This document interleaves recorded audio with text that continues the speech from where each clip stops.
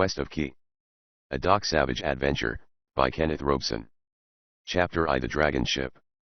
There was no wind, and the authorities later decided this accounted for what occurred, for had there been a wind, many things would doubtlessly have been different. Had there been a wind, a baffling mystery might never have come to the notice of the world, and to the attention of Doc Savage. A number of men might have gone on living. And a scheme of consummate horror would probably have been executed with success. It was, however, dead calm on the Atlantic Ocean off the outer tip of Long Island. The calm had persisted since dawn, and it was aggravating weather for sailboats, and at the same time very nice weather for power boats.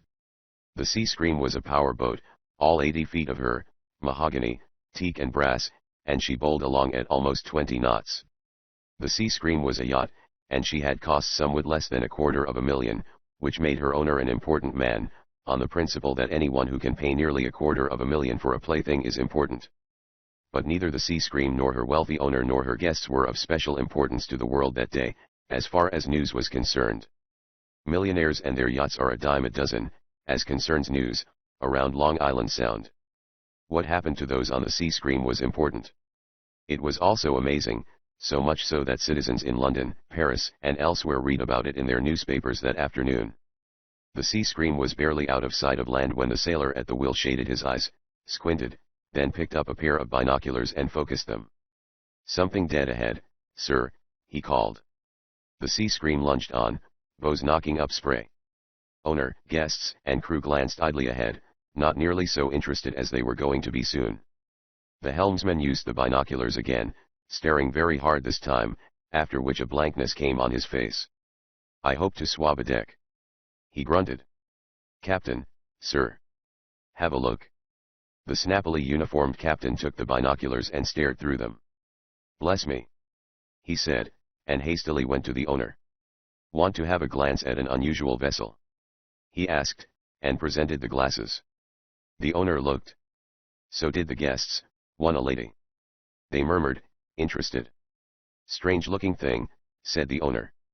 "Never saw one like it," offered a guest. "I have," said the lady. "A picture, I mean. In my history books, when I was a girl."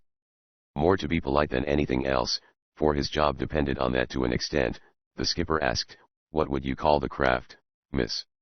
"A Viking dragon ship," replied the woman.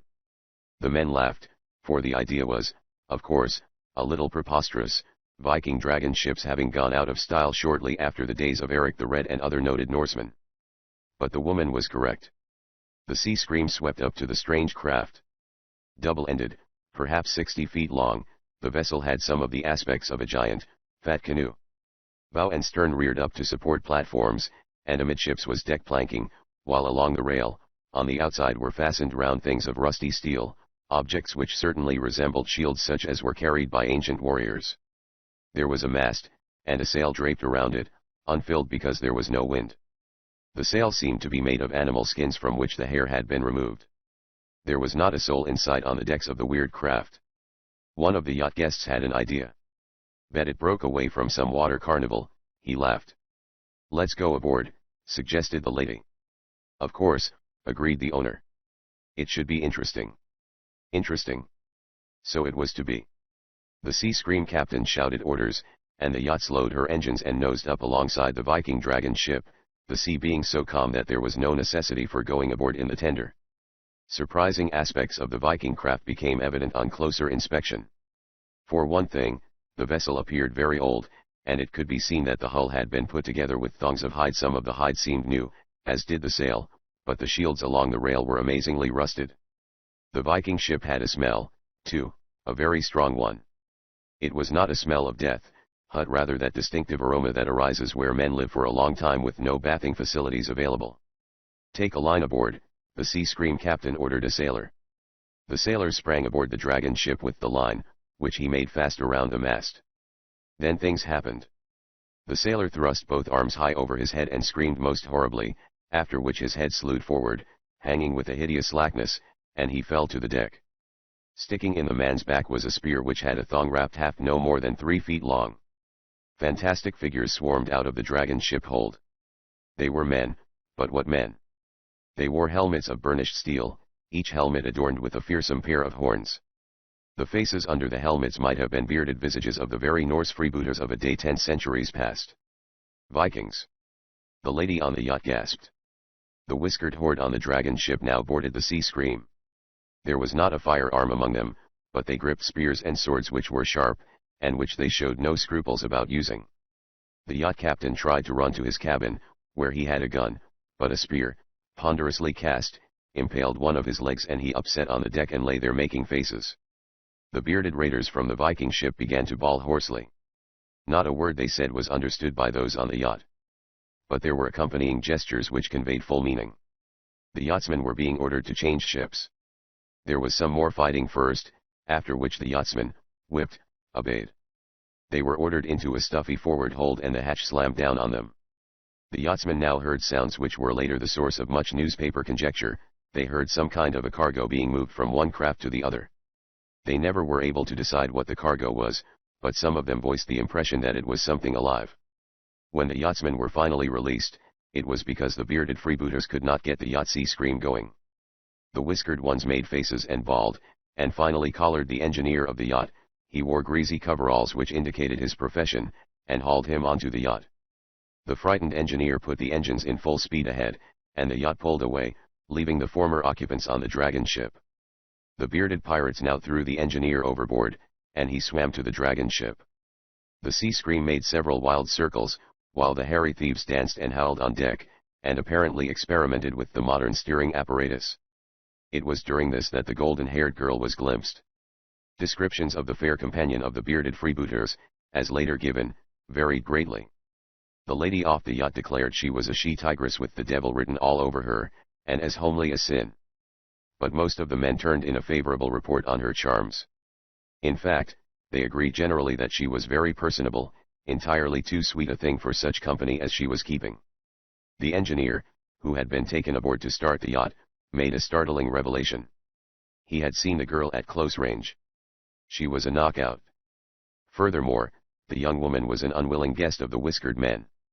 They were leading her about by a long thong tied to one of her ankles. At any rate, the Sea Scream was soon lost to sight of her frightened owner, who with his guests had been left aboard the dragon ship. The yacht, all noted, was headed toward New York City. About noon, a breeze came up. The yachtsmen sailed the dragon ship into a harbor near the tip of Long Island, finding in doing so that the ship was extremely seaworthy. The yachting victims of this 20th century Viking raid promptly found themselves, once they convinced their listeners they were not crazy or lying, objects of feverish interest, both to the Coast Guard, and the newspapers. A swarm of photographers and reporters arrived. A newsreel cameraman came in a plane. He got shots of the dragon ship, and his plane flew them back to New York, where that very night they were shown in the movie theaters. The newsreel shots of the Viking dragon ship got William Harper Littlejohn interested. William Harper Littlejohn was a very erudite gentleman, but he occasionally attended the cinema for relaxation. Johnny was archaeologist enough to recognize, even in the newsreel shots, the undoubted genuineness of the Viking dragon ship. He left the theater in haste. He called Doc Savage. Doc was out of town. Johnny took a plane, the next morning, for the harbor where the dragon ship lay. The arrival of Johnny on the scene created a furor among the newspapermen, who needed new angles for their stories, anyway, since absolutely no trace had been found of the yacht Sea Scream. The Sea Scream had vanished as completely as if sunken. Appearance of Johnny, to the newspapermen, meant Doc Savage was on the job, for everyone knew Johnny was associated with Doc. And Doc Savage, man of bronze, mental wizard, physical giant extraordinary, was big news, all the more so because Doc shunned publicity most effectively. Johnny did not even bother to deny that Doc was interested in the Viking dragon ship. He went ahead and examined the craft. He used his monocle magnifier on the ponderous oars, almost too heavy for one man to lift, and on various hammered copper cooking utensils. He scrutinized the plank fastenings. He studied the stitching which held the skins composing the sail. Those watching him realized he was very interested indeed. A newsreel cameraman took pictures of his every move. Finally, Johnny secured from his plane several ponderous and rare volumes on history which he had brought along. He pored over these intently. He seemed to be learning things. The newsreel men asked him for a statement. They had asked numerous times, but on this occasion, Johnny consented. Oracular cognitions of certain recondite aspects. "I will hypothesize," said Johnny, who never used a small word where he could insert a big one. The newsreel man looked stunned by the verbal flow, but hastily got his camera and voice recorder going. Johnny fingered his monocle and began. "Disquisitional recapitulation of imperspicuous symptomatology tends to an unequivocal belief," he announced. 20 million moviegoers were destined to choke over those words.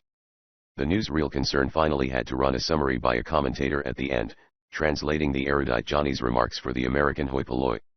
The gist of it was that Johnny was thoroughly convinced that the Viking dragon ship was genuine, and that it had been built many centuries ago and repaired more recently.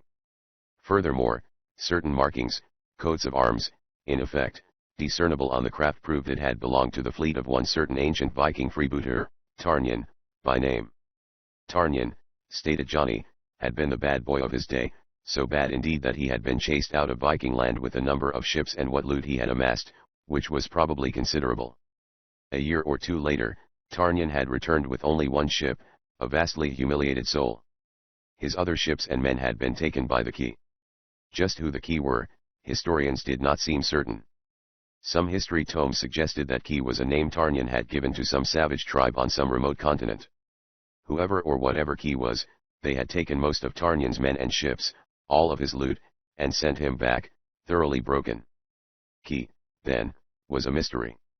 Such was the gist of Johnny's recital.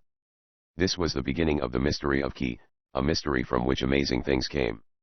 Johnny returned to New York, but he was still interested, and since Doc Savage was still out of town, overseeing the construction of a charity hospital somewhere, and since there was no excitement brewing, Johnny had nothing to do but dabble with the mystery of Key and the Viking dragon ship and the vanished yacht, Sea Scream, which still had not been found.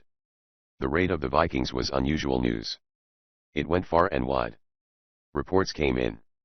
A liner captain had seen the dragon ship off Cape Cod, he reported. A fisherman claimed he had seen such a vessel in the Nova Scotia fog. Johnny digested those two reports. They intrigued him. It seemed the dragon ship had come down from the north, had met the Sea Scream, and the freebooters had traded their craft for a more modern one which did not depend on the wind. The upshot of it was that, some days later, Johnny was alone in a plane flying along the Labrador coast. Johnny had many accomplishments besides big words. Flying was one of them. Doc Savage had taught him, and Doc had an amazing faculty of transferring some of his own skill to those whom he instructed. It was late afternoon. A snow blanket was beneath Johnny's plane. To the right lay a jagged, rock-fanged shoreline. This was a wilderness, primeval, cold, unpopulated. A fishing village, passed hours ago, had been the last sign of human habitation on the bleak Labrador coast. Johnny peered overside often. He used binoculars. His ship cruised along a bare 500 feet above the white terrain. An ice floe out at sea held his attention for a time, mainly because of its ominous aspect, and also because there was a school of seals on its edge. Natural life always interested Johnny. Johnny was not quite sure what he was looking for, so he kept an eye open for anything of interest. That was why he went to investigate the smoke column. The smoke was actually not a column. It was small, a gray yarn which whipped in the frigid Arctic gale. But it was the only trace of life the bony archaeologist and geologist had seen in hours. So he banked his plane over in that direction. The fire was in the lee of a cathedral-like spire of stone. Snowdrifts were all about. The beach was close, a necklace of rocks, ice-crusted, which rimmed the shoreline. Johnny was close overhead before he saw the man. The man lay on his back and the snow was red beside him. His arms made feeble, horrible motions, movements that were not a supplication to the plane above, for the man seemed not to know that the ship was moaning over him. The man on the snow was obviously in a bad way. The red patch was certainly leakage from a wound. No dogs, no sleeping roll, could be seen. Johnny now made one of the biggest mistakes of his life. He landed his plane. Chapter 2. The Devils of Key. It was a rocky region, but there were stretches free of boulders. The snow was deep, and obviously covered with a hard crust. The wind, it was a fair breeze, was picking the loose flakes up and carrying them along in small, detached clouds. Johnny looked at the plane thermometer and saw that it was very close to zero, cold for this time of year, even this far north, since down in New York, it was early summer. Johnny landed by the simple expedient of cranking the streamlined landing gear up.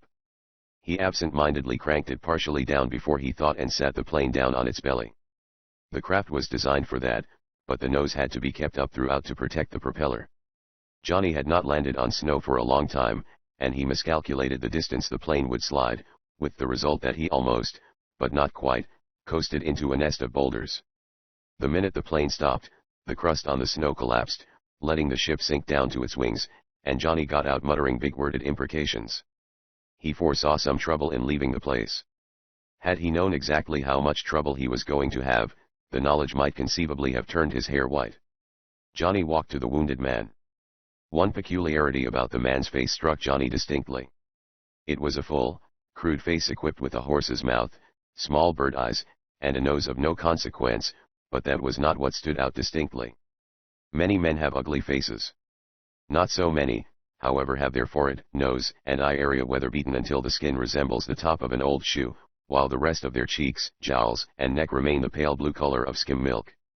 Johnny absently decided this man had worn a very heavy beard for a long time, and had only recently shaved it off. Then Johnny began his examination. The man had collapsed, and with good reason, for he had been shot 3 times. No, 4. Johnny found the 4th through the man's foot, where he had not bled much. The other bullets were in his body, and they had bled plenty of scarlet blood. The bullet victim's parka of fur, bearskin pants, and big, pliable high-top moccasins looked extremely new, and Johnny, curious, twisted back the hood until he could see the collar band. Nothing there. He looked at the parka skirt. No Eskimo squaw had made these garments. They bore the label of a high-class sporting goods house on New York's Madison Avenue. There was nothing else on the wounded man's person to give the slightest indication of who he was or what had befallen him. Johnny ran back to the plane, saw it had sunken even deeper in the snow, expressed his opinion of that happening with several glossologic gems, and got a first aid kit out of it. The bullet victim was talking quite calmly when Johnny skittered across the snow crust to him.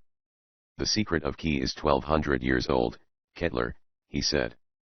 "You got the breaks when you found the place the first time, but you'll never find it again without that golden-haired girl." In a rational-sounding, measured voice, the man talked to the one named Kettler, and he looked straight at bony Johnny as he talked, as if he had mistaken Johnny for the person, Kettler. But it was not that. The man was delirious, out of his head. He would talk for a while, then he would collapse. Johnny knew how it went. "Kettler, I tell you I didn't let her go deliberately," the man said earnestly. "She banged me on the head with a rock. Look, you can see where she hit me." He did not point, but Johnny looked, then blinked, for there was a fearsome bruise on the man's forehead. But the wounded man was still talking. "She ran away," the man said. "I don't know where she went. I think she went north, back toward Key. She ain't normal, that dame. But what else can you expect from Key?" The man stopped and breathed a little deeper than usual, and the result was a gurgling explosion that shot a crimson spray through his teeth and over the surrounding snow. From the number of blood spots frozen in the snow, that must have happened before. It was more than a minute before he went on. "Kettler, you can't find Key again without the golden-haired dame." He had said that before. "I couldn't help her scramming, Kettler," he said. "Don't shoot me." He said that much too calmly. "Damn you, Kettler," he said. "You've shot me. You left me here to croak. I hope you never get a smell of Key again." It was like listening to a story from fully conscious lips. But it was horrible, because of the dead quality of the tone. The man was dying, but dying so slowly that he might go on thus for hours, for days if he got proper treatment. He might not die, even. "You won't find Key, Kettler," said the man. "Don't like that, do you? Too bad, ain't it? Key will go on like it is for maybe another 1200 years. Sure it will, when you don't get back to do your killing. Damn your killing, Kettler." I didn't like that part of the scheme. Then, so suddenly that it surprised Johnny a little, the wounded man's mumbling became unintelligible.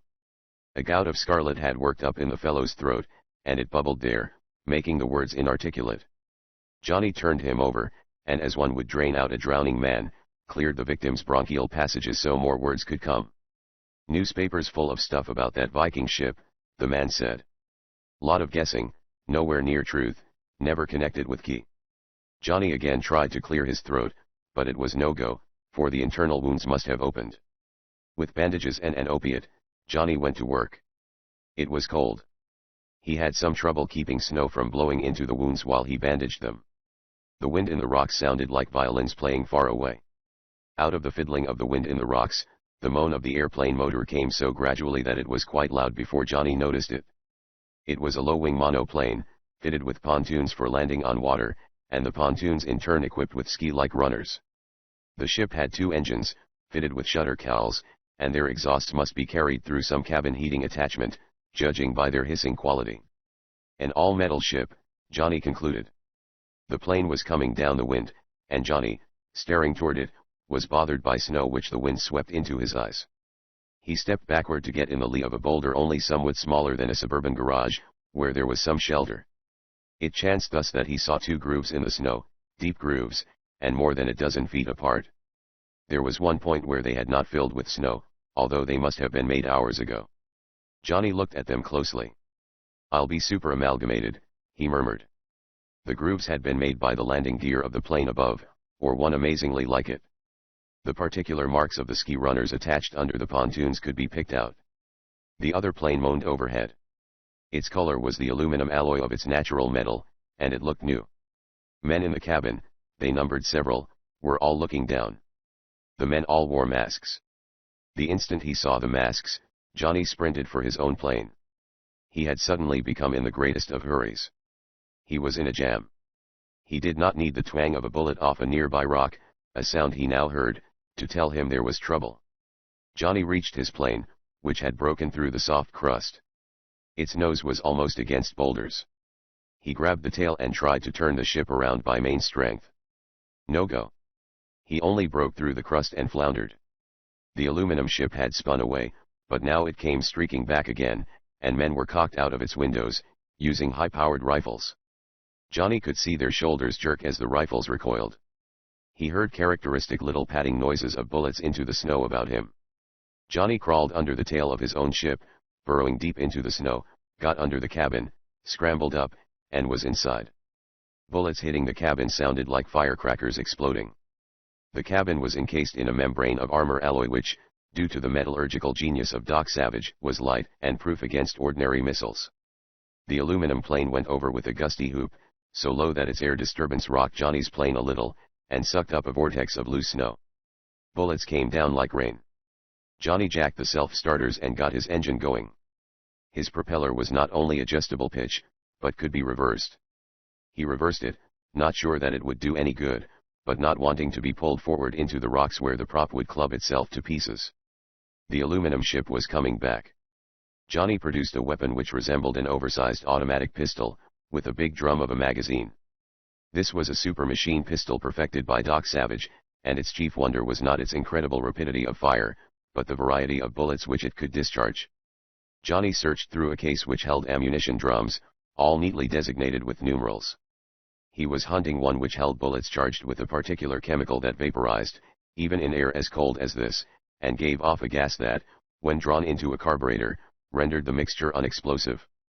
The chemical was another of Doc Savage's gems. Whoom! The plane jumped a full 20 feet in the air. Its back broke in the middle. It fell in 2 parts. Smoke and snow made a cloud all about it. Johnny was out of the plane. He was not sure how that had happened. Too much flame, smoke, noise. He was in snow up to his neck. Outflung arms supported him on the crust. The smoke fumes stung his nostrils. Dynamite. He mumbled. The other plane boomed off. Wind pulled the smoke away. Parts of the plane, its contents, were scattered about. The other ship stood on a wingtip, came about in a vertical bank, and started back. Johnny hoisted himself out of the snow. Handfuls of snow jumped up around him. Bullets. He ran. He saw a metal case to the left. It had spilled out of the ruined plane. He recognized it, whipped to it, gathered it up with both arms, and sprinted. A big rock lured him. Snow was encrusted near it. He went through, under. But the stones sheltered him. Plane, guns, bullets, made a hell of a noise. Then the plane went on. Johnny burrowed deeper. Snow among the boulders, he discovered, ranged from 6 to 15 feet in depth. It was soft, cold enough to be dry. The metal box which Johnny carried was heavy. He used it to ram through the snow. That pleased him. He could make fair progress. He heard the plane come back, picked out the ratty sounds which rifle slugs made running around from rock to rock in the snowdrifts. Then came a great roar and the earth shimmied, as more dynamite was dumped out of the other plane. Johnny kept going. Conditions were perfect for what he was doing. He encountered a rock, and worked around that. His flying suit was full of snow. So were his ears, nostrils. He stopped finally and listened. The plane motor had dropped in volume of noise. At first, he thought it was far away. Then it blasted out. A grating and rasping, quite distinct, came through the snow. The ship had landed. They would have trouble finding him, Johnny decided grimly. Why were they trying to kill him? Because he had found a wounded man, obviously. But what was behind their action? What were they up to? And could he, Johnny, finally escape? He thought so. But just in case, there was a precaution he could take. Johnny worked himself from side to side in the snow, and made a small cave. There was not much light, but he did not need much. He opened the box. Some snow fell in. He brushed it out carefully. The box held a radio outfit which transmitted and received on an extremely short wavelength. Despite its compactness, the apparatus had a range, under favorable conditions, of a good many hundreds of miles. Johnny turned a switch. A generator, operated by a very sturdy, light storage battery, made some little noise. He fumbled with the microphone and headset. He set the dials to the wavelength employed by Doc Savage and his men in their communications. Then he heard about the most unpleasant sound possible under the circumstances. Dogs barking. The other men had landed their plane. They had unloaded dogs, probably sled dogs. Johnny let out a long word expressive of disgust. The dogs would smell him out like a partridge under the snow. Chapter 3. Killers all. No one had ever honestly believed Johnny did not have an agile mind, and he used it now. He thought swiftly.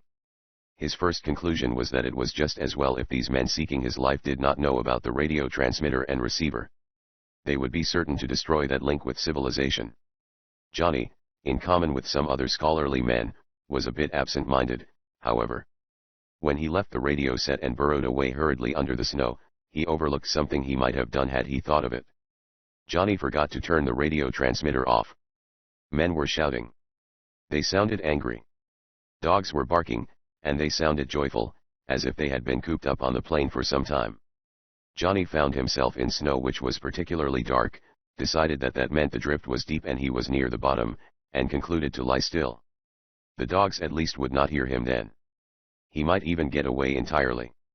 After he had stopped, Johnny heard a faint whine which puzzled him. It was almost 2 minutes before he abruptly remembered he had forgotten to turn off the radio, and this must be the generator he was hearing. It would run for hours. The generator, delivering high voltage, drew little current, and the special storage battery had a high ampere-hour capacity. During the next few seconds, Johnny entertained ideas of burrowing back and turning the radio off, but put that out of his mind as being too risky. They might not hear it, anyway. Johnny grinned once, but not joyfully. It was the kind of a grin put on by a man who has just been run over by a car and is too dazed to be sure how badly he is hurt, and Johnny employed the grin because he had thought of how unbelievable his present position was. A Viking dragon ship filled with bearded freebooters had captured a yacht off Long Island, and that was somehow connected with a plane load of men who were now trying to kill Johnny. There was also something named Key, of which no man had known for 1200 years. It did not quite make sense. Johnny had encountered some strange, unbelievable, and mysterious things during his association with Doc Savage, but this one, thus far, made less sense than. A dog went whir-r-r-o-o over Johnny's head. Another canine barked more sharply. They had sniffed him out. Johnny wished fervently that he had taken a bath more recently than the previous Saturday. It might have helped. A copper-nickel slug came clubbing down through the snow, jarred the frozen ground close to Johnny's fingers, and the report of the gun which had fired it sounded far less muffled than Johnny had expected. The drift must not be as deep as he had thought. Men were crunching up. Johnny had made himself a little cave. The weight of those above collapsed that. Snow got into his eyes, mouth. Only the most heroic effort kept him from sneezing. Where's that machine gun? Bawled a voice which reminded Johnny of the sound one got by pulling a resin string through a tight drum head. Come in, Kettler, called someone more distant. Kettler rasped, hurry it up, he's somewhere under here where the dogs are sniffin' and barkin'. There was a pause. Feet crunched in the snow. Here's the gun, said a voice. Don't set it up on the tripod, directed Kettler. 3 of you hold the damn thing so the recoil won't knock you down. We'll get this guy under the snow, whoever he is. Johnny reached a hurried decision. Hold it! He shouted. I am coming out. He half expected them to pay no attention, but thanked his stars when they did, and scrambled, not without difficulty, to the surface. Men grabbed him, yanked him, with the result that they all went through tile crust and there was much cursing and floundering around. Johnny perceived that a large stone upthrust nearby east a shadow, and it was this which had deceived him into thinking the snow was deep. Someone hit him with a fist, and that jarred snow out of his eyes, so that he got a good look at his captors. He abruptly felt as if something colder than snow water were running down the back of his neck. They were a hard, evil-looking crowd, and in size they averaged neither unusually large nor particularly small, but about what one might expect from a group assembled, not because of their size, but because their brains had the same twist, if it is a brain twist that makes a criminal. One thing Johnny did note that all had in common. Their foreheads, noses and central cheek area was weather-beaten until it brought thoughts of the back of a toad. The rest of their visages, where a beard would have protected the skin, were quite pale. All of them, like the wounded man Johnny had found, had recently cut off heavy beards. Let 'em have it, ordered Kettler. Kettler was the tallest man in the crowd, and he had a dog-like face. He was wearing a muskrat cap with earflaps that hung down and gave him a hound aspect. He bent forward, too, giving the impression that he might be more at home on all fours. A man lifted a rifle, he looked closely at Johnny over its sights. Unconscionable intempestivity. Johnny said hastily. The man with the rifle all but dropped the weapon. Oh, hell. He choked. Oh, hell. Kettler put out his dog-like jaw and said, go ahead. Pop, I'm off. A man began, maybe we better. Better what? Better find another way. What other way is there? Kettler rasped. He talked to that fool we shot, didn't he? And the fool was talking his head off, wasn't he? This guy is sure to have heard plenty, wasn't he? Now ask me, what can we do but butter him up and put him away? Zero.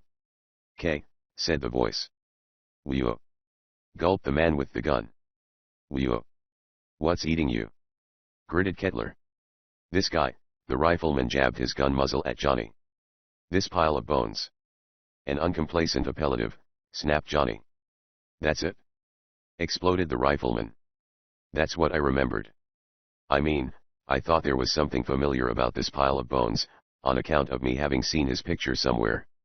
Then he sprung that word, that jawbreaker, and I remembered. Remembered what? Yelled Kettler. This guy is William Harper Littlejohn, said the other. That apparently meant nothing to Kettler. And who, he queried, might William Harper Littlejohn be? One of Doc Savage's 5 right-hand men, announced the other. Glory be. And I almost shot him. Johnny, who really had no slightest idea of capitalizing on the suggestion, ventured, now, perhaps you will turn me loose. Sure.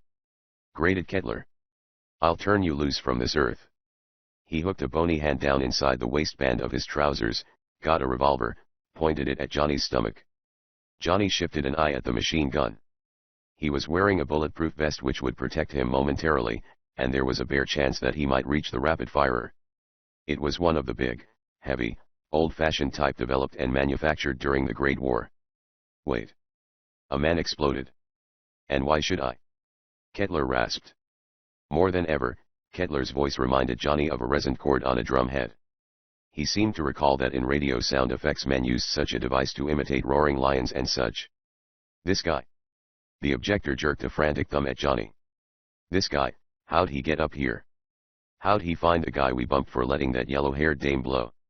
I think we might ask the guy some questions. Kettler mulled that over. He uncocked his revolver. Yeah, he said. I've heard of this Doc Savage. If he's on the job, it might help if we knew about it. Help. Exploded a man in the background. When Doc Savage comes in, I go out. None of that damn talk, Kettler growled. He stared at Johnny with small eyes. How much does Doc Savage know? Doc Savage's knowledge is interminable, magnitudinous, said Johnny. Kettler shot his jaw out. You mean he knows about the whole caper? How'd he get wise? That guy's kidding you, Kettler, advised someone who knew the meaning of the words Johnny had used. Kettler instantly knocked Johnny down. The man could move with shocking speed. Johnny could recall but few times when he had been hit so suddenly and with such blinding force. Johnny buried head and shoulders in the snow when he fell, and lying there, was conscious of a whining in his ears. He thought it was aftermath of the blow, then remembered the radio transmitter he had abandoned. He got up hastily and staggered away from the spot until they cornered him.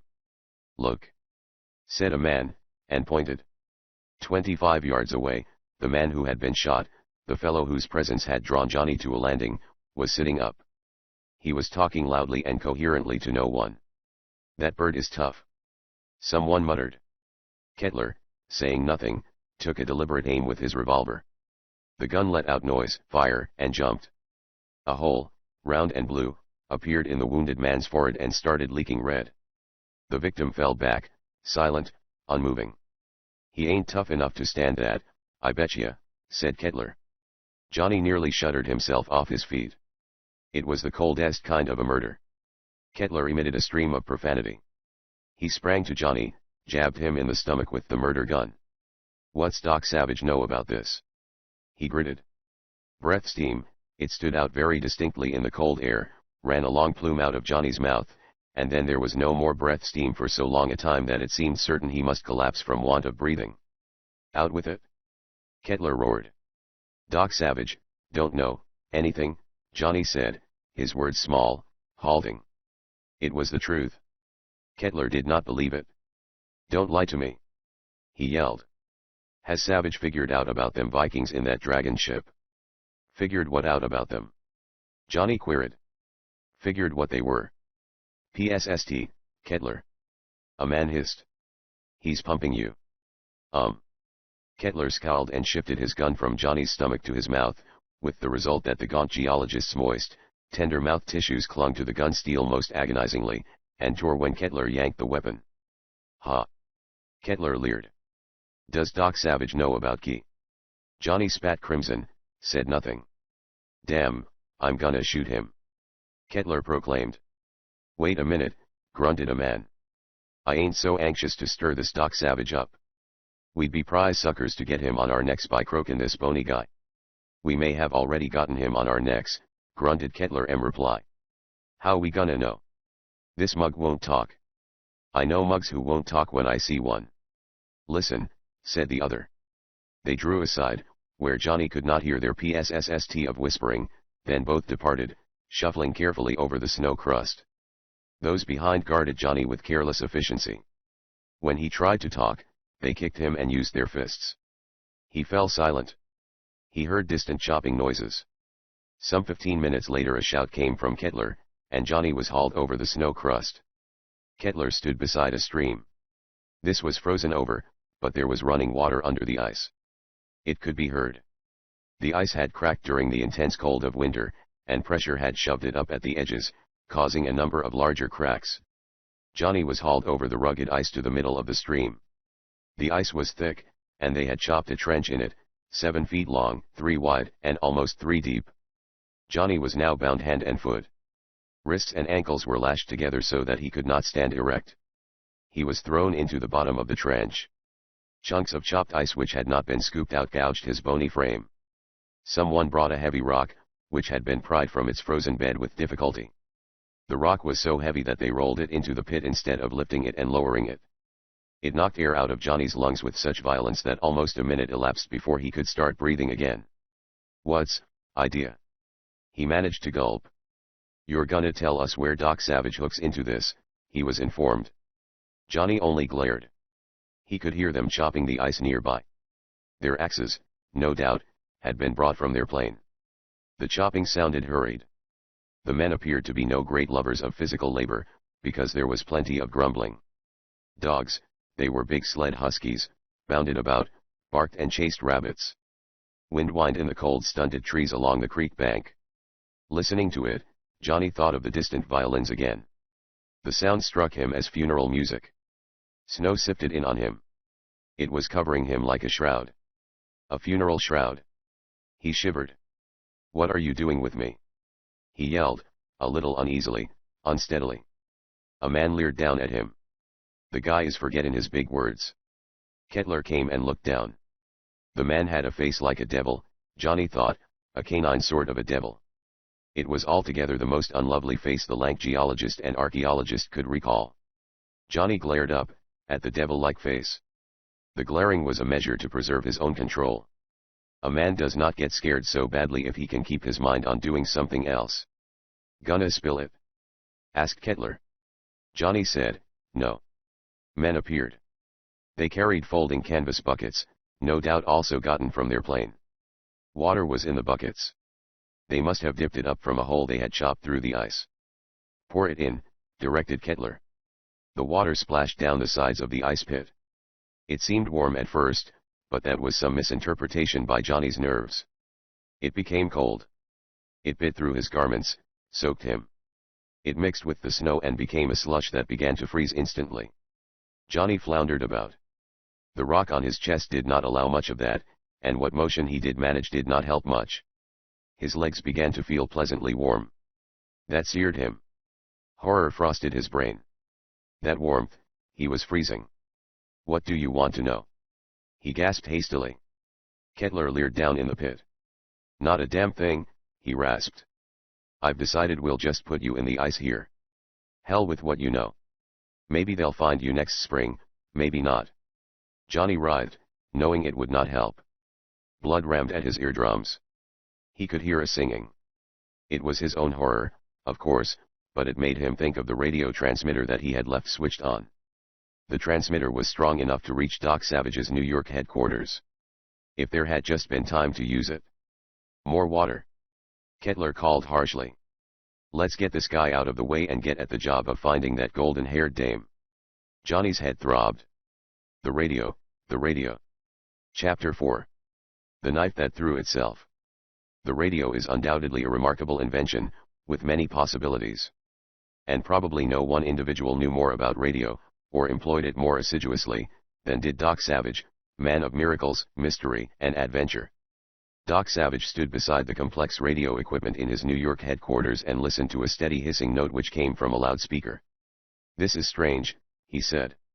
His voice was a remarkable one, controlled, a voice that had undergone much training. Unusual as it was, the voice was hardly as remarkable as the man.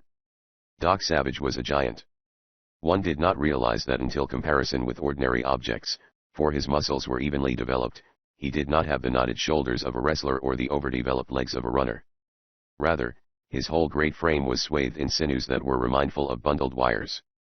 More striking was the bronze of his skin, a hue which might have come from many tropical suns, and the slightly darker bronze of his straight, tight-lying hair. His eyes were a little weird, being like pools of fine gold flakes being always stirred by tiny, invisible gales. The loudspeaker hissed steadily. "Rennie!" Doc called.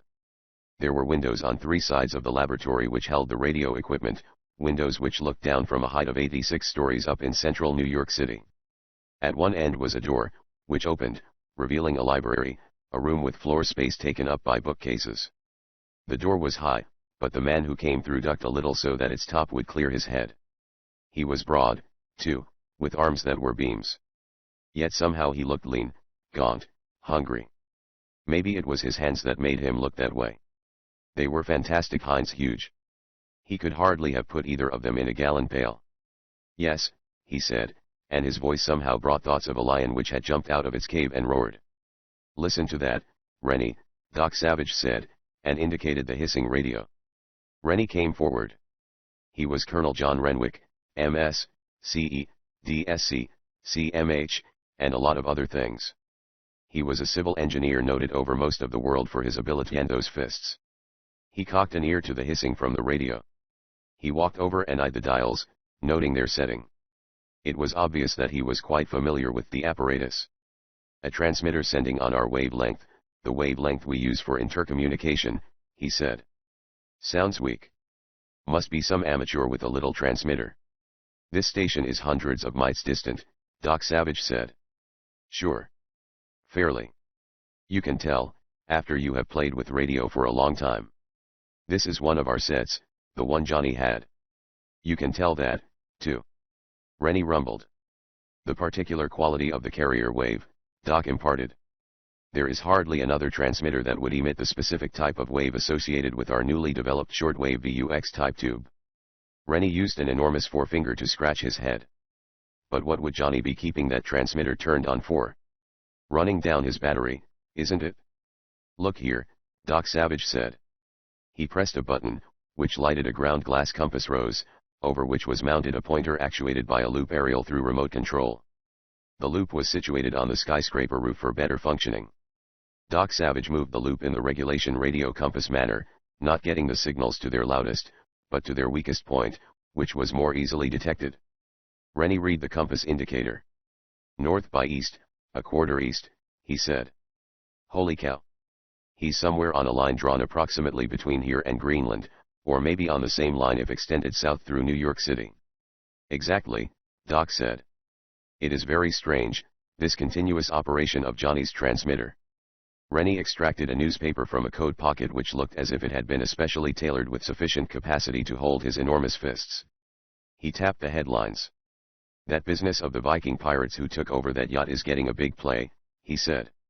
There is a story in here to the effect that Johnny examined the Viking dragon ship and declared it to be genuine and some hundreds of years old. Funny, unusual, to say the least, Doc Savage agreed. And Johnny is supposed to have chased off somewhere investigating the mystery, Rennie boomed. Doc Savage was still in front of the radio. There now came into being a sound so soft and eerie that its presence was at first unnoticeable.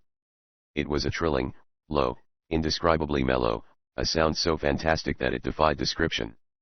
The fantastic note seemed to filter from everywhere, it was as if the very air were saturated with it.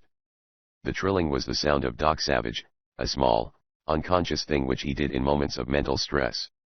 He did not do it willfully. He had made it always, since he could remember. And now he seemed to realize what he was doing, and the unearthly note ebbed away. Rennie eyed the bronze man sharply.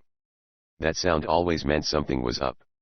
Strange, that business of the radio transmitter going steady, he said, echoing Doc's earlier statement. It's got some queer angles. Queer angles, it did have. They found out just how queer an instant later. Something that glinted whipped through the air. Rennie had a flash realization of what it was. A knife. It flashed directly for Doc Savage's back. The knife struck Doc in the back, point first, and with ugly force.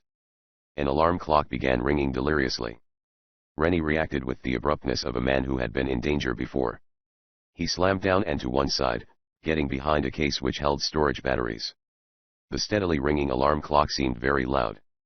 Doc Savage had taken a headlong dive and was lying behind the battery case also. The bronze man's back was to Rennie. Doc's coat was ripped, displaying the fine chainmail undergarment which Doc habitually wore. The knife still stuck in the cloth of the bronze man's coat. Rennie pulled the knife out and looked at it briefly. Short as his inspection was, he noted that the knife was extremely unusual. Doc Savage had dug a thin tube, as long as a pencil and not much larger than a match, from his clothing somewhere, and he elongated this somewhat, then projected the tip over the battery case. It was a tiny periscope. The alarm clock jangled steadily. Watch it, Doc. Rennie croaked in sudden apprehension. Doc Savage had stood erect. He was staring steadily. There was, for the bronze man, an unusual tenseness about his posture. It was rarely that he showed excitement. Look out. Rennie boomed. Whoever threw that knife may have a gun. There is no one, Doc Savage said. Their voices sounded eerie over the frantic clangor of the clock. Rennie heaved erect. His eyes roved, as did the machine gun pistol, which looked small in his enormous fist. He had dropped the strange knife on the floor. He walked forward, searching. Holy cow! He rumbled. There was no one but themselves. The windows were all closed, because it was windy, a trifle chilly this far up.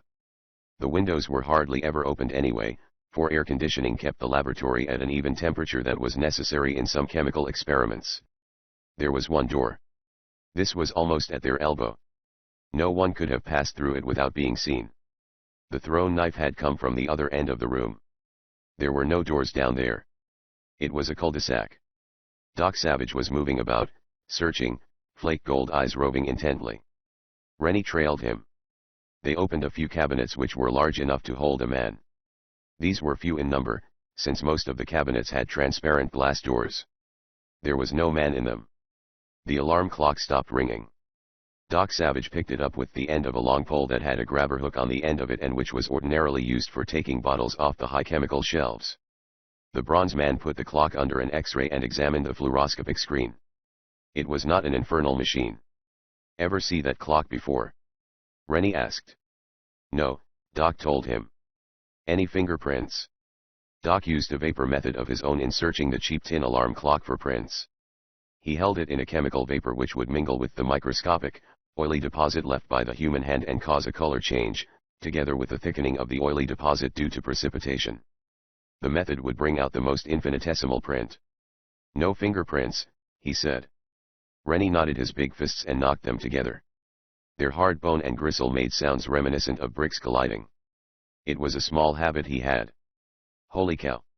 He growled. If you ask me, it couldn't have happened. Doc Savage said, there was apparently no one in the room. Yet the knife was thrown. You got secret trapdoors and things in this place, Rennie reminded. Maybe the guy got in and got away through them.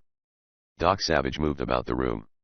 He touched innocent-looking bits of wall, floor, and cases, and in the most unexpected places, tiny lids flew up to expose dials. It became evident that his skyscraper area was one incredible maze of mechanical devices. He came back and stood by the radio. The hissing note still came from the radio receiver.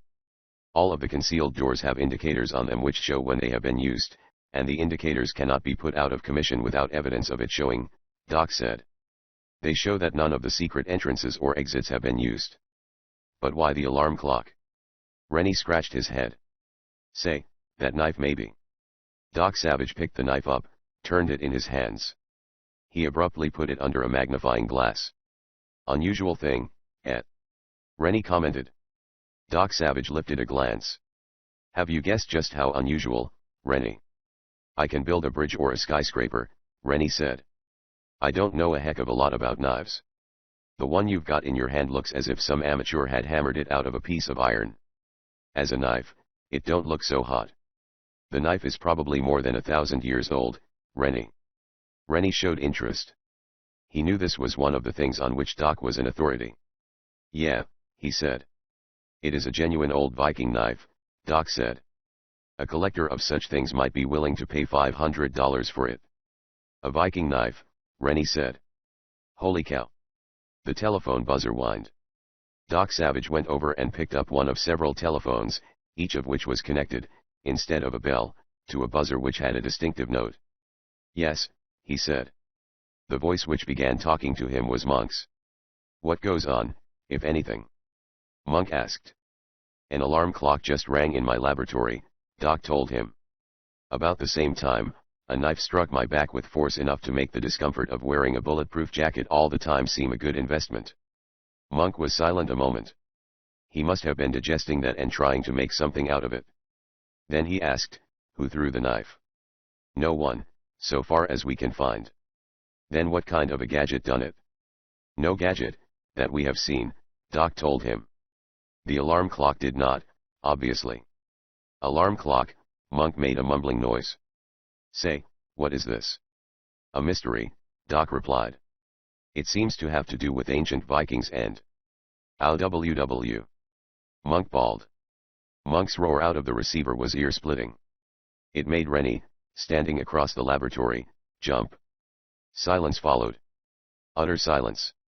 Either Monk's receiver had been hung up, or the telephone had been torn from its cord socket. Something's happened. Big Rennie barked, charging across the laboratory. Monk, don't squall like that without reasons. Chapter 5. Mysterious Campaign. Monk, like most extremely homely men, was ordinarily a peaceful, quiet, small-voiced soul. The only time he was noisy was in a fight. Then he was a bedlam, all by himself. Monk was putting on one of his best bedlams now. He howled and roared and floundered about. Although there was daylight outside, the room wherein Monk was having his troubles was in the blackest darkness. This was because special shutters on the windows were closed. Monk had been engaged in an experiment with chemicals sensitive to light. There had been a red light burning. That had gone out very mysteriously. Something had fastened itself around Monk's feet unexpectedly. In his excitement, he had tried to jump, howling at the same time, and had gone down. Absent-mindedly keeping a clutch on the telephone, he had torn it loose from its wires. "Yo-o-w!" Monk roared. "Lego me!" He struck savagely with the telephone, hit nothing, and suddenly discovered the thing around his ankles was a cord. It was hard, stiff, slick. A thong of some kind of hide. Monk suddenly stopped making a noise and tried to change his position. The thing around his ankles hampered him. He got around that by the, for him, simple expedient of rearing up and walking on his hands. He settled down behind a steel desk and listened intently. An alarm clock started ringing. The thing sounded louder than any alarm clock Monk had ever heard. Probably surprise had something to do with that. He tried to listen harder. His ears could not penetrate the din. He did not move. He was thinking of what he had just been told over the telephone, the alarm clock which had accompanied the attempt on Doc Savage's life. Trying to make no noise, Monk worked at the thong securing his ankles. The knot was the kind that supped only one way. It would not loosen. Monk got out his pocket knife. Fists were beating rapidly on the dark room door. "Monk!" cried the one who was doing the belaboring. "Mr. Mayfair! What has happened?" It was Monk's secretary. Obviously, she had found the door locked. That surprised Monk no end. He had not locked it. The thong defied his pocket knife blade. Zun-ng. The sound came from the spot Monk had left. He knew something had hit the wall near the telephone stand, hit it very hard. The sound was loud over the alarm clock bell. Monk felt under his left arm, then grimaced. The holster was there, but the machine gun pistol was not. Monk was a careless soul, and he had laid the gun aside while he worked. Moments dragged. The alarm clock rang on. Monk began to wonder if it would ever run down. The secretary was still attacking the door. It sounded as if she had gotten the fire axe out of the penthouse vestibule. Monk got up on his hands again, walked himself toward where he had laid his gun. He got it, one of the machine pistols which Doc Savage had perfected. He held it by the trigger guard with his teeth, and Hind walked to a light switch. He set himself. Then he turned the switch on, bringing a blaze of white light which hopelessly ruined the chemical project underway at the moment. Monk's hair all but stood on end. It was not what he saw. It was what he did not see. There was apparently no one but himself in the dark room. At least half a dozen times, Monk ran an intense scrutiny over the dark room. There were many stands of apparatus, cases, metal boxes, jugs, and a few packing boxes. None of these were of sufficient size to harbor a man. Devoting one eye to the job, Monk discovered he had been using the dull blade in his pocket knife to saw at the thong. He opened a sharp blade, and finally sawed through it. He laid the thong aside for future examination. It was the toughest piece of leather he had ever seen. Monk made a complete circle of the room. He saw no attacker. He went over and gaped at the thing sticking in the wall beside the telephone stand. It was a bob-tailed spear, a thing with a heavy, razor-sharp head, and a shaft less than 3 feet long, very heavy. A tassel of flexible thongs on the end of the shaft evidently served the same purpose as feathers on the extremity of an Indian's arrow. Monk left it sticking, and went to the alarm clock. It ran down just as he reached it. The thing was cheap, the type sold by most drug stores for less than $1. A volley of loud blows on the door reminded Monk that his secretary was still trying to get in. He went over. The key had been turned in the lock. He was positive of that. He turned the key back and opened the door. The secretary who came in was as near being the prettiest secretary in New York as Monk had been able to achieve after interviewing some hundreds of applicants. She was excited, but that only made her prettier. It was obvious that she had not the least idea of what had happened, so Monk told her. "Now, what do you make of it?" He finished. "No one came in or left, I'm positive," said the young woman, who had brains as well as beauty. Monk took another tour of inspection around the dark room, which was a part of the penthouse chemical laboratory which he maintained down here a stone's throw from Wall Street. Monk was by way of being one of the nation's leading chemists. He came back and eyed his secretary foolishly. "Do I look all right?" he demanded. "No worse than usual," the young woman replied. "Why?" "I thought maybe I had an attack of the Jim Jams and imagined what happened," Monk said. "Don't be silly." Monk suddenly handed the young woman his machine gun pistol. "Guard the door with that," he commanded. "I'm gonna go get habeas corpus." "That hog?" "Sure," said Monk. "He's part bloodhound, that hog is." Monk walked rapidly along a corridor which had cost a great deal to decorate. After a single look at Monk, one knew where he got his nickname. He would not have to be met in a very dark alley to be mistaken for an overgrown ape. His face was composed mostly of mouth. His nose had been pounded almost entirely back into his face in the past, and he had small eyes, practically no forehead. Strangely enough, people who met him for the first time usually smiled at him. Monk opened a mahogany door and entered a room which was no doubt the most expensive pigpen in the world. The floor was marble covered with mats, and there was a trough of chromium, and various chromium self-feeders holding viands dear to the Porker family. There was a stack of clean straw at one end. In the middle was a wallowing box perhaps 10 feet square. The mud in this wallow was perfumed. Out of the mud stuck 2 ears of enormous size. "Habeas!" Monk called. The ears twitched. "Get out of there or I'll kick your ribs in!" Monk yelled. The big ears arose. Judging from their size, the hog in the mud should have been only slightly smaller than a hippopotamus. He proved to be about the size of a good jackrabbit. He was composed, other than ears, of snout and long legs, with very little left over for other necessary portions. Habeas followed Monk back into the dark room. "There's a mystery in here, Habeas," Monk said. "Find I'm sick." Habeas seemed to get the idea. He advanced. Then a very peculiar thing happened. The big ears shot up straight. Habeas stiffened. Then, very slowly, he retreated to the door. "Good night." Monk breathed. Only other time I ever seen Habeas act that scared was when he happened on a lion unexpected like down in. Feet clattered furiously outside. Doors banged. Monk spun, whipped the machine gun out of his secretary's hands, faced the door. Doc Savage and Rennie came in. Rennie was blowing.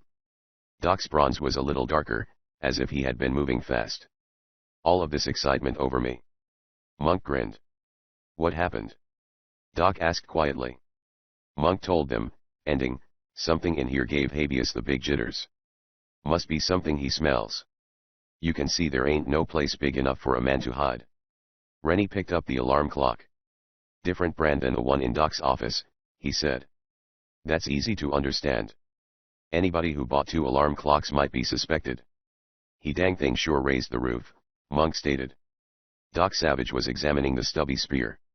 He pulled it out of the wall, after giving it a yank to demonstrate how forcibly it had been driven in. He turned it over and examined it for fingerprints, but found none. "Viking," he said. "What?" Rennie boomed. "A type of short club spear carried by ancient Vikings," Doc elaborated. "There is a historical reference to them. You will notice it is heavy enough for a club, and at the same time the leather tassel on the end makes it go straight if thrown." Monk got the thong which had been about his ankles. The thong had a length of some 15 feet beyond the loop. Doc looked at it. "Walrus hide," he said. He scrutinized the knot. "A rare knot," he continued.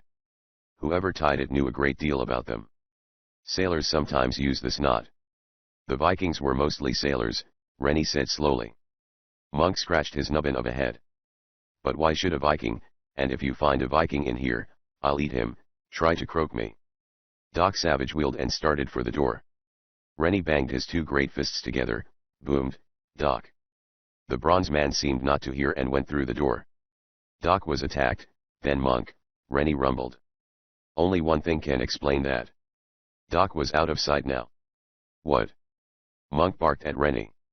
"Somebody is trying to wipe our crowd out," Rennie explained his sudden suspicion. "Holy cow. Next, they may try to get Ham.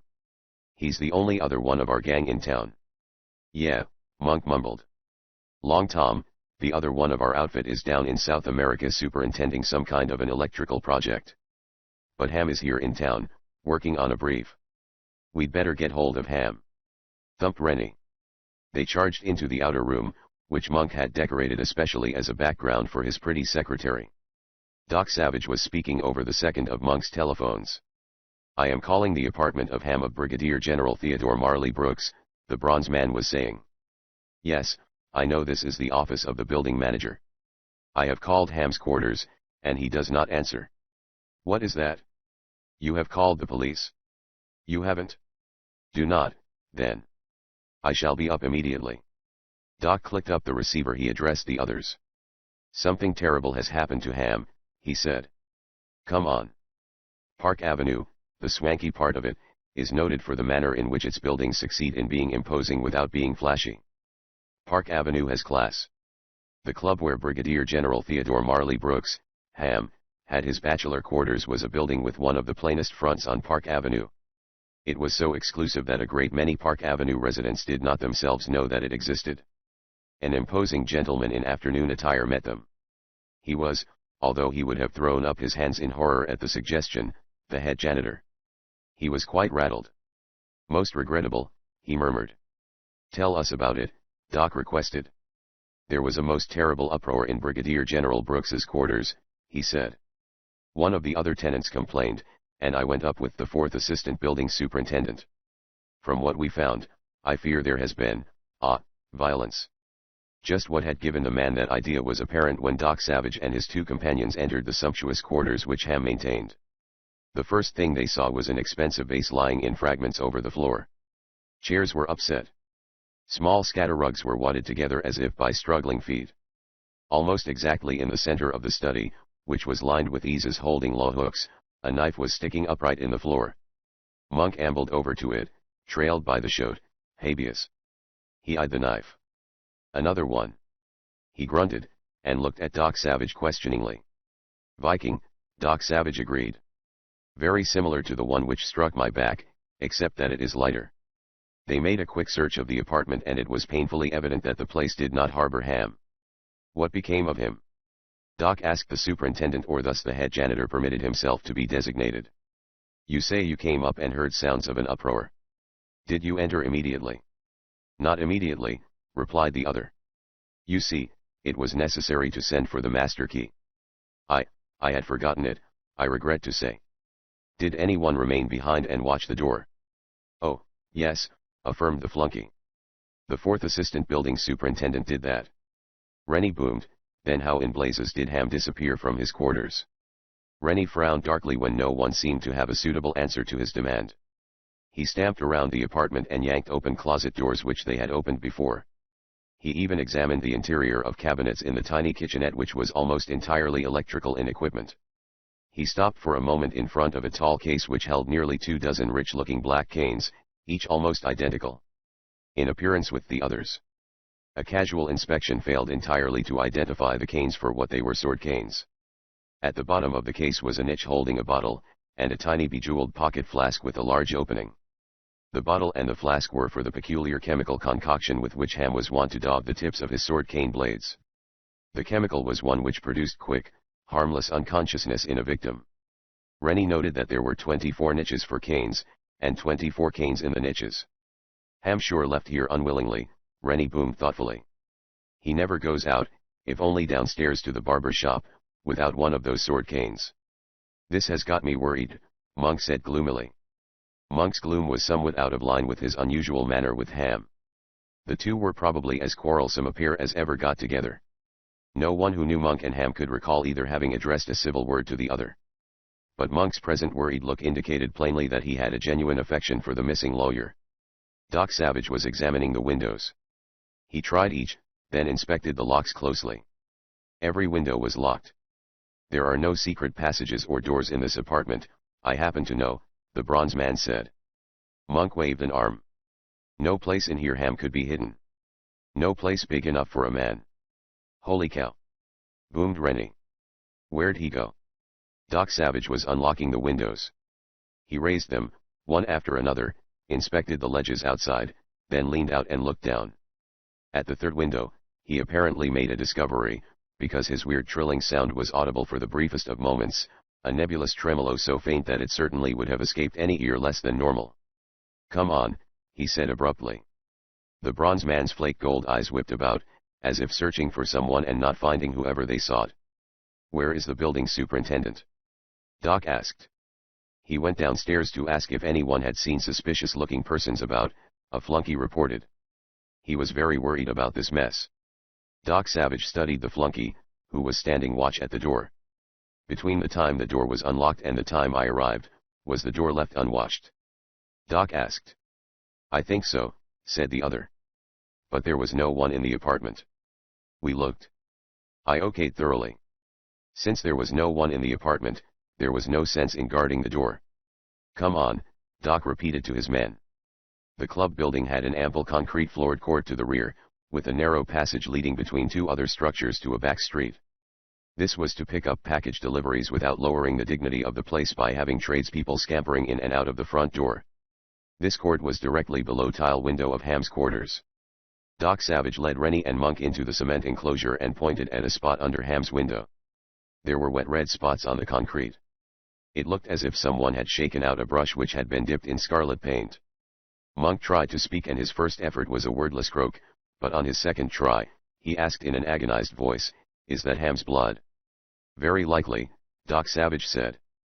"But his windows were locked." Monk exploded. "How did he get out?" Doc Savage studied them both thoughtfully. It was rarely that he did this, and it was even more rarely that he showed any emotion. But now he looked as if his remarkably trained brain had just seized upon an idea too preposterous for belief. Monk squinted at the bronze man. "Doc," he exploded, "you've solved the mystery." "You bet." Rennie boomed. "I can tell the way you look. Just what happened up there?" Doc Savage walked off without appearing to have heard either of them. Monk and Rennie exchanged disappointed, but knowing, looks. "He's got it," Monk said with certainty. "Yeah," Rennie agreed. "But what he's got is only a theory as yet. He is not ready to prove it." "Right," Monk finished. "He always acts like that when he's got a good idea, but not enough proof. He pretends he can't hear anybody who asks what his suspicions are." Then both of them jumped. They had caught the vague trilling sound which was characteristic of Doc Savage. The sound was coming from the narrow alleyway that led from the court to the hack street. The bronze man had walked down this. The trilling died away as Monk and Rennie ran down the alley. Doc Savage was standing beside a dead man. Doc Savage said, "This poor fellow must have come down to search, and happened upon something, and he was killed." The dead man was the dapper building superintendent, the very much dressed up gentleman who had admitted them to the club. They had seen him alive only a few moments ago and it was quite horrible now, seeing him again with his mouth open and a little wormlet of his life's blood crawling out of it. Monk bent over and peered at the unusual shape of the knife hilt which protruded from the dead man's chest. The homely chemist looked at Doc questioningly. "Viking," Doc said simply. Rennie knocked his big fists together with quick, jerky swings, and seemed to want to say something, without knowing what. "Say," Rennie mumbled. "Don't forget that mysterious business about Johnny's radio transmitter being on. Johnny may be in trouble." "We will get the police on this murder," Doc Savage said. The bronze man walked on out of the alley. He reached the sidewalk, looked up and down the street, and saw a uniformed policeman 2 blocks distant. He walked toward the cop.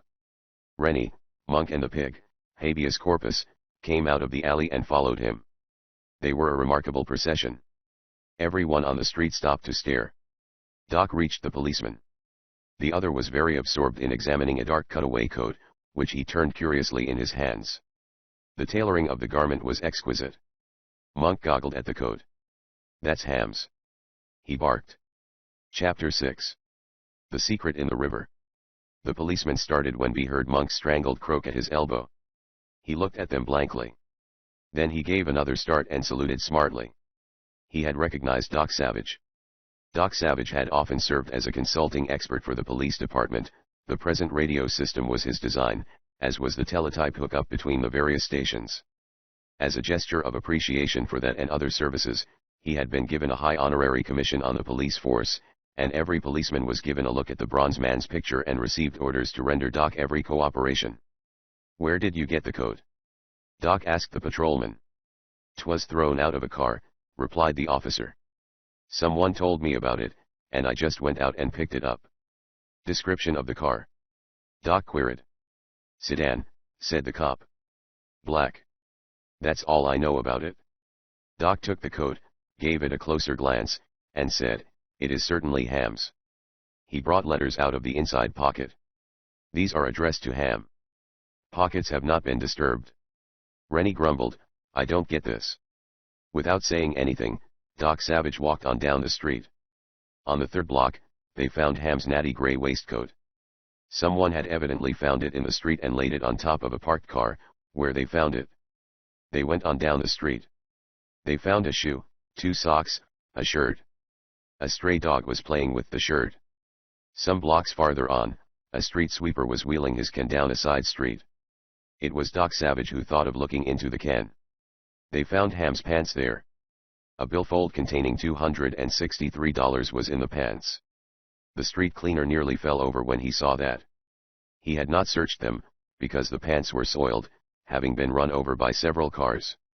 They found no more garments. Doc Savage carried the clothing back to the spot where he had left his car near Ham's club. There was a crowd and much excitement over on the side street. The body of the murdered building superintendent had been found. Newspaper reporters were already trying vainly to get into the exclusive club. If one did manage to get in, he would probably be the first of his kind ever to enter the place. On the corner, a newsboy, unfazed by the excitement, was crying a headline stating that no trace had been found of the mysterious freebooting Vikings who had stolen a yacht. The words of the noisy newsboy seemed to remind Rennie of something. "That radio of Johnny's," he rumbled. "I hope it turns out Johnny ain't in trouble." Doc Savage was in his car. He pulled special blinds. There was even one over the windshield. It became surprisingly dark in the ear. Doc Savage got a box-shaped apparatus out of a door pocket and turned a switch on the side of the mechanism. It was a portable ultraviolet lantern. He began going over Ham's clothing. He was using the same method employed by police in examining for secret inks. Ultraviolet light, through a fluorescing phenomenon, causes many substances, ordinarily invisible to the human eye, to glow. Coat, waistcoat, shirt, shoes, socks, offered nothing of value. Nor did the first examination of the pants. Then Doc turned the pockets inside out. Doc had been hunting one very definite thing. All of his men carried tiny particles of a chemical compound, a chalk for writing, which left a mark entirely invisible to the unaided eye, but which the ultraviolet light brought out. Ham had used his piece of chalk to write on the inside of a pants pocket. The inside of a pocket is a poor writing surface. They had great difficulty distinguishing the finds at all. It certainly was not a written message. Monk scowled at it. "Looks like B drawed a square, kinda catawampus, and put a letter V on its side after that," he said. "LD think he had started to write something beginning with OC, only the V is laying on the wrong side, with the point away from the kinda squashed out square." Doc Savage suddenly started the car. He raised the curtains. Monk, climbing in hastily, gulped, "Where we going?" "After Ham," Doc said. "You mean them funny marks gave you an idea of where B is?" Monk countered, hauling habeas corpus into the car by an ear. "An idea," Doc agreed. The car gathered speed. The newsboy at the corner yelling about the Viking freebooters and the yacht craned his neck, recognized Doc Savage, probably from some newspaper picture he had seen, and waved at them. Their car skidded a little on the corner, and the conductor of a streetcar dropped a handful of nickels when they shaved his conveyance. Monk settled back, holding his pig by an ear, and even managed a faint grin. He liked these hair-raising rides with Doc Savage. He remembered some of the past ones quite distinctly. "I don't see where a lopsided square and a letter V lying on its side tells you anything, Doc," he said. Doc Savage touched a button.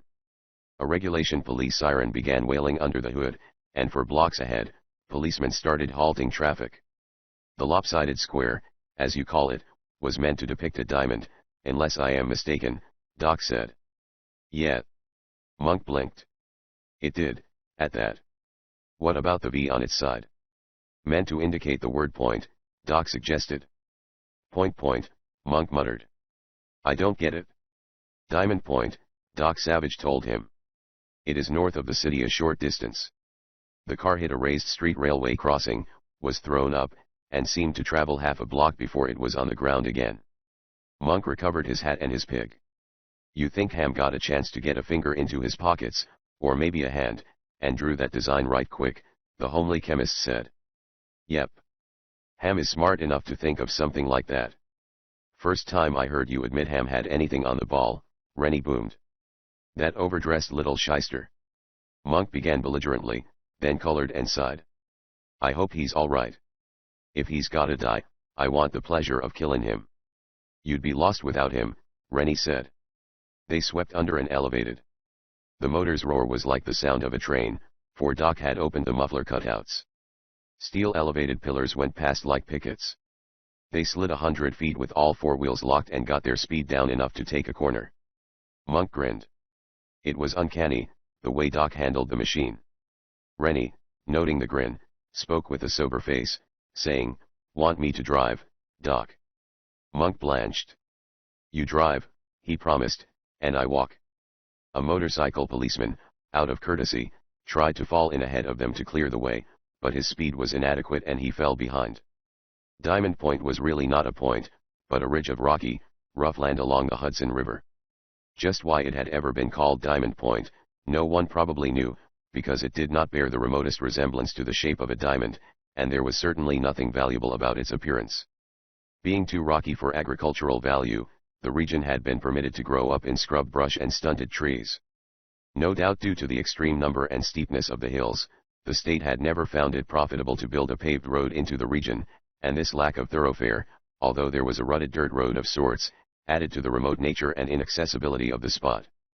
The single road which did penetrate the vicinity was rough to an extreme.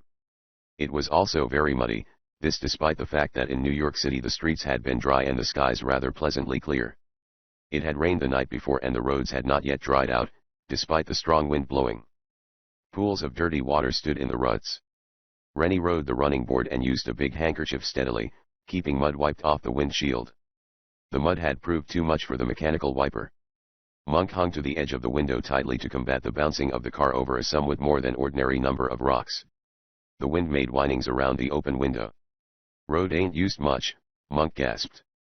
But there's been cars along since the rain. Within the last hour, Doc told him. Huh. The water in the ruts is very muddy, Doc pointed out. That means recent passage of a car has stirred it up.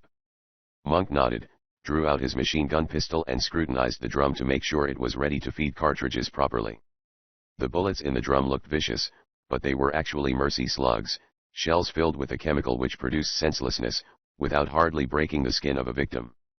Doc Savage cut the mufflers in and the big motor became surprisingly silent, after which Doc Savage turned on a radio receiver which was almost unnoticeable under the dash. It was in shortwave outfit. He adjusted the dials. Johnny's faraway transmitter was still sending its hissing carrier waves steadily. I'm getting more and more worried about Johnny, Monk grumbled. I got sort of a feeling in my bones. Their car topped a ridge abruptly, and before them, through scrubby trees, they could see the blue and cream of water, which the wind was lashing into a foam. The Hudson River, Rennie said. The road angled over to the river, descending the while, until it was very near the water. Unexpectedly, car tracks turned off. Doc stopped his machine, got out, followed the tracks.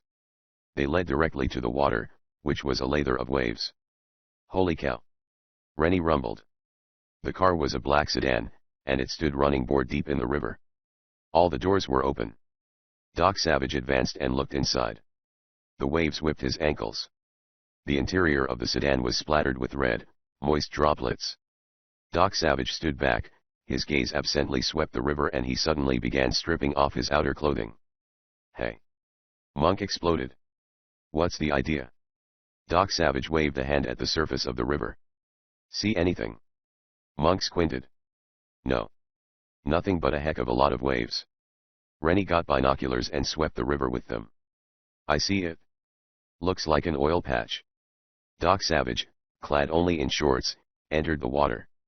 He did not seem to exert himself unduly, but his speed through the water was amazing. Out where the oil was a multicolored film on the river, he dived. He was down an incredible length of time. Then he came up and swam back. At times, the river waves hit him. That yacht seized by the Vikings, he said, is lying out there. It has been scuttled. Monk and Rennie exchanged startled glances, then both eyed Doc Savage. Sure there's no mistake. It is the Sea Scream, Doc said. The masts had been chopped off before she was scuttled, and she is not far beneath the surface. I felt out the raised lettering of the name on the wheelhouse. Monk indicated the abandoned car. But what does this mean? Where's Ham? What did they drive it in the water for?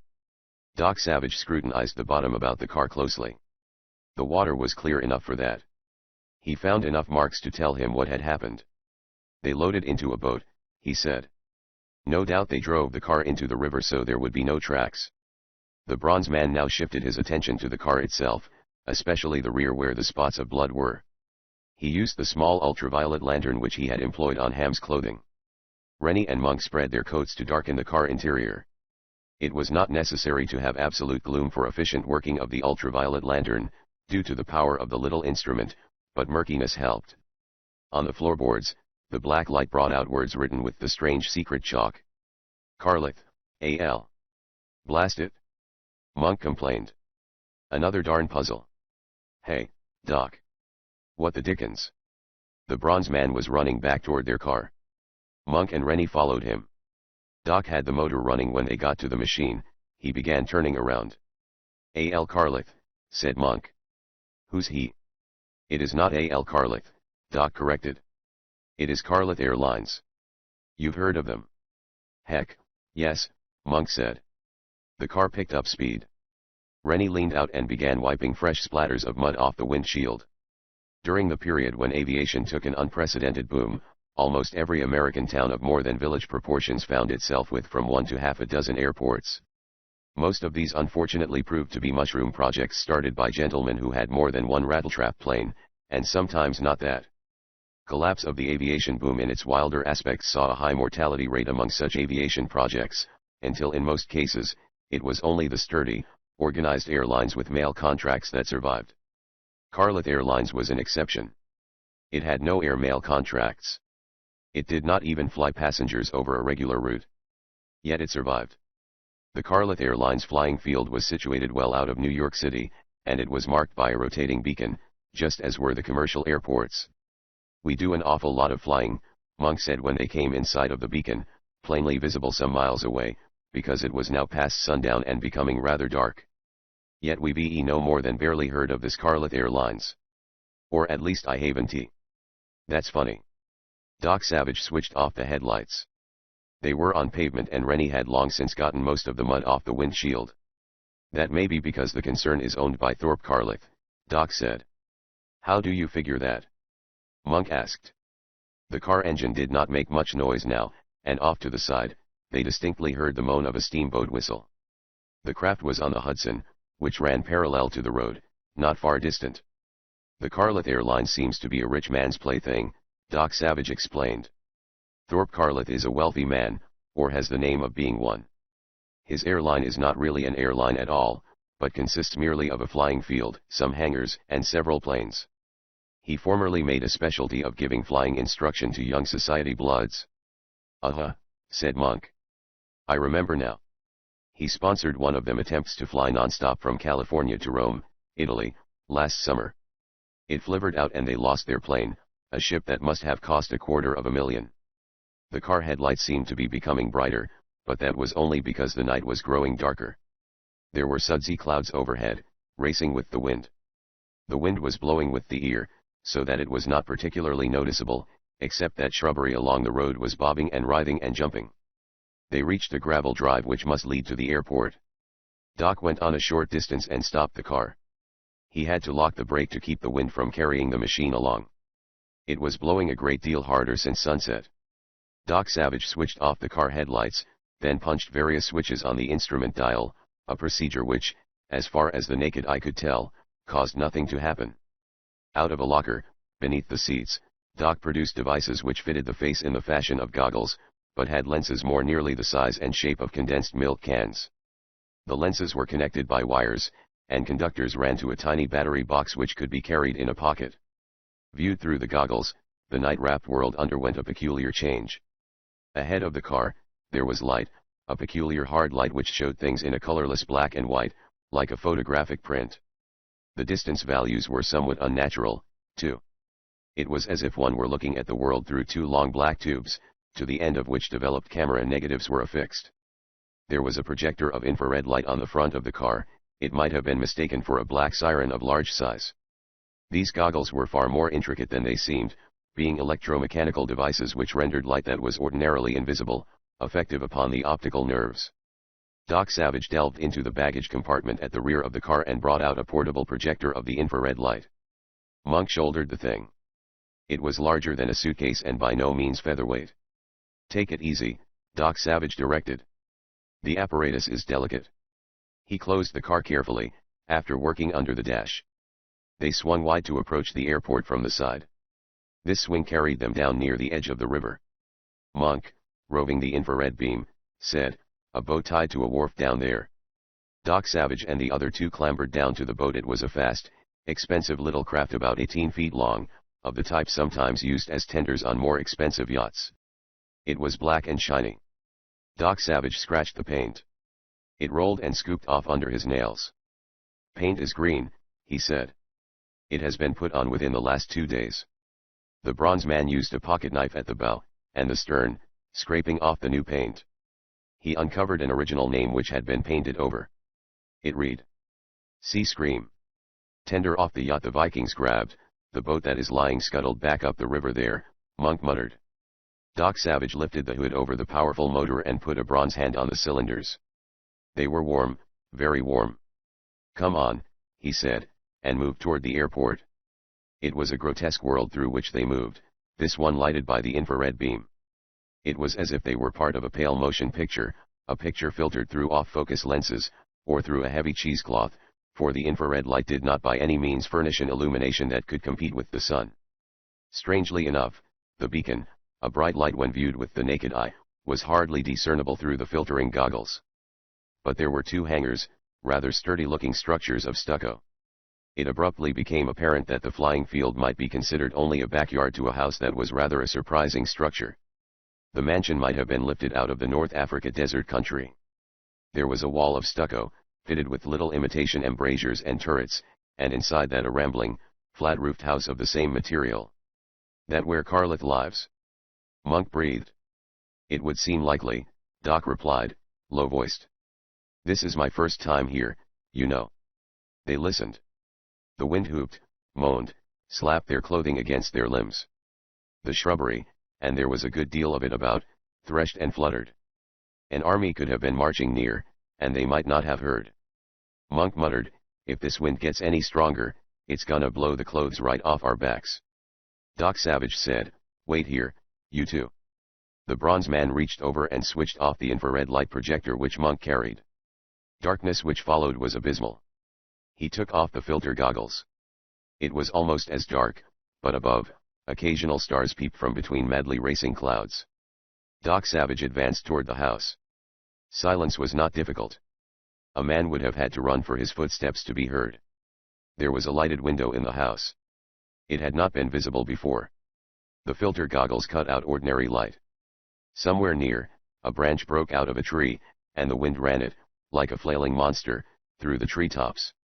Then Monk's voice bawled out in one of his ear-splitting combat howls. "Doc!" he squalled. "Hell's broke loose." Chapter 7. Wind and Terror. Doc Savage spun, put out both hands before him, and lunged back toward the spot where he had left his two aides. Monk was still howling. Rennie was roaring something which rage and frantic movements made inarticulate. One of them cut loose with a machine gun pistol. Its bullfiddle moan was terrific, even above the howl of the wind. But there was no muzzle flame. Carefully designed flame digestives fitted to the ends of the barrels took care of that. Doc hit a tree. Even his scientifically trained eyes could not penetrate the darkness. Strength in his mighty arms cushioned the collision, and he veered to the left. He was close to Monk and Rennie now. Then his feet hit something.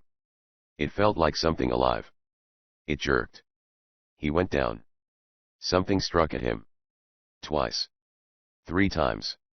He could bear the ugly thuds, the jarring of the earth. He rolled to one side. There was a hiss. Up from the earth came a stream of something that resembled pale liquid fire. It splattered over him.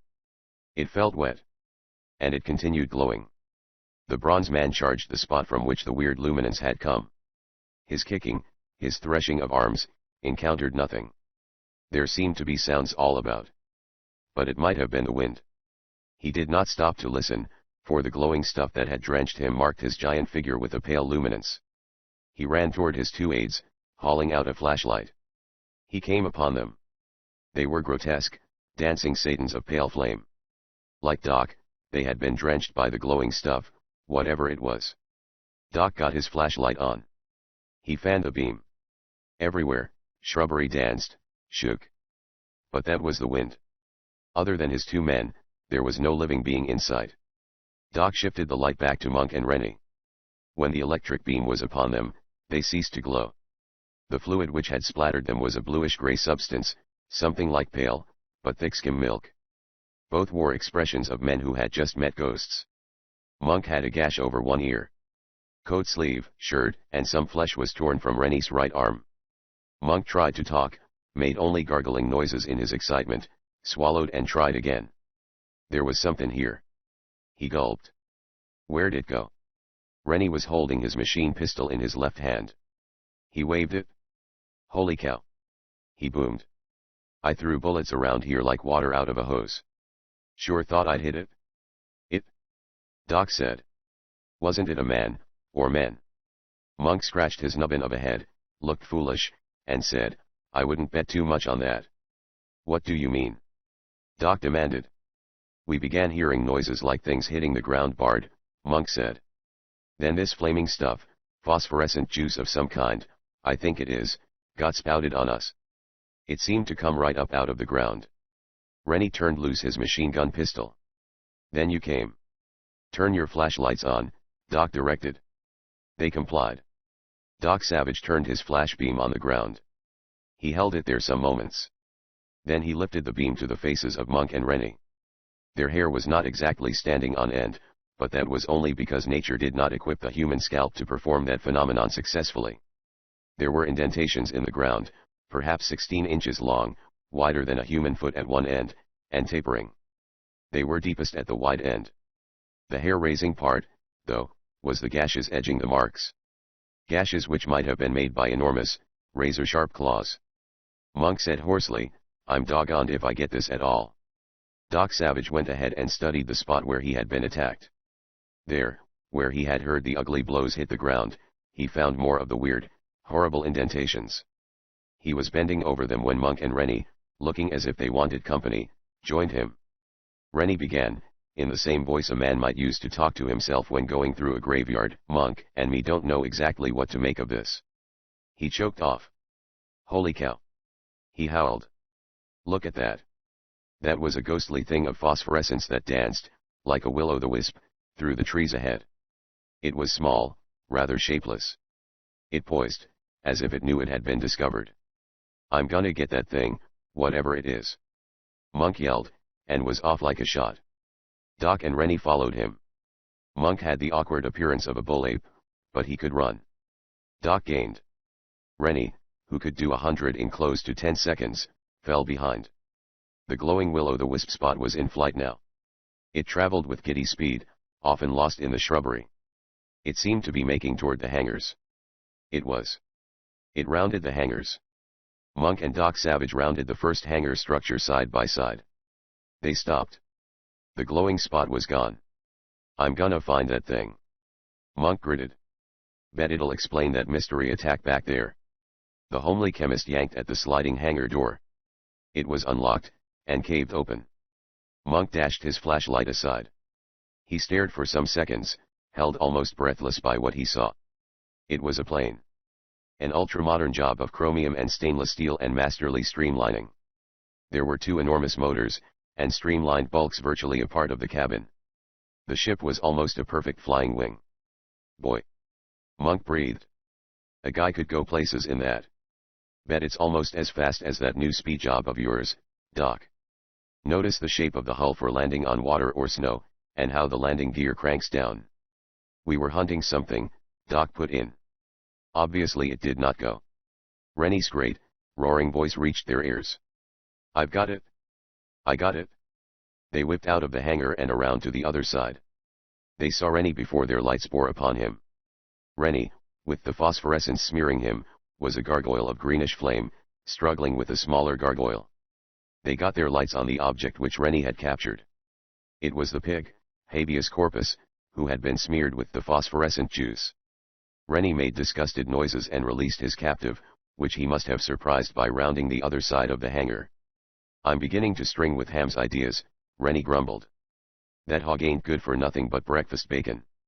Monk squinted at habeas. The pig had a gashed flank. "So you run into the big mystery, too, habeas?" Monk grunted. Habeas, the pig, looked as if he did not care greatly for the whole procedure. Doc Savage said, "We have made enough noise to arouse this end of the county, in spite of the wind. We might as well walk right up to the house." The Moorish castle of a house was some hundreds of feet distant, its presence marked by the one lighted window, and the fleeting, ghostly luminance cast on its walls by the distant, rotating airport beacon. The three men kept close together. From time to time they used the infrared light projector, which had not been smashed in the excitement. But neither with that nor their unaided eyes did they see anything out of the way. When using the infrared light, they turned their flashlights off, and the pig, habeas, seeing their glowing forms in the darkness, emitted a series of disapproving grunts and drew away. "That's why he ran from us," Monk decided. "Saw this shining stuff on us and decided we were spooks or something. Well," Rennie began. "I can't for my life figure. It sounded like overdry sticks breaking, many of them breaking in measure, staccato procession. The sounds had an uneven loudness, but that was due to the wind." "Gun," Rennie boomed. "Sounded like an automatic pistol." "From the house," Doc Savage said, and they ran forward. The wind was screaming now. Leaves carried by the gale smacked their faces. Occasionally there were small branches. They reached the wall, and a gate of metal openwork. The wind made low, awful whinings around the gate.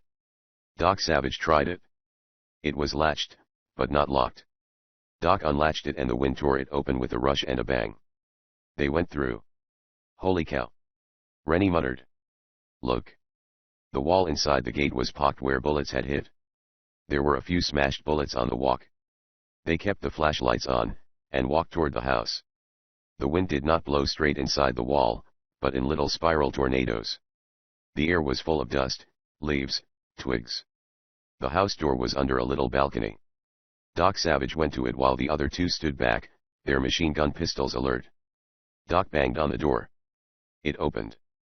"Before you come in, gentlemen," said a voice from inside the house, "I must warn you that at present it does not seem likely you will ever leave the place alive." Doc Savage turned his flashlight on the speaker. The man was 5 feet 5, rotund and pink. He wore plush knee breeches, long stockings, shoes with buckles of silver or an imitation that looked like silver. One sleeve of his brocade tailcoat was split from shoulder to wrist, his tie and stock were askew. His hair was down over his blue eyes. "I suppose you heard us shooting, sir," he said. "I dare say the master will be delighted, sir. We have been trying to get attention for 2 days." Doc Savage asked, "Who are you?" "Peabody, sir," said the man. "Mr. Carleth's manservant. If you think it's safe, you might come inside, gentlemen." Without moving, Doc queried, "And why should it be dangerous?" Peabody, the manservant, bowed in the slightly stiff manner common to fat men. "It might be more fitting for the master to say, sir," he murmured. "Shall I take you to him?" Doc nodded. Peabody turned, led the way to a stairs, and upward. Doc Savage was close on his heels. Monk and Rennie dragged a little farther back. "Keep your glims open," Monk breathed to Rennie. "I don't like this screwy setup." At the top of the stairs there was a trapdoor framing darkness and the banshee moan of wind. Peabody put his head out and asked the darkness, "Have you seen anything more, sir?" "No," said a shrill, nervous voice. "I admitted the gentleman, sir," said Peabody. "Who are they?" asked the voice. "They have not told me, sir." "Damn it, you should not have let them in until you knew who they were," snapped the voice. "Wait a minute." A man appeared on the roof. His hair was long, white, and flying like a rag from his head. His face was younger than his hair, and his lean brown body looked sturdy enough. He wore pajamas, a dressing gown, carpet slippers, and he carried a 12-gauge pump gun. Peabody introduced him. "The master, Thorpe Carleth," he said. Thorpe Carleth looked intently at Doc Savage. A pair of rimless spectacles dangled from Carleth's dressing gown by a ribbon. He absently put the glasses on his nose. They fell off. The nose clip seemed to be broken. "It seems I should know you," he murmured. Monk said, "This is Doc Savage." "Oh, Carlith said without particular excitement. "The gentleman who is reputedly the world's eighth wonder." Monk scowled at that, thinking it a flippancy. Carlith saw, when he had balanced the glasses on his nose, and apologized hastily. "Don't mind me," he said. "I'm rattled. I'm liable to say anything. You see, I am not accustomed to being held a prisoner in my own house by an infernal hoodoo." "Hoodoo?" Monk frowned. Carlith murmured, "How else can you describe a blasted thing you haven't seen and which throws the queerest sort of knives and spears at you?" "Old Viking knives and spears." Monk exploded. "I'm sure I don't know about that," said Carlith. Carlith descended the steps, walked into another room, and waved at an array of crude, heavy knives and short, vicious spears which reposed on a table. Doc Savage glanced at them. "Viking weapons, all right," he said. Carlith asked, "May I inquire what brought you here?" "Search for a friend of General Theodore Marley Brooks," Doc replied. "He was carried off rather mysteriously." Carlith's glasses fell off and he replaced them. "I say, did the captors of this fellow ham throw bally knives and spears and things without ever being seen?" he asked. Monk looked at him closely, growled, "So you've been up against M, too?" "Oh, rather." Carlith looked at Peabody. "Haven't we, Peabody?" "It has been very unpleasant, sir," Peabody said correctly. Carlith's glasses fell, and he let them hang. "First, they took one of my two new planes. At least somebody took it," he said. "We heard the motor as it left the hangar, and we naturally ran out. That was at night. We were set upon in the darkness. We had quite a tussle, and got some kind of glowing stuff on us somehow. We, funked it and ran back into the house. Never did know exactly what we were fighting." "Dare say you don't believe me." "That ain't hard to believe," Monk muttered. "We went through about the same thing." Carlith fingered his glasses. "The deuced telephone wire was cut," he said. "We could not call for help. I heard my plane leave, and after that, I went out. But the moment my nose was past the door, a blasted knife hit right beside me. Here, I'll show you the mark." He led them to the front door, stuck his head out gingerly, as if he considered himself to be running something of a risk, and pointed at a deep gash in the door jamb. "Well, we've been here 2 days, afraid to leave," Carlith said. "A few times, I've shot at things. I guess they were shadows, or my imagination. Last time was a while ago. I know what the last one was. The infernal wind had blown a paper onto a bush." Carlith was facing the door. "Watch it." Doc Savage ripped suddenly, and shoved him. The two of them landed heavily on the floor to one side. Monk, Rennie, had their flashlights on.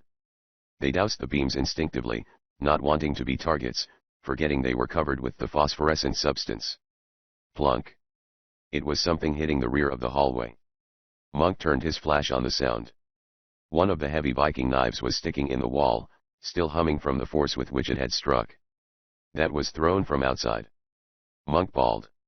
He lunged to one side, yanked down a thick velvet drapery, and enveloped himself in it. He resembled an Arab in a dark burnous as he charged out through the door, flashlight in one hand, machine gun pistol in the other. Rennie followed after Monk, roaring irately. Peabody, the manservant, bounced up and down as if he did not know what to do, then followed the others. "Better watch yourself," Doc Savage told Carlith. The bronze man then followed Monk's example in enveloping himself in a drapery, and eased out into the darkness.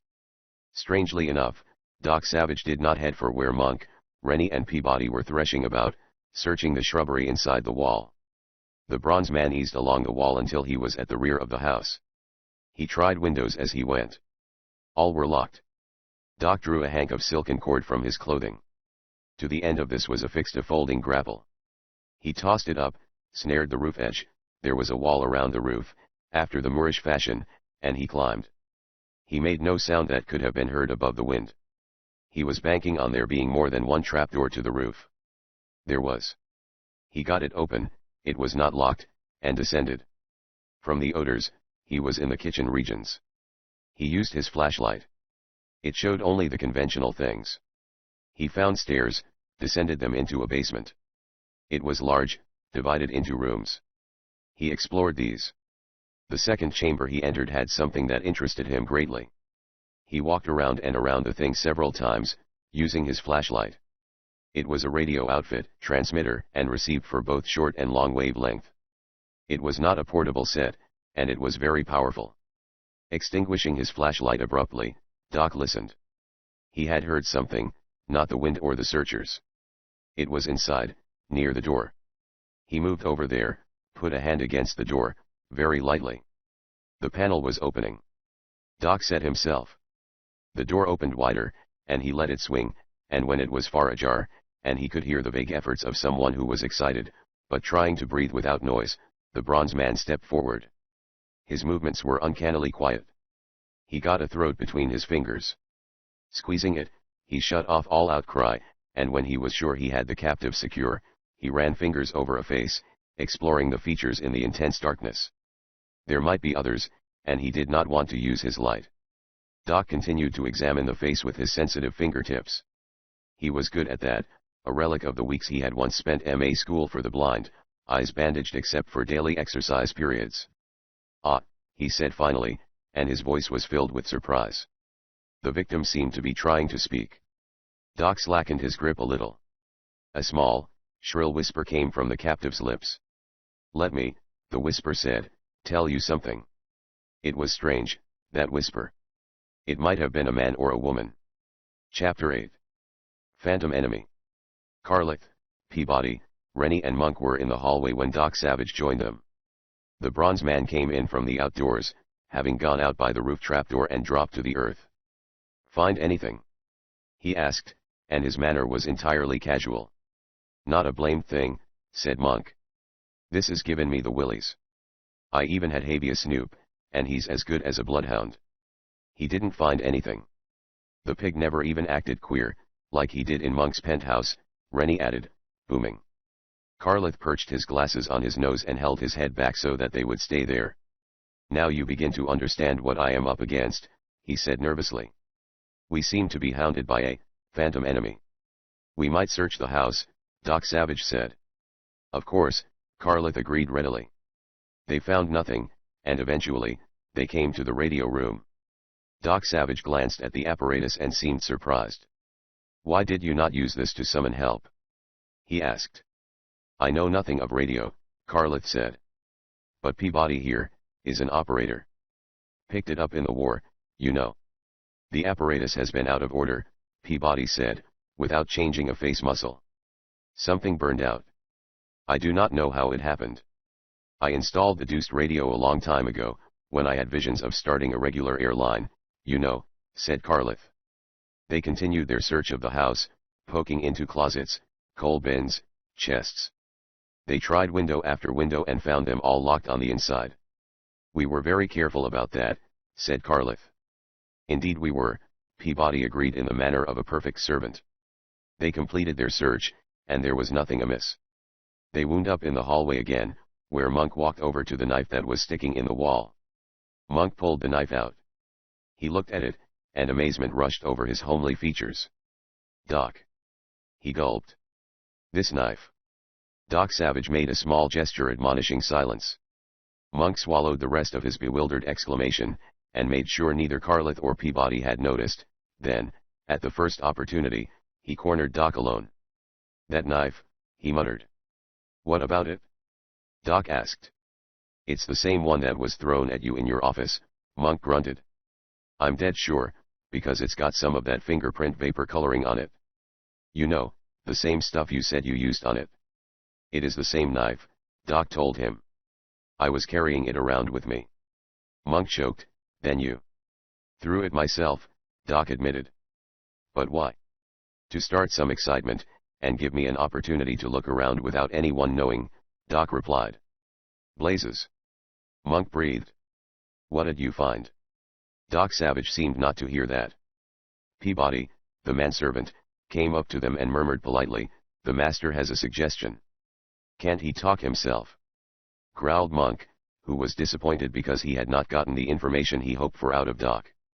Carlith, smiling wryly, approached and said, I should like to visit my hangars and see if they damaged my other new plane. You see, I have only 2 ships of any value, and I must confess they represent the investment of my last cent in the world. If you gentlemen had the idea I am wealthy, you were mistaken.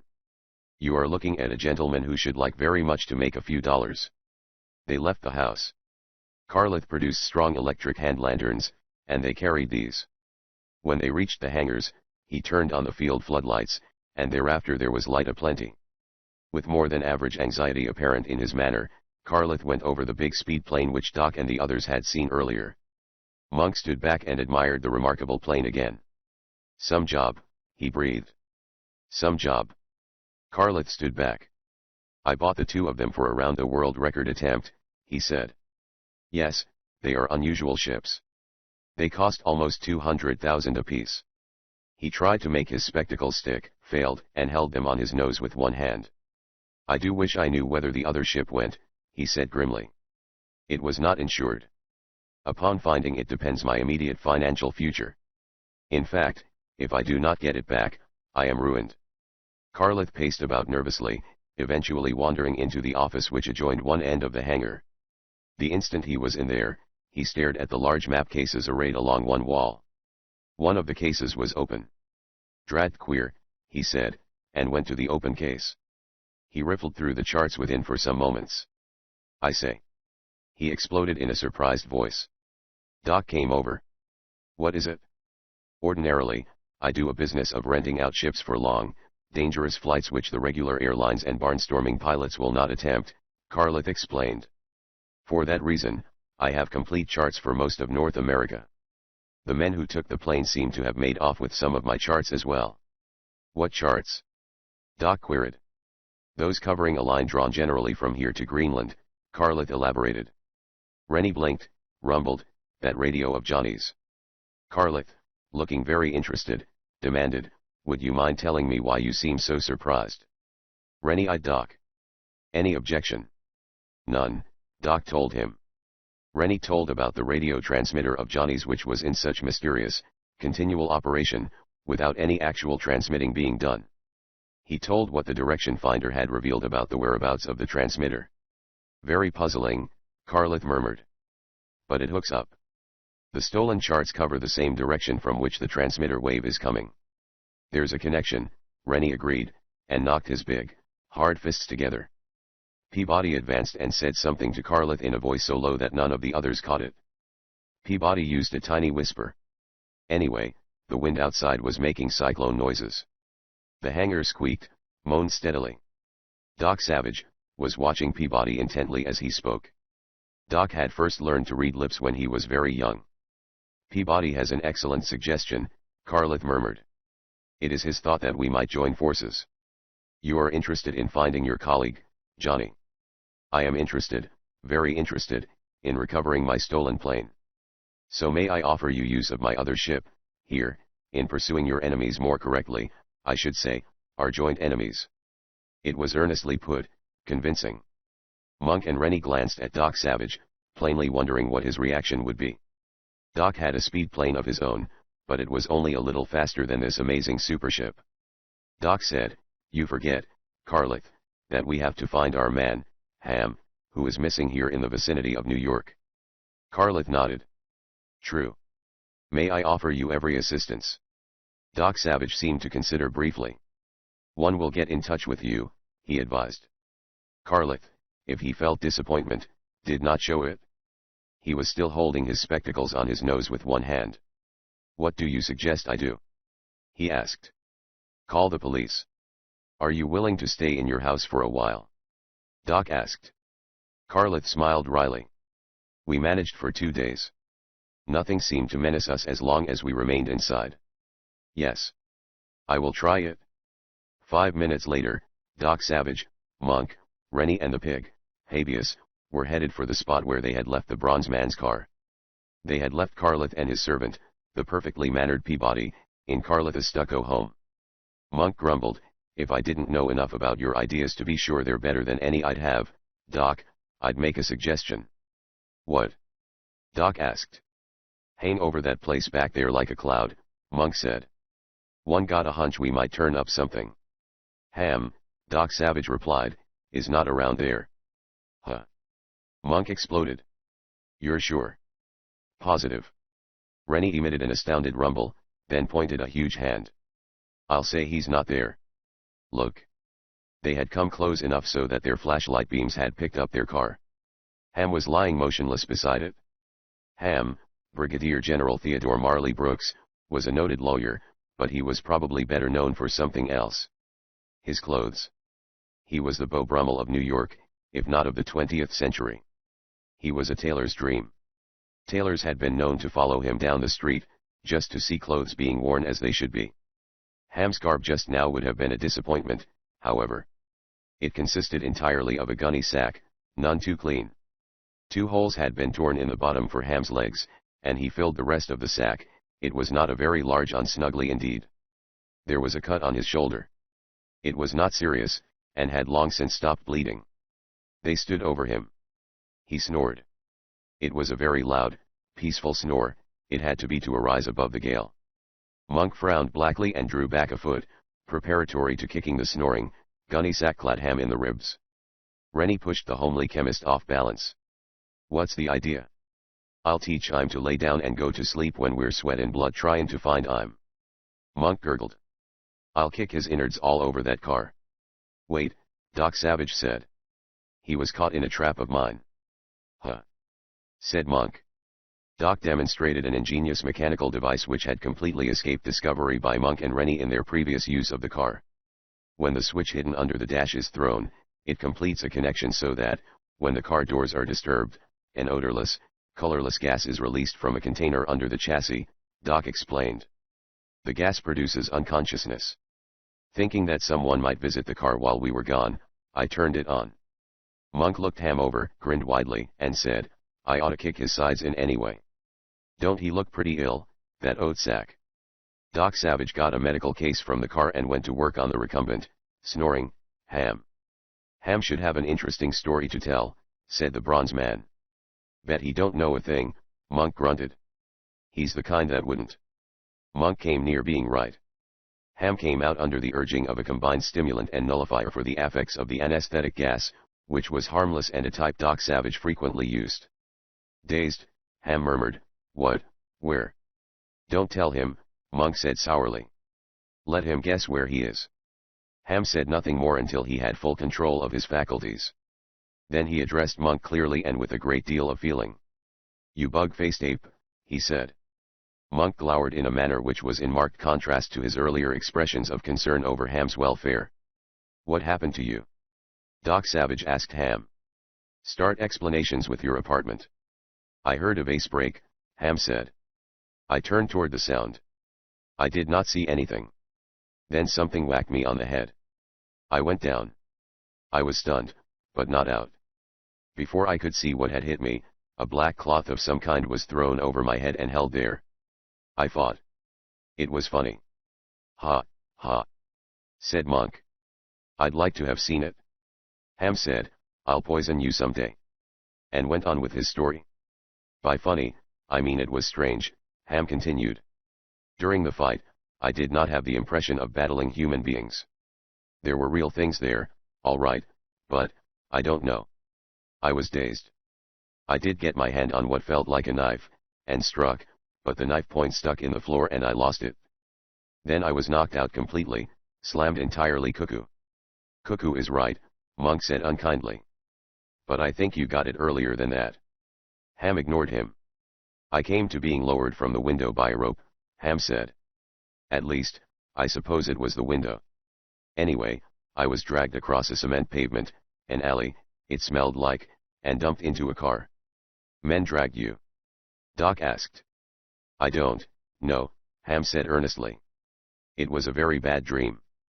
But of course, it must have been men." "Of course," leered Monk. "Or maybe it was little birds." Ham, pretending not to hear, continued, "In the car, I heard a sound as if someone had come up and discovered what was going on. I think I recognized the voice as belonging to the superintendent of my club building. There was a horrible sound later, as if, did they kill him?" "They did," Doc said soberly. "He was a decent fellow," Ham said gently. They were all silent. Monk was first to speak, and he left the quarrelsomeness out of his voice now. "The chalk message we found in your trousers." "Oh, yes," Ham said. "I got a hand in my pocket, after they began yanking my clothing off. There was a man driving the car. I am sure of that. I heard him say something about Diamond Point, so there must have been another man, too. I managed to leave the message in my pocket. Then they knocked me out again. They must have thought I was fishing in the pocket for a weapon." "And what else?" Doc asked. "Oh, they kept knocking me over the head when I woke up," Ham said. "It was very tough to keep them from knowing when I was reviving. In fact, I did not do it." "Did you ever see a man regain his senses without some subconscious stirring about?" "You got a chance to write on the floorboards?" Doc pointed out. "Yes," Ham admitted. "I caught something about the Carlet Airlines. I got that on the floorboards. Had the chalk for that invisible writing in my hair. Stuff is a little sticky, you know. You can put it in your hair and it'll stay there." "Continue," Monk suggested. "The next thing I knew, I was 50 feet or so from this car," Ham said. "I had regained my senses. I was in this gunny sack." "It becomes you," Monk told him. Ham glared, said, "That's all I know. And before I do anything about it, I'm going to get some clothes." Monk seemed to think of something that made him chuckle. Ham glowered, "Now what?" "I just thought," Monk said, "of what a picture you'll make going into your club in that gunny sack." Doc got the car headed toward New York. Doc did not drive as rapidly as he had coming out, by a good deal. Especially was he careful on the hills which were exposed to the full force of the wind. At one point, there was a tree down across the road, but their machine crashed around it, although afterward Rennie got out and disengaged a branch from the underside of the chassis. "Now that we've got Ham, we're heading north to see what's wrong with Johnny?" Monk asked. "We are," Doc Savage agreed. "But what about all of this mysterious business, the Viking freebooters and the Viking weapons and the mysterious attackers and the rest of it?" Monk queried. "Johnny's safety comes above all of it," Doc replied. After a time, when they headed into metropolitan New York, Monk knew by the route that Doc Savage was driving that the Bronze Man was heading for the airplane hangar which he maintained, disguised as a huge warehouse, on the Hudson River waterfront. The wind seemed to be getting worse. Women walked bent over, holding skirts below their knees. Men held their hats, or carried them under their arms. Paper, leaves, trash was all over the streets. They passed a big sign which had blown down. Farther on, workmen were boarding up a glass window which had collapsed. "Merry old springtime," Rennie rumbled gloomily. "It's things like this that make sailors quit the sea," Monk grinned. Ham started, pointed ahead. "Look. Isn't that a fire?" 4 blocks more, and they saw it was a fire. They were on the elevated speedway along the Hudson. Doc Savage drove, more rapidly. It was a big fire. The wind snapped off pieces of flame and carried it hundreds of feet. The blaze flickered red against the clouds. There was a fire apparatus, a crowd, policemen, excitement. Rennie reared up abruptly to get a closer look. "Holy cow!" he boomed. The burning structure was Doc Savage's warehouse hangar. They found a policeman who told them, in 2 sentences, all that they learned, even by questioning all others who had seen the thing start.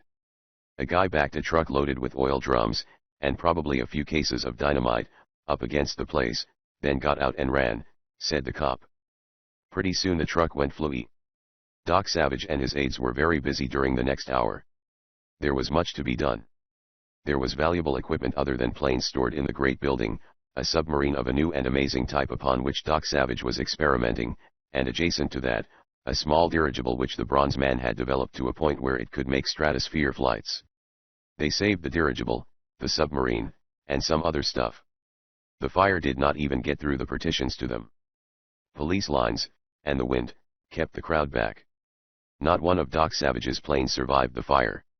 The hangar wall had been blown in on them, accompanied by a flood of flaming gasoline.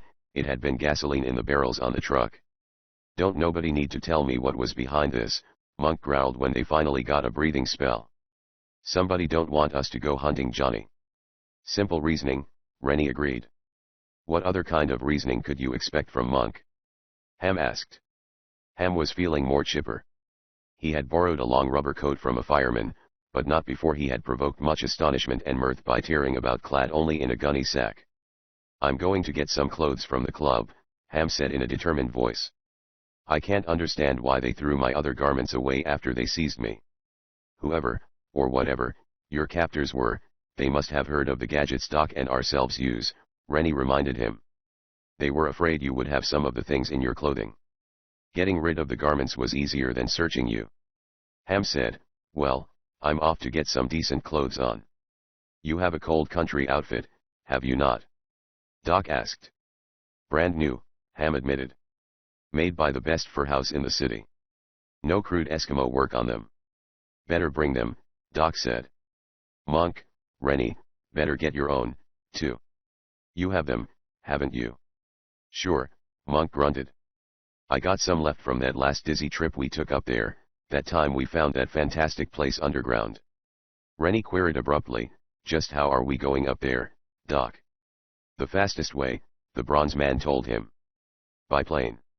We'll install a radio compass and run down Johnny's transmitter. We've got to get to it before the batteries give out, too."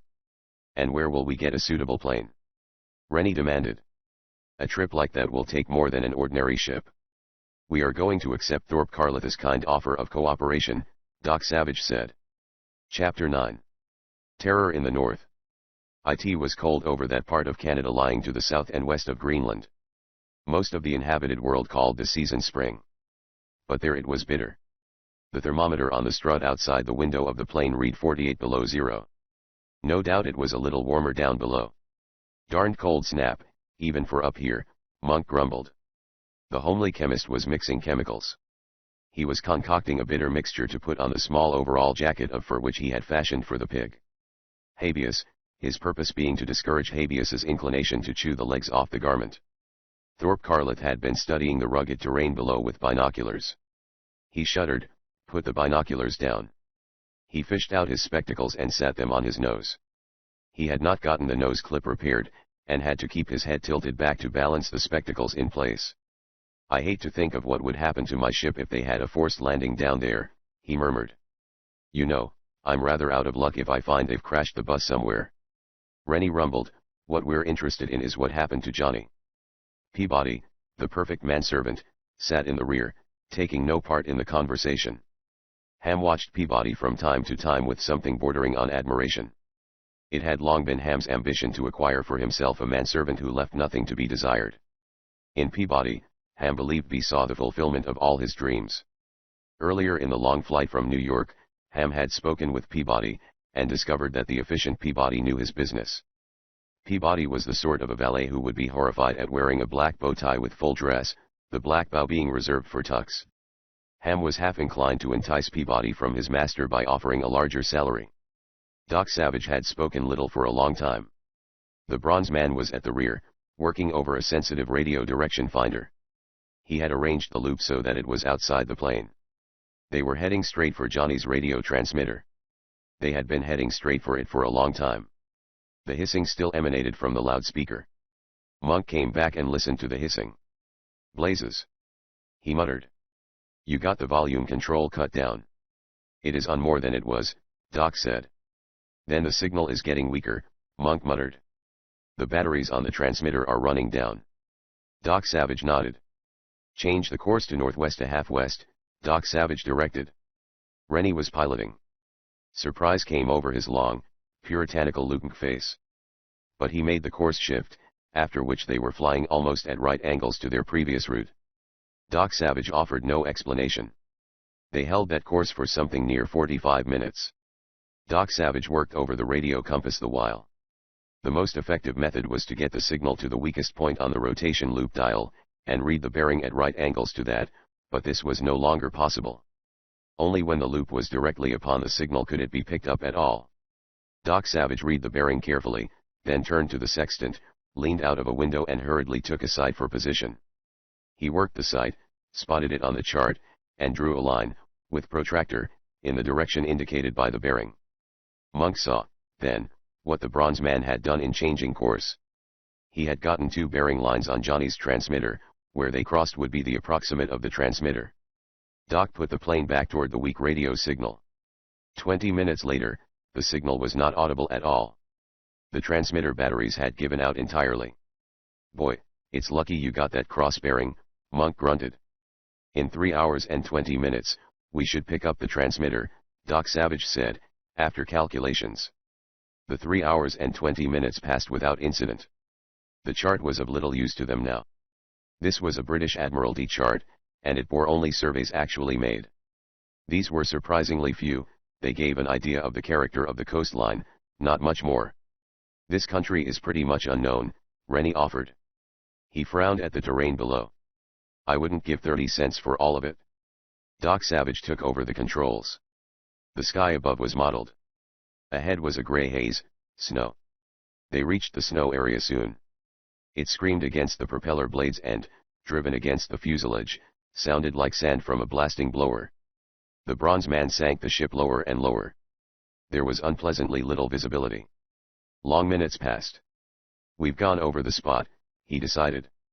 He turned back, but instead of wasting time hunting, climbed until he found the top of the clouds at 14,000 feet, took an astronomical sight. When he had worked out the position, he put the plane down again. Less than 200 feet above the snow, he flattened out and began flying back and forth, searching. The other men used binoculars. Yet it was the bronze man's trained flake gold eyes which picked up first evidence of what they sought. "Wrecked plane," he said grimly, and bent off in a sharp bank to the right. The others saw the ship, practically buried in the drifts adjacent to a forest of huge boulders. It was only scattered bits.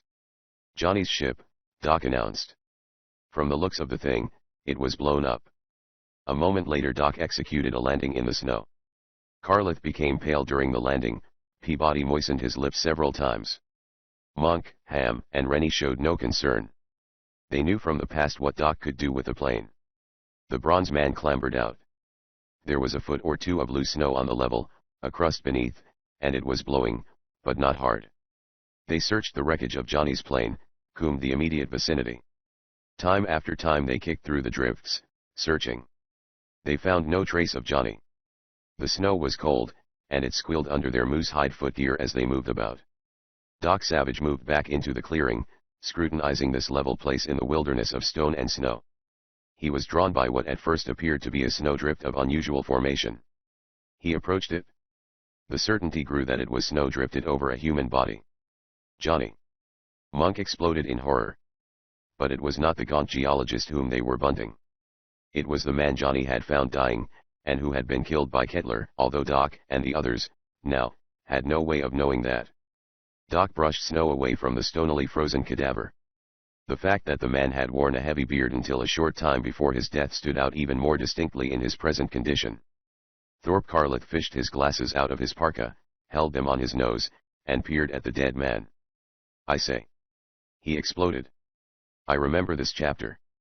Doc Savage watched Carleth intently. "Yes." Carleth glanced at the correct Peabody. "Am I right, Peabody? Isn't this a mechanic whom I employed about 2 years ago?" "Yes, sir," said Peabody. "You discharged him for undue intoxication, sir. Know anything more about him?" Doc asked. "No," said Carleth. "I never did like the gentleman," said Peabody. "No reason for that, sir." Doc Savage announced, "We will look for some trace of Johnny." They spread out in a line, each separated from the other by a few yards, and began combing the vicinity. They found enough traces to show them 2 planes had landed in the clearing, Johnny's and another. They found where the other ship had taken off. Carleth measured the marks of the latter ship carefully, then nodded vehemently. "This was my stolen ship," he declared. "Barring, of course, the presence of another ship with similar measurements, which is not likely." They came upon the stream, frozen over, but the gurgle of running water, when an ear was placed close to the ice, was audible. Doc Savage located the frozen litter where a pit had been chopped in the thick crusted ice. Snow had drifted over it. He kicked the white flakes away. A bit of cloth projected from the ice. It was part of a garment, the rest of which was frozen deep. Doc Savage studied the cloth closely. Rennie came up and stared with him. "Holy cow!" Rennie yelled out. "That's Johnny's woolen blouse that he always wore under his parka." Monk and Rennie raced back to the plane and returned with light axes. They hacked furiously at the ice. It was brittle, came up in showers. Sharp fragments punished their faces. The ice was clearer near the bottom. Rennie broke out a chunk which broke clear, so that we could see down into the ice.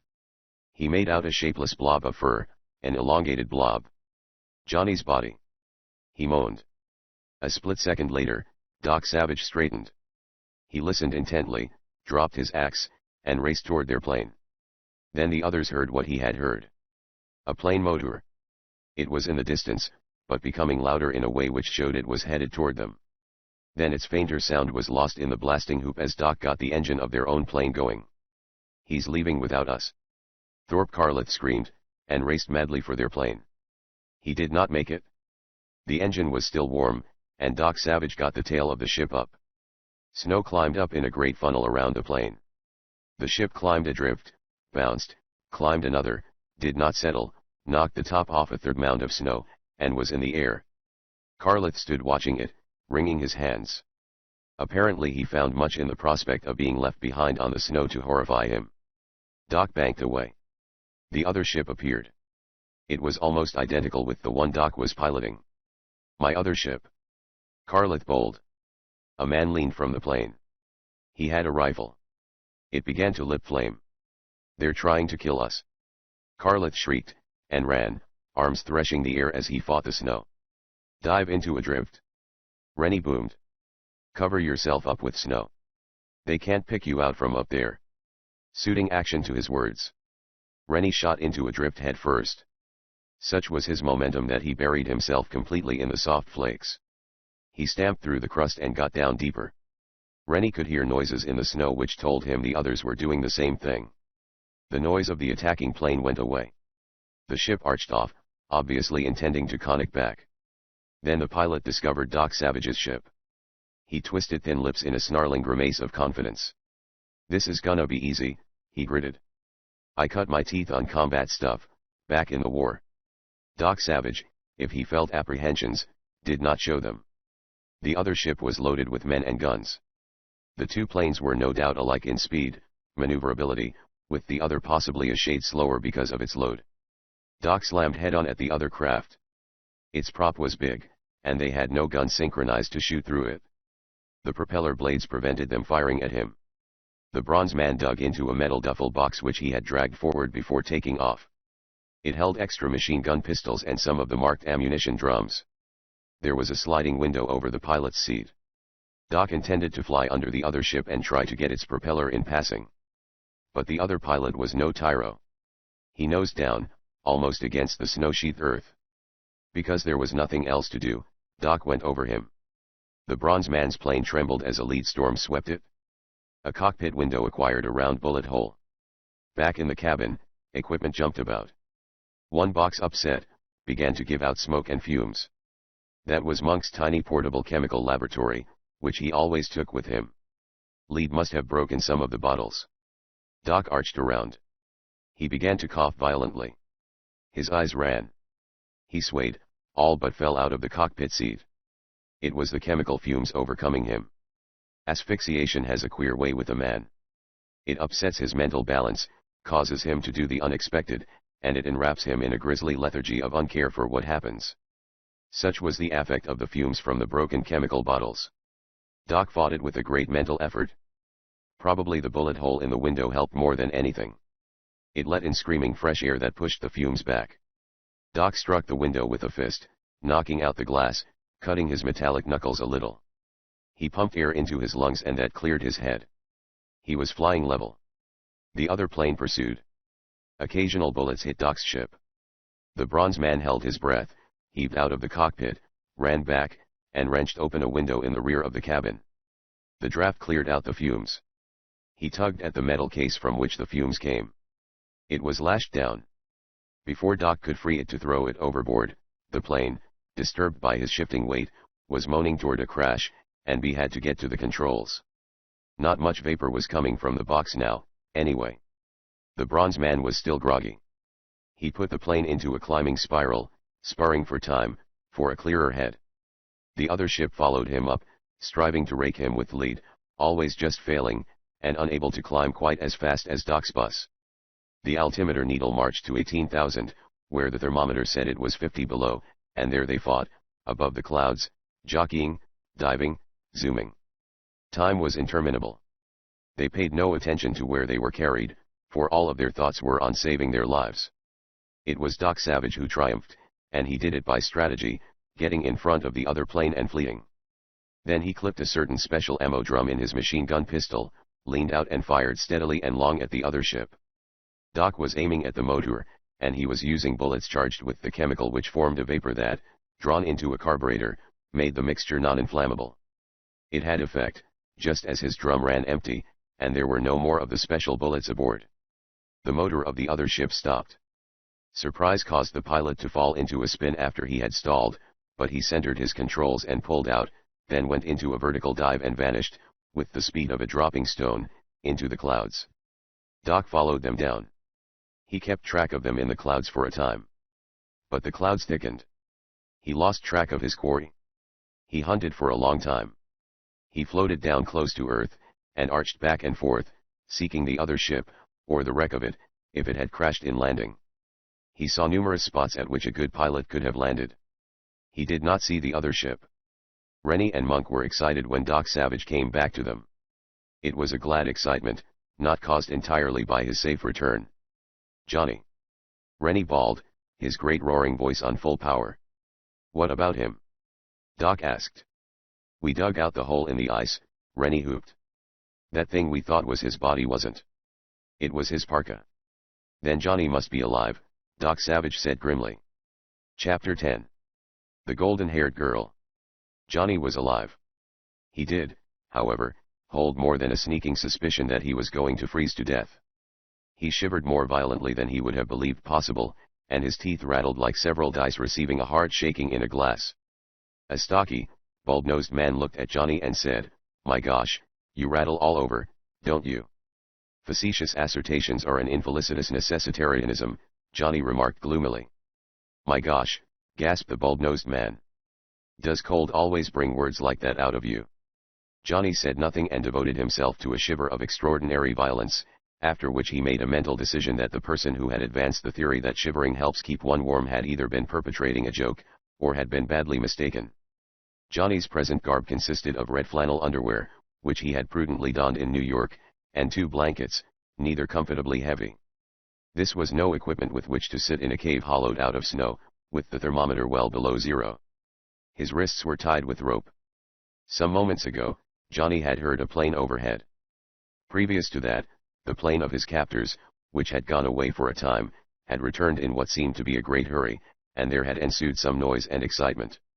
Johnny had not been able to figure out what this last had meant. "What chicanery is eventuating?" he demanded. The bulb-nosed man had a rifle, which he kept tucked in his armpit, the breech mechanism portion, where the cold would not affect it. There were 2 other riflemen outside. "Translate that," the guard requested. "What is going on?" Johnny asked. "Shut up," said the guard. The other 2 guards came crawling in from a snow tunnel which led out of the hastily improvised prison cell. They demanded to know what was the meaning of the conversation which they had just heard. "Just this bag of bones and his words," said the bulb-nosed one. "We ought to let him freeze in that ice pit full of water," growled another. "Wonder what made Kettler decide to keep him alive all of a sudden." "Search me," said the first. "Some big idea, I guess." To their ears came sounds of a man expressing himself roundly and violently in profanity. "That must be Kettler," a man chuckled. "He's kinda peeved. That Doc Savage almost plucked his tail feathers a while ago." Johnny, who had found the most comfortable position to be one of reclining, sat up after the fashion of a jumping jack. "Doc Savage, up here," he barked. "Sure," grinned the bulb-nosed man. "How'd he happen to come?" Johnny demanded, forgetting his usual large words. "Came lookin' for key, reckon," said the other. "Shut up, you blasted fool," gritted another guard. "This mug don't know what the key business is all about. Doc Savage has never heard of it. Want to tip him off?" At that point, Kettler came stamping in, rage all over his dog-like face. He yanked the flaps of his muskrat cap loose as if to hear himself better. "We can't find out what that bronze guy done to the damn motor," he growled. "Not a thing wrong with it. But it sure conked out on us, and we can't get it started. Johnny kept an expression of gloom on his gaunt features. He could guess what had happened to the motor. The stuff which mixed with the gasoline vapor would congeal on the walls of the carburetors, cylinders, and intake manifolds, and it would be several hours before the engine would start, unless the affected parts were taken out and wiped carefully. "That was Doc Savage flyin' over after you landed, wasn't it?" asked a man. "Sounded like he was looking for you." Kettler swore. He kicked cold snow on Johnny, who hastily brushed the damp flakes off his bare skin and wrapped himself protectingly in the blanket. "We spread that white canvas tent over part of the plane, and kicked snow over the rest," Kettler gritted. "That, and the fact it was snowin', kept him from seeing us." "An execrable circumstantiality," murmured Johnny. "Another gob of them words and I'll cut your throat," Kettler screamed. Johnny looked at the speaker, and was surprised to feel his spine grow colder than the rest of his body, an occurrence which surprised him infinitely. Kettler had meant it. Satisfied with Johnny's sudden silence, if one did not consider sporadic involuntary teeth chatterings, Kettler took several turns stamping around the snow room. Breath came out of his nostrils in angry snorts of steam. Suddenly he stopped in front of Johnny. "You're an Archie." "An archaeologist," Johnny supplied. "Yeah." Kettler glared. "That means you know all about old-time things, don't I? And if you spring a big word answering me, I'll stomp your brains into the snow." "Yes," Johnny said. "You know a lot of old-time languages, don't you?" "Yes," said Johnny. "Could you understand an old-time Viking if you heard him?" Kettler demanded. "Yes." "Could you talk to him?" Kettler growled. "Yes." "By gosh," exclaimed the bulb-nosed guard. He spoke 4 little words, one right after the other. Johnny said nothing. He sat and shivered, thought about the Viking business, and wondered how long it would actually be before he froze stiff. Kettler continued to stomp anxious circles in the snow. Someone came in with a gasoline lantern, pumped it up and got it going after some difficulty. The lantern gave off a little warmth. Johnny tried to edge over to it, but Kettler kicked him away. "As long as you're half frozen, you can't run out on us," he growled. Kettler consulted an old-fashioned silver turnip of a watch, scowled, and took up his pacing again. "The party we sent out ought to be back by now," he snapped angrily. "And, damn it, they'd better have found that golden-haired dame." Johnny had been thinking. Now he voiced a conclusion he had reached. "You men," he said, "were the bearded Vikings who were on the Dragon ship and captured that yacht in Long Island Sound." Kettler stopped and assumed the expression of a man who had just stepped in something nasty. "So you knew that all the time?" he barked. "No," Johnny corrected. "But I drew some conclusions from the fact that the faces of all of you show you have recently shaven off heavy beards. The Vikings had beards. They weren't really Vikings at all.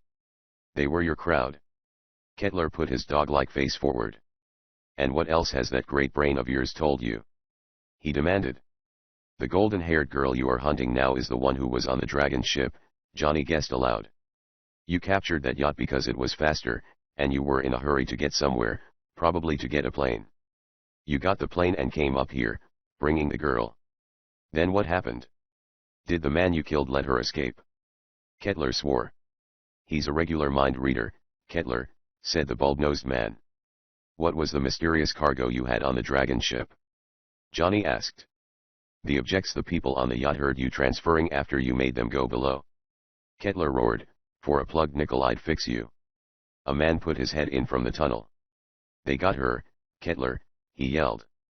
Kettler underwent an amazing change. A smile wreathed his dog-like face, and he seemed to grow 2 inches in height. He rubbed his veined hands delightedly. "Bring her nibs in here," he directed. Very shortly afterward, the golden-haired girl was shoved inside. Johnny looked at her, widened his eyes and made a silent whistle of amazed appreciation. This came, despite the fact that Johnny was about as impervious to feminine charms as they came. The exaggerated newspaper stories, growing out of the glimpse those on the yacht had had of her aboard the Viking Dragon ship, did not even do her justice. She was not the tall, slim type. She was rather husky, in fact, but her curves were entirely pleasing to the eye, and she had features that were a pleasant relief from the doll-faced types popular in the motion pictures at the moment. Kettler executed a deep bow and said, "Welcome, my dear Ingra." So Ingra was her name. Johnny reflected that it was fitting. She was the kind of a Viking girl who must have mothered fellows like Eric the Red. The girl spoke. She spoke rapidly. Her tone indicated plainly she was saying what she thought of Kettler, and it must be a low opinion that she held. The words. Johnny's mouth sagged open. She was speaking ancient Viking. Johnny had never heard it before, except the few halting efforts of students. But he had studied such records of it as existed. He caught some of her words, even as rapidly as she spoke. Kettler whirled on Johnny. Get on the job. He gritted. You are going to translate for us. That's what we kept you alive for. Johnny swallowed. He had already realized that. She is talking too rapidly, he said. I cannot get all she says. Tell her to slow up. Kettler rapped. Then ask her questions. Ask her what? Johnny countered. Ask her where Key is, Kettler directed. Under pretense of rising from a sitting position, Johnny thought rapidly. As he moved, his bound wrists hampered him, but for the moment he did not notice. Kettler, of course, had no way of knowing Johnny would translate the girl's remarks correctly. But Kettler was taking that chance. This meant he was getting desperate. Then Johnny's bound wrists suggested something. It will be more convenient if my wrists are untied, he said. Making gestures will help. He neglected to mention what kind of gestures, or how he hoped they would help. Scowling blackly, Kettler untied the rope. Now, ask her, he directed. Johnny racked his brains for Old Norse words. Up until now, he had considered himself an expert on the subject, but he suddenly realized he was going to have trouble making himself understood at all. He addressed Ingra. These men want me to question you, after which they will probably kill me, was the substance of Johnny's labors with the Viking tongue. If you have any ideas about how we may escape, please tell them to me. The girl spoke too rapidly and vehemently for Johnny to get it all. The gist was that if she had had any ideas, she would have used them herself before now. They are hunting Key, Johnny labored, making some gestures. At the word Key, Kettler and his men showed great interest. I know that is what they seek, the girl said. Her voice was pleasant, even if it was angry. What is Key? Johnny asked. And where is it? I never heard of the place. Or is it a place? The girl answered with a tirade, the substance of which was that she saw no reason for telling Johnny anything, because Kettler would get it out of him, willing or no, and be hanged if she would tell anything. What's the girl jabbering? Kettler yelled. Shut up, Johnny said. I'm trying to pump her. Telling Kettler to shut up was an unthinking slip on Johnny's part, but the bony archaeologist was angry, excited. Kettler swung a fist and knocked Johnny down. He jumped over to add a kick for good measure. Johnny had wangled the freeing of his wrists in hopes of getting a break. He took his break now, even if it was a long chance. He whip doubled, grabbed at Kettler's ankles, got them. Outwardly, Johnny looked only little less helpless than the wired skeletons they keep in medical schools. But that was deceptive. Gripping Kettler's ankles, Johnny stood erect. Kettler waved his arms wildly, trying to keep upright. This was just what Johnny had hoped for. Johnny jammed Kettler's head and shoulders into the snow ceiling. Kettler's waving arms helped. The entire ceiling of the snow room suddenly came down. Johnny racked his brain for the old Viking word for run, but could not think of it. Vamoose. He shrieked for Ingra's benefit. Clear out. Beat it. Then he did his best to follow his own advice. First, however, he dived accurately for the spot where his 2 blankets lay. This was no country for a garb of red flannel underwear alone. He got the blankets. A gun went off in the snow. There was much cursing. Johnny waited, flailed with his arms, seeking the open air. This, he knew, must be a drift, probably behind a boulder. Johnny choked on the snow. It was almost impossible to breathe. His underwear was full of snow. Remarkably enough, though, he was warmer than he had been for hours. With shocking suddenness, Johnny encountered a man. The fellow hit him. Johnny hit back. The man did not seem to have a gun. The man tried to butt Johnny, and the gaunt geologist grabbed the fellow's parka, and partly by accident, peeled the garment off the wearer. He kept a grip on it. Johnny slugged furiously, and got the man down. Johnny dived, came out of the drift, almost unexpectedly. No foes were in sight.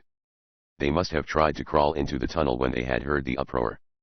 Johnny could see their plane, camouflaged with the white canvas tent and the snow. No use trying to get away in it, he realized. It would take minutes to clear it, to warm the motors, to turn it around. Ingra came out of the drift. Almost simultaneously, Kettler appeared, back to Johnny, not a yard distant. Johnny hit him behind the ear before Kettler got snow out of his eyes. Kettler went down. Johnny began wrenching madly at Kettler's moose-hide moccasins. "Fool!" shouted Ingra. "Flee!" Johnny understood her Viking. It was a good suggestion. She was already fleeing. He loped after her. Chapter 11. Deathfall. Boulders and huge masses of stones were all about, along with some scrubby bushes, many of which were buried in the soft snow. They were very thorny bushes, Johnny's bare feet soon told him, and that reminded him that his feet were already becoming numb. He should, he reflected, have tarried for Kettler's moccasins.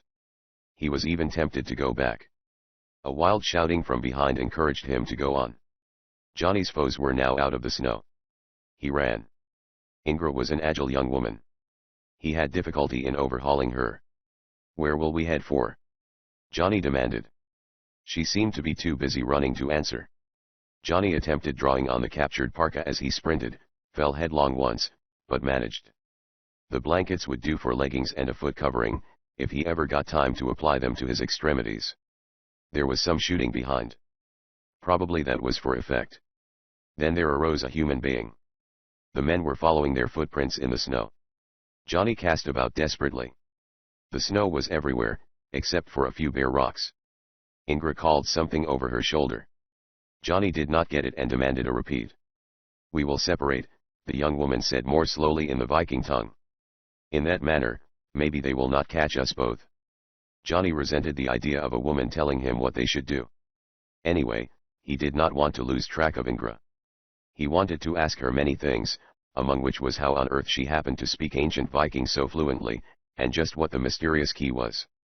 He had enough of other questions, too, to fill up hours of interrogation. "No," he said to her suggestion. She promptly demonstrated that she was a young woman who would not brook argument. To their right was a patch of the thorny bushes, speckled with jagged rocks. She plunged into these. Her North Country garments, they were new and looked as if they had been purchased in New York, protected her from the thorns. Johnny tried to follow. He negotiated 50 feet, and practically no skin remained on his bony shanks. Rags of red underwear dotted the bushes behind. He would never make it. Johnny backed out, and of necessity, took up his flight in the opposite direction. When he looked back, Ingra had vanished.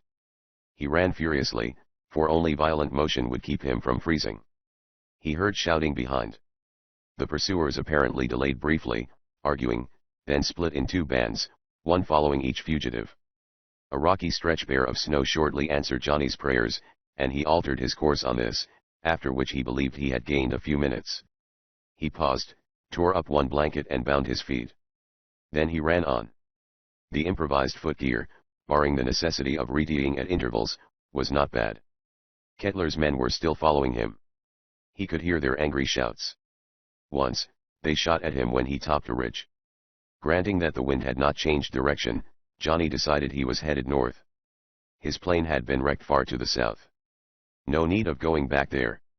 Later, perhaps, he could do so, and employ the wreckage to make skills or snowshoes. The thing now was to outstrip his pursuers. He settled to a long-legged, distance-eating run. Johnny's youth had been scholastic, but he had found time for athletics, and his specialty had been distance running. He had never set any world records, but that was possibly because he had never taken the time out for the intensive training necessary. On an occasion or two, however, he had delivered some surprising upsets in track meets. Unlike most college athletes, Johnny was now in better condition than during his scholastic days. Some freak in his makeup, Doc Savage had diagnosed it as an unusual glandular condition, had endowed him with muscles that were more like violin strings than those an ordinary man would have. The bony archaeologist's endurance was fabulous. He was going to need all he had. The men behind were fresh, but what was worse, from the way they held their own, they must be wearing snowshoes. Johnny's extremely long legs were a help in the snow, but they did not overcome the snowshoe advantage. The nearness of his pursuers drove him to more and more frantic efforts. His position was almost hopeless. Doc Savage was somewhere about, from what Kettler's men had said, but the chance of attracting the bronze man's attention was not even worth trying. It was still snowing. A signal could not be seen at any distance. A faint roaring reached Johnny's ears. He stopped, listening, straining. He thought, hoped, it was a plane, Doc's ship. But no. It was the sea, waves breaking on an icy shore. 3 or 4 miles distant, he concluded. Johnny ran on. The fact that he could hear waves did not surprise him. Tidal currents were reputedly terrific off these shores, and portions of the sea never froze. A bullet climbed, whining, off a stone nearby. A moment later the crash of the rifle firing it arrived. Johnny observed a defile, a rounded gully, to the left. The wind seemed to sweep straight up it, and it was as free of snow as the rest of the country. Johnny loped into it. The going, he thanked his stars, was easier. He put on more speed. He slithered, time and again, almost fell, for the terrific exertion was making him a little blind. The cold was helping, too. Snow had melted in his red flannel underwear, and he knew the garment would eventually freeze. Once clear, and he began to hold a horrible doubt that he would get clear, he would have to get the underwear off. He still carried the other blanket. That would help. Another bullet searched for him. Johnny doubled low. The gully seemed to turn ahead. If he could but reach that angle. He looked back, to see how close pursuit was. He was running in shallow snow. Suddenly, horribly, Johnny was running in mid-air. There is in the human category of experiences nothing quite so shocking as to have solidness drop abruptly from underfoot. Johnny fanned his arms, tried to turn in the air like a cat and grab solid rock. He knew he had run into some kind of a crevasse which had been bridged over by snow. He knew, too, that he was lost, and it was numbing, but no great surprise, when his fingers failed to reach a hold and he plummeted down into a grisly infinity that was made grey and hideous by the snow that fell with him, and awful to the ear because there came faintly the shouts of men who wanted to kill him. Kettler's men had been close. They had seen him fall. They had taken off their snowshoes, were carrying them as they ran. The bulb-nosed man was in charge of the pursuit detail. Careful! He warned. The bag of bones fell into a crack of some kind. The men slowed their pace. The respite was welcome. All were drinking in air with frenzied gulps, and the cold stuff burned their lungs like fire. Nearer the crevasse, they went even more gingerly. 2 of them, exhausted completely, lay down where they were and rolled in agony, hands clamped over mouths and nostrils to shut out the air which they must have, yet which was so cold it was almost impossible to breathe. They linked hands together, the bulb-nosed man foremost, and edged to the crevasse. It was a canyon into which the gully emptied, they could see. Nor was it so very narrow.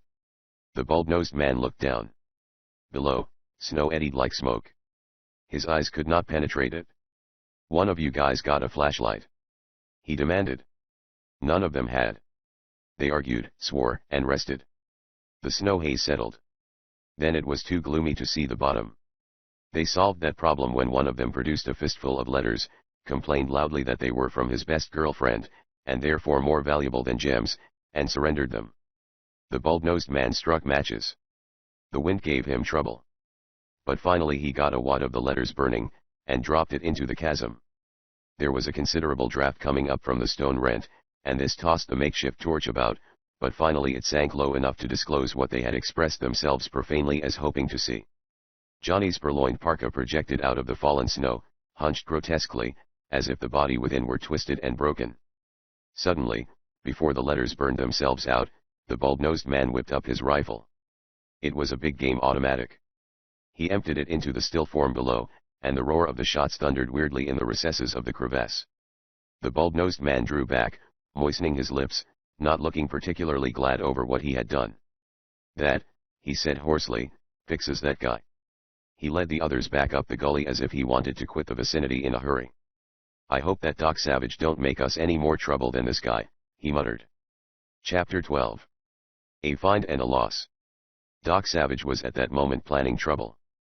The bronze man was at the controls of Thorpe Carlith's plane, and in the cabin were Carlith, the perfect Peabody, Rennie, Monk, and Ham, and habeas corpus.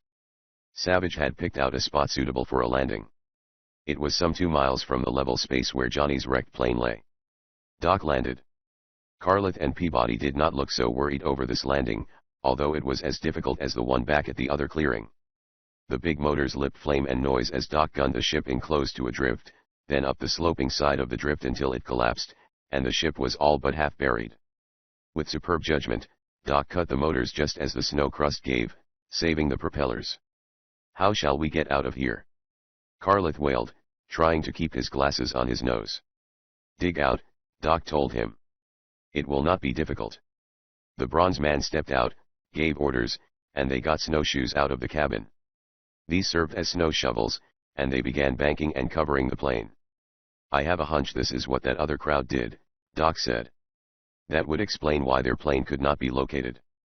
Carleth got his glasses to stick. "What are you going to do?" The bronze man did not answer that directly. "You fellows will remain here," he suggested. "We do not want to take chances of losing this ship." "It would not," Carleth agreed fervently, "be pleasant to be marooned up here." Doc Savage made up a small pack consisting of a silken airtight sleeping bag which rolled into a pack no larger than Rennie's fist, and which could be kept warm by a tiny fireless chemical heater which was situated in a bag in the foot, and which was put in operation by filling the bag with water, snow would do, then pouring in a spoonful of a chemical which was contained in a flask. Doc also took a box containing a number of small cakes of stuff resembling candy, cakes which were really concentrated food that could be prepared by mixing with water, or in an emergency, taken without preparation. The bronze man added to the pack such chemicals and gadgets as he believed might be convenient. Monk's chemical laboratory, he had discovered, was not greatly damaged. One piece of equipment which another would certainly not have neglected, Doc Savage did not carry. He took no gun. This was in keeping with the policy which he had long ago formulated, that of having nothing to do with firearms. For this he had a reason, the thorough conviction that one who comes to depend upon a gun is the more helpless than without the weapon. Without saying where he was bound, or what he intended to do, Doc Savage struck out over the snow. He handled the snowshoes with the precise ease that comes of careful practice devoted solely to learning how to do a thing, coupled with the advice of experts. Doc's skill in almost all lines, which seemed amazing, was in the last analysis simply explained. When he wanted to master a thing, he went to those who were already masters of the subject, and learned from them. Unexpectedly, it stopped snowing. The clouds were still matted above, but they no longer leaked flakes. The wind, too, dropped until it was scarcely perceptible, and in the calm that followed, the myriad noises of the Northland, previously unnoticeable, became apparent, rocks which occasionally cracked from the awful cold, twigs complaining, the sandy crunch of dry snow under the snowshoe webs. The boom of the sea was audible now, as well. Doc Savage was alert, using eyes, ears. Not much missed him. He was crossing a particularly rocky region when he halted abruptly. His eyes were fixed on a drift a score of yards distant. Plumes of steam, so faint as to be virtually non-existent, arose at intervals from the drift. Breath steam, undoubtedly. Doc Savage advanced warily. Something was under the snow, breathing through a small hole in the flakes. The hole might be for listening purposes as well. It might be an animal in the drift.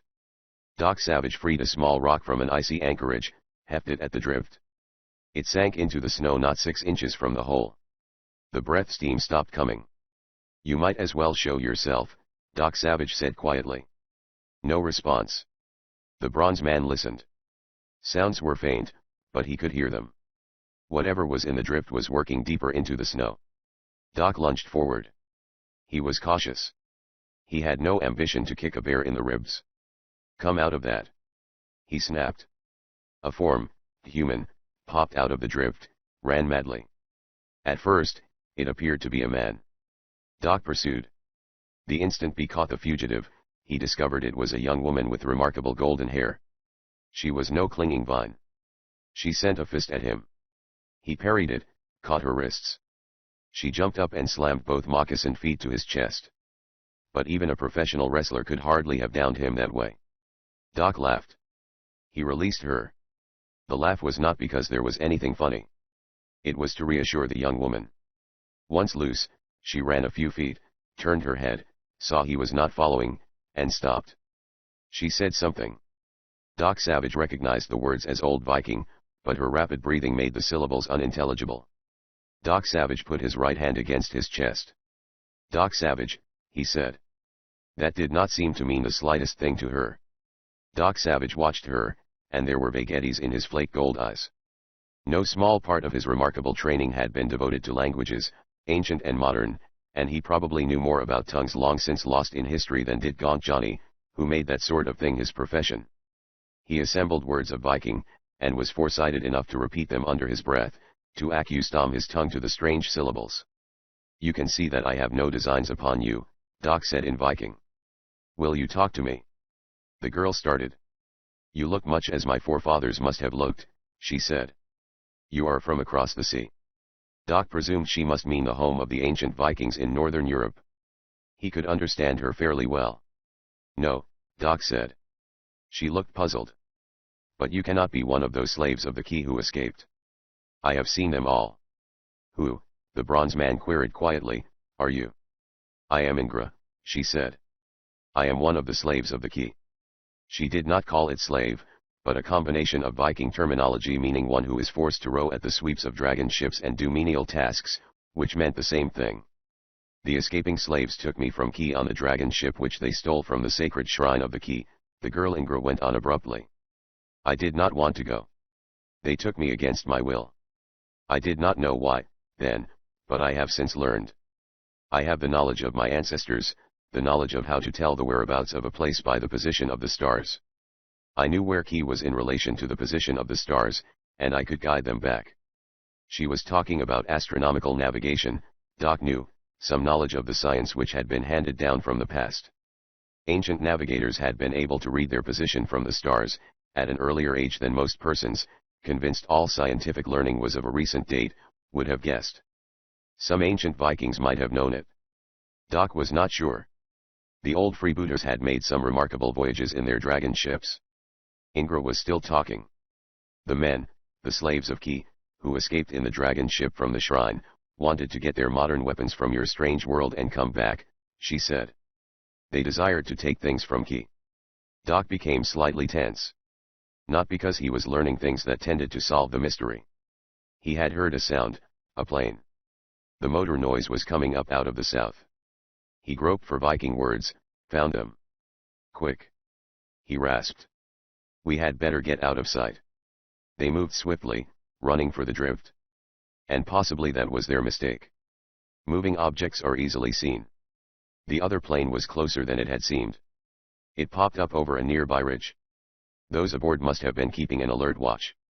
The plane veered toward Doc and the girl, just as they dived into the drift. It moaned overhead, very low. It turned, came back. Time and again, it passed. There was no spot nearby suitable for a landing. Doc poked a hole in the snow, a hole small enough that it could not be seen from above, and studied the plane. He had never seen the ship before. It was a big trimmeter biplane, capable of carrying almost a score of passengers, and it looked like an old job gotten second-hand from some airline. It bore the United States markings. There was no way of telling whether those aboard were friends. Doc decided to test. He stepped out of the snow, and shucked back the hood of the parka so that his features showed plainly. Results amply demonstrated what he wanted to know. Men in the plane above all but fell overboard in their haste to get guns out of the windows. When he saw the first rifle barrel appear, Doc Savage whipped for shelter. Bullets thumped around him. He got into the snow, burrowed, changed this course, and snuggled under a boulder. There, he could only be hit from one direction, and the men in the plane, not knowing where he was, were not likely to get the correct angle. The plane moaned above, its exhaust syncopation punctuated with gun sound. The lead accomplished nothing. The plane went away. Doc Savage shoved out of the drift hastily. He glanced tip. He had guessed correctly. 2 parachutes were lowering men who had leaped from the other plane. "Stay here," the bronze man shouted in Viking. "Very well," the girl agreed from under the snow. Doc ran toward the spots where the parachutes would drop. They were big, slow lobes of silk. But it was impossible to travel swiftly through the snow. He saw he would not be able to reach a position near the parachutes before the men harnessed in them were down. The big, shabby biplane came storming back, but Doc was among high boulders, and paid it little attention, beyond dodging and favoring shelter. One parachute came down on a spot where stones were huge and rugged. The man in the harness took a nasty fall, lost the rifle which he was carrying, and Doc made for him. The other parachute was higher. The occupant began shooting from the air. His marksmanship was hair-raising. Doc heard that peculiar popping noise which a high-velocity bullet makes close to an ear. He slapped behind a rock ledge. The plane came back, men in it shooting. Doc was forced to change position. The man in the parachute shot at him again. The fellow who had fallen recovered and began firing. Doc began to need all the eyes with which a fly is equipped. He settled himself in the most convenient shelter, half buried in the snow that filled a crack in the rock, and explored his clothing. Over his light, strong chainmail undershirt, Doc wore a vest which consisted almost entirely of pockets that held containers designed for flatness, so that they fitted into the pockets without special bulk. He extracted one of these, twisted off the lid, and it instantly began pouring out a dense, thick black smoke. He tossed the smoke bomb behind him. The black cloud it poured out was prodigious. Monk had spent months perfecting that particular chemical concoction. The pall covered Doc, hit him, and went on to envelop the other two who had come down in their parachutes. Doc reared up and started through the black smudge. 3 paces, and he stopped. He could hear shouting. It was off to the left quite a distance. Doc Savage had no way of knowing he was listening to the party of Kettler's men who had been hunting the strange girl, Ingra, and who had been drawn by the uproar. But he did guess that they were new foes. The bronze man continued with the job at hand. He located one of the parachuters, crept upon the fellow and had the man by the neck before the fellow dreamed that he was in imminent danger. The man tried to use his rifle. Instead of twisting it out of his hand, Doc simply exerted sudden, terrific pressure on certain vulnerable spinal nerve centers. The victim let his gun go, went limp. Doc dropped him. The pressure had the same effect, generally, as a knockout blow, and it would be some time before the fellow aroused. The distant new arrivals were still shouting. And now they began shooting. Doc caught some of their words.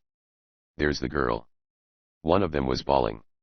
Ingra, the remarkable young woman who spoke Old Viking, must have ventured from concealment, and been discovered. A moment later, Doc heard the young woman shrieking. The plane whooped, moaned above. Someone in it was using a machine gun which jammed frequently. Doc violated a principle of never using firearms. The plane above was the big handicap. He scooped up the rifle of the man he had just overcome and ran out of the smoke pall. The other fellow who had come down by parachute had been canny enough to get out of the smoke also. He saw Doc, lifted his rifle. The bronze man snapped a shot. An onlooker would have sworn he could not possibly have aimed. But the man with the rifle let out a squawk and tried to stand on one leg. The bullet had shattered the bone in the other. He soon fell down. Doc got behind a rock and waited for the plane to come back. He aimed with great care. Twice, he seemed on the point of firing, only to be dissatisfied with his aim. He fired one shot. The starboard motor of the plane stopped. There must have been consternation on the ship. A landing here would be suicide. The craft limped away, 2 motors keeping it up, but not much more. Doc Savage ran toward the spot where Ingra had been left. Coming in sight of her, he saw that she had been taken by the other raiding party. 3 of them were holding her. The others saw Doc, and began shooting. Doc drifted back, that being the only sane thing to do. They pursued him, but warily, obviously afraid of him, but intent on killing. Off to the east, the crippled plane was coming down, level snow evidently having been discovered. Doc listened for the results of their descent. Bloopings of the motors, undoubtedly as the craft taxied in the snow, told him they were down safely. Unexpectedly, those pursuing Doc veered over toward where the ship had landed. They went swiftly, and were well on their way before the bronze man comprehended their intention to join those in the plane. Doc made a barren effort to cut them off. But the distance was too great. They reached the other ship well ahead of him. The craft had been idling with its 2 motors, but now the third broke out noisily. They must have found the wiring which the bronze man's bullet had cut. He had done some careful calculating on that shot, and had repaired it. The plane took the air before he was near enough to do anything toward preventing it. Doc promptly took shelter in a snowdrift, with a peephole at hand and the rifle ready. But the plane, all the men and the girl must have loaded aboard, did not take chances.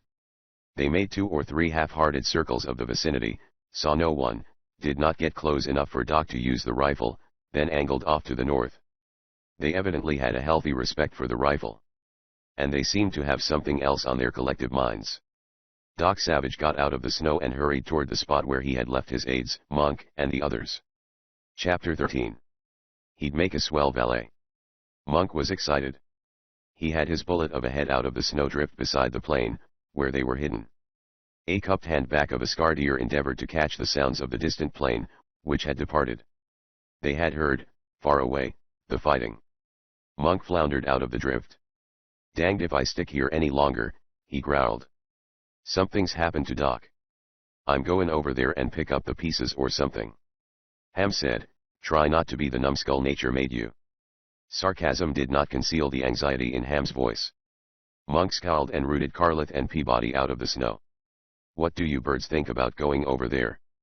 Peabody looked at Carleth and said, "My wishes are yours, sir." Carleth shivered. He seemed to have acquired a dislike for the whole thing. "My wishes are that we were back in New York," he muttered. "But since that is out of the question, I believe we should see what has happened to Doc Savage."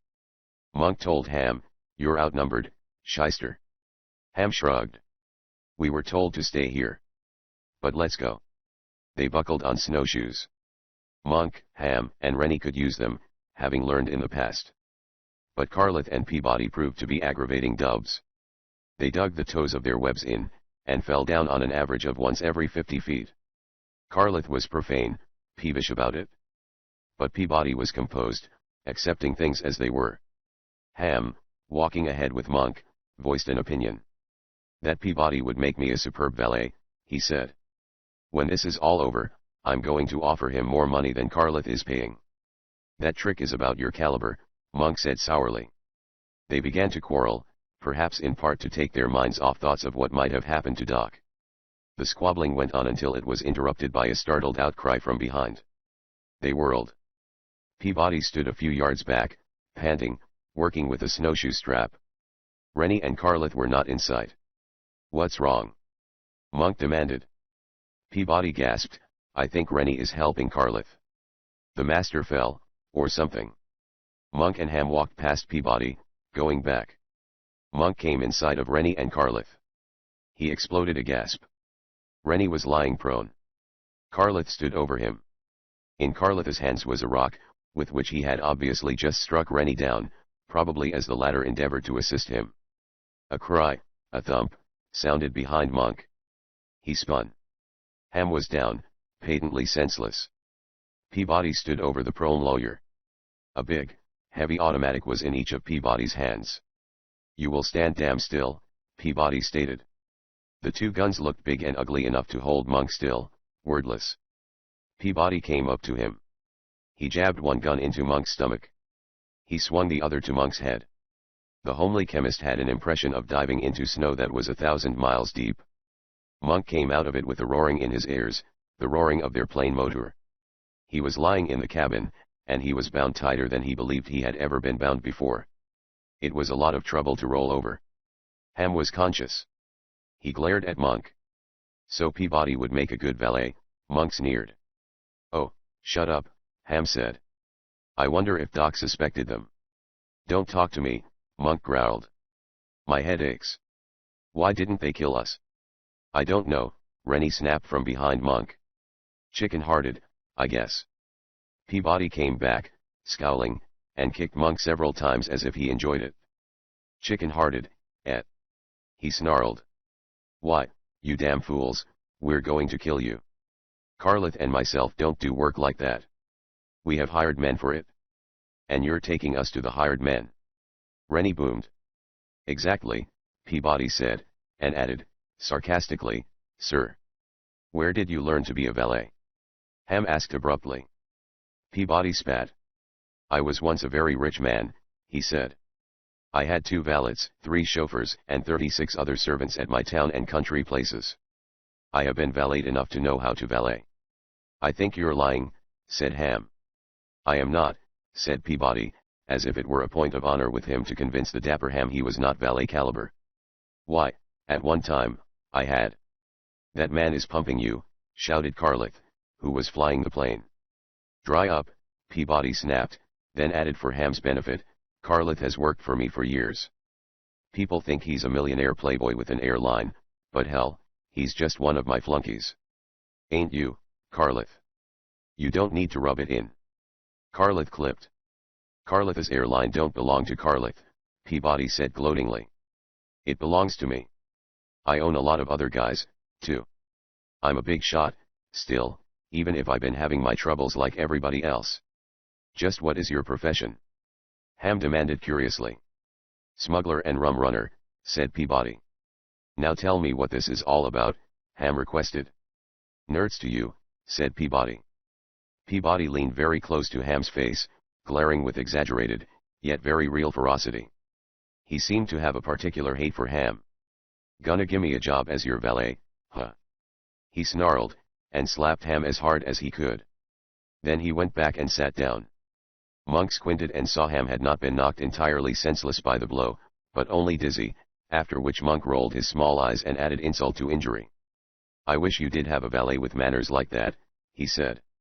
Carlith spent some time looking down out of the cockpit window, then angled the plane over, and it tilted steeply and centrifugal pull told them the craft was spiraling down sharply. Once they even got a glimpse of a misplaced earth through one of the cabin windows. The ship landed. It was a very bumpy landing which scared Monk, Rennie and Ham badly, and caused Peabody to curse Carlith. Peabody got out and yelled, Kettler! You old bucket of sin! How do things stack up? There was much conversation, which the three prisoners in the plane could not quite overhear, and numerous men came up to the ship, looked inside, and made insulting remarks to the captives. Monk, listening carefully, overheard enough casual remarks to tell him several things, namely, Kettler was the leader of the party they had joined, but he was working under Peabody's orders. Kettler had, it seemed, once been a captain of a smuggling ship operated by Peabody. Kettler's plane was here, where it had been hidden after escaping from its unsuccessful attack on Doc's ship. A second plane, the old biplane which had attacked Doc, had just arrived from New York, bearing more members of the gang. The biplane also had carried something else which had an important connection with Key. Monk did not catch what it was. The girl, Ingra, was here. They were trying to make her direct them to Key. Monk was still straining his ears for information when several men came, seized him, along with Ham and Rennie, and hauled them out of the plane cabin. Monk looked at the biplane, hoping to see what its mysterious unidentified cargo was. Numerous men were standing around the ship, looking in the cabin windows. They reminded Monk of spectators at a sideshow. Before he got any information, Monk and those with him were hauled over to Kettler's big plane, the ship which Carlith had insisted had been stolen from him. Kettler, Peabody, and Carlith were there, alternately shouting Key at a very attractive young golden-haired woman. They also made fierce faces, pinched her cruelly, and twisted her arms. In the course of this, the three men had collected a few bruises which Ingra had managed to inflict. Peabody scowled at Ham. Valet material am I? He gritted. Well, let's see what you think in a minute. What are you going to do? Ham demanded anxiously. This damn girl won't do what we want, said Peabody. So we're gonna cut your throat and let you bleed on her feet or something to kinda remind her we mean business. Ham blinked, swallowed. Peabody was utterly serious about it. Peabody called one of his men and demanded the loan of a knife. Ham noted that the blade was one of the Viking weapons which had cropped up so mysteriously in New York. That reminded Ham that the mystery attacks in New York never had been explained satisfactorily. But he did not devote that angle much thought. Peabody had come up to him and had made a preparatory flourish with the knife to get Ingra's eye. The young woman realized what he was about to do. She, to Ham's everlasting thankfulness, did not hesitate. She shrieked a conglomeration of words in Viking. No one present understood her. But her meaning was plain. She's gonna take us to Key. Peabody barked. Peabody glowered, fingered his knife, seeming happy and at the same time disappointed. Reckon I gotta keep you and your two pals around until this dame does her stuff, he said. But buddy, after that I'll do you up like no valet you never saw. The three prisoners were hauled back to the plane, along with the girl, and loaded inside. There was much turmoil. Plane motors howled, stirring up choking clouds of snow. All three ships were going to take the air. There was some parceling out of rifles and ammunition, particularly ammunition. Watching the preparations, Monk gathered that these men contemplated a fight. From their numbers and the quantity of arms, they must expect the fray to amount to a battle. Try as he would, Monk could not see what was in the old biplane which had moved men to gather around and stare. The ships took the air amid terrific straining of motors and shouted profane advice between the pilot and his passengers. Peabody, Ingra, and some others were with Monk and his two companions. Carleth was flying. Peabody shouted, "We might as well look for that Doc Savage a little, before we go to Key." The plane headed south, taking swings of 2 or 3 miles to each side. "I think I saw him over there," a man shouted and pointed. The plane angled over sharply. It came down close to earth. Everyone but the prisoners used field glasses. Results were nil. "Must have been mistaken," said the man who had shouted discovery. "We'll give it up," Peabody growled. "Head north, while I start this dame doing her stuff." The three ships trailed each other noisily through a sky that was leaden, in the direction of Key. Chapter 14. Key. Doc Savage came out of the snow after the planes had gone, for it was the bronze man whom they had seen, and he had taken shelter, and standing in the snow, Doc stared into the north, listening to the final diminishing of sound which the bevy of motors had made and left.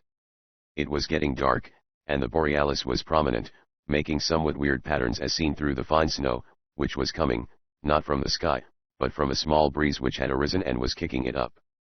Doc shifted position. The squall of his snowshoes in the cold dry snow was almost frightening. The fantastic vastness of the snow country seemed to press in like a gobbling monster. The bronze man snowshoed north. He had been back, already, to where he had left Monk and the others, and had found them and the plane gone. He had found one other thing, too. "Habeas," Doc called.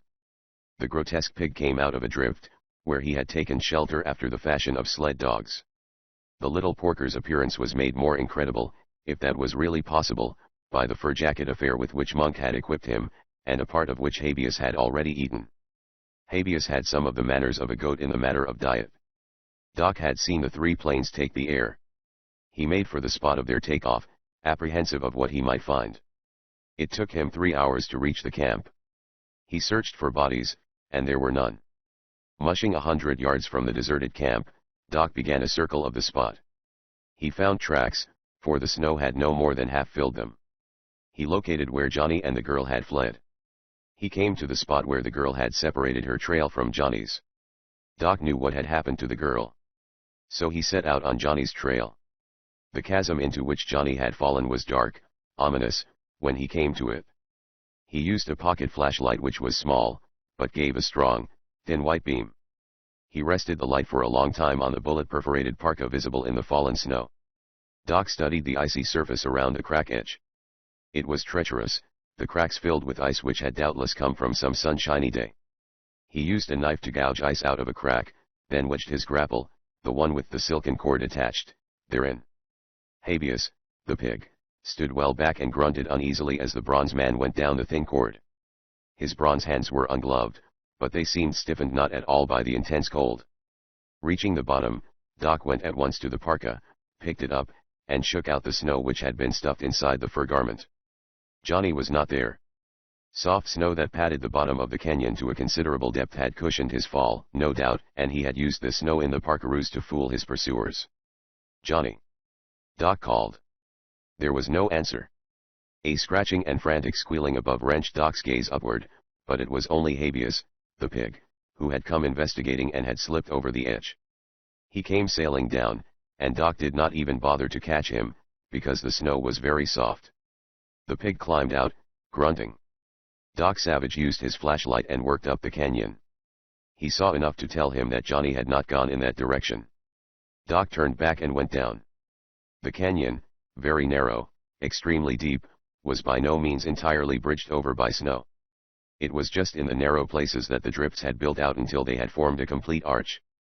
Where the crack was arched over, however, the darkness was intense.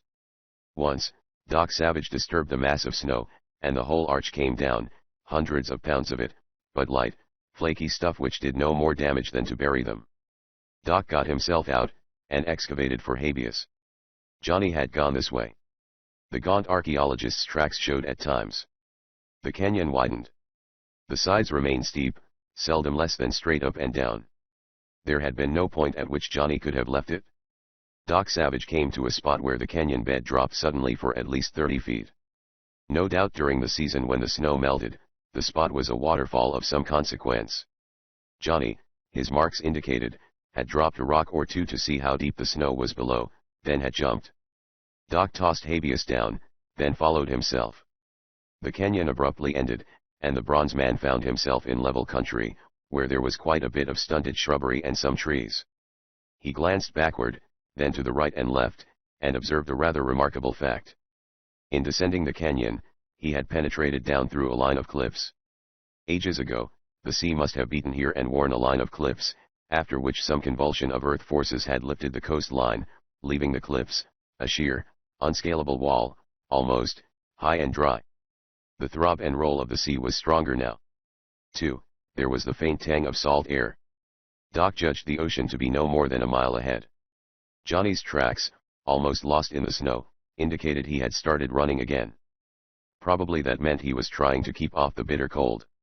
He was heading west, and in that direction Doc could see larger trees and a number of rocky peaks which seemed to be surrounded by masses of boulders. No doubt Johnny was visioning shelter from the elements when he headed for that point. Doc Savage gathered up the pig, Habeas, and quickened his pace. He worked through brush, came out on the south slope of a hill, and was suddenly face to face with the last thing he had expected to see. A cultivated field. Nothing, of course, was growing now, but the marks of agricultural efforts were evident.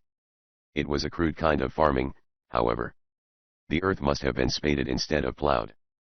Farther on, there were trees of a variety not often seen this far north. Doc inspected them. New England maples, of the type from which is drawn the sap for maple syrup. In New England, they would not have been considered much as maple trees, being stunted and gnarled. But they were maples. More surprisingly, the trunks bore marks indicating they had been tapped. There were a few other trees of a hardy fruiting variety grown in Canada and the northern United States, and some berry bushes, obviously cultivated.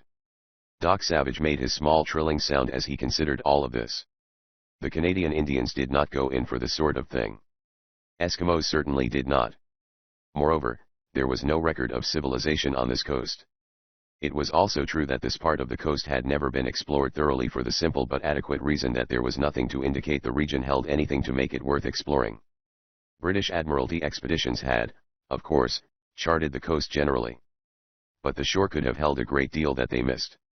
Apparently, it did. Doc advanced through the cultivated section, topped the hill, and was no little surprised to discover himself standing on the shore of a small bay. The entrance to this was narrow, and had the shape of a letter S. Doc frowned at the ocean, which was plentifully sprinkled with ice cakes. From out there, it would be almost impossible to discover the bay entrance. Not, of course, if a ship came in close. But there were ugly rocks here and there. No sane skipper, even an explorer, would venture close to a shore like that. The west side of the bay was against a high cliff. Doc Savage at first had no intention of going near the cliff, but on closer inspection, he saw something which drew him toward the spot. Wave action in some distant age when the water was higher, had hollowed out the base of the cliff. A wall had been thrown up in front of the hollow, a wall that reached up to the cliff. It was a man-made wall, neatly mortared. No telling how big the cavity behind was. Intrigued, Doc searched for a hole through the wall. Toward the opposite end, the wall arose sheer from the water, and there, judging from appearances, a sizable portion of the wall had been torn down, and rebuilt. The mortar there was new, and looked as if it were frozen, rather than dry. Doc decided the hole had been filled in within the last month. Doc Savage worked toward the other end of the wall. The cliff towered above, overhanging. The sky was murky. An unusual play of borealis furnished much of what light there was. Doc came upon a path. It was about 3 feet wide, cut neatly through the drifts, the excavated snow piled on either side. There was soft snow in the path, but it had not been disturbed by tracks. The path terminated against the artificial wall. Doc Savage bent low and inspected. There seemed to be a loose block of stone, perhaps 18 inches in each dimension, which was designed to come out. He worked at it. The rock came out. It was only a plate standing on edge. He threw his flash beam inside. He saw nothing but a bleak stone cavern, the opposite wall formed by the side of the wave-worn cliff. The wall was too thick for him to see in either direction. Doc worked at the mortared rocks. His strength was enormous, the construction of the wall none too stable. That combination enabled him to free some of the rocks. He made an opening which would permit him, with difficulty, to squeeze through. He wormed in. He was not quite through when something grabbed his wrist. Chapter 15.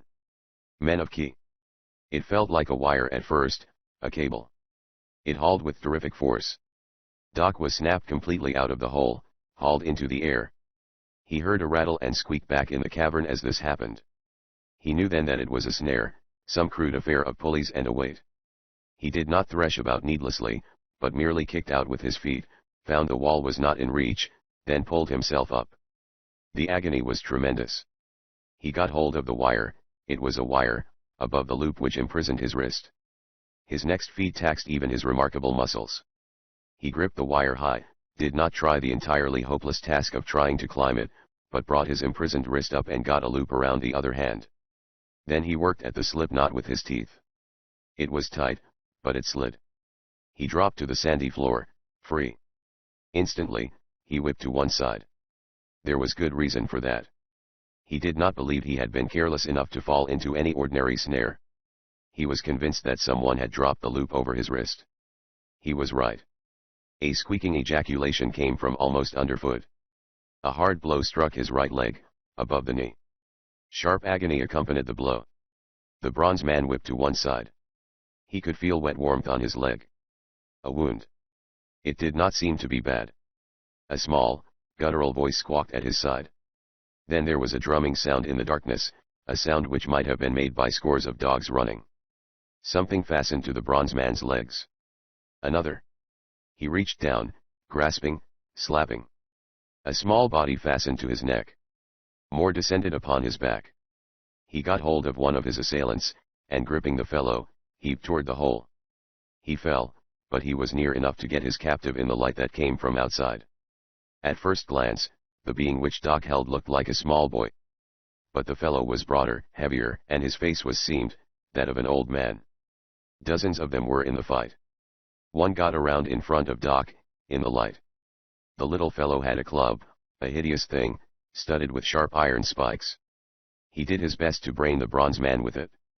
Doc grasped at the club, got it and threw it out of the hole.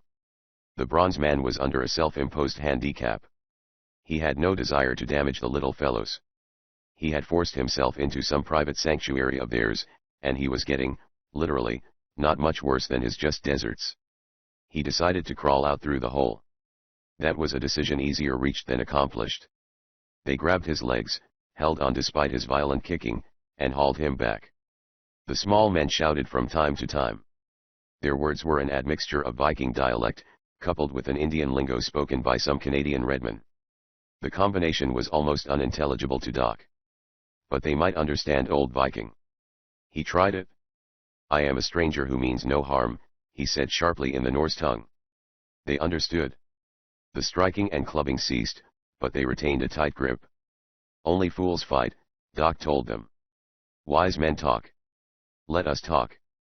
There was some muttering in their vernacular, after which three went back into the cavern and could be heard hitting flints with steel.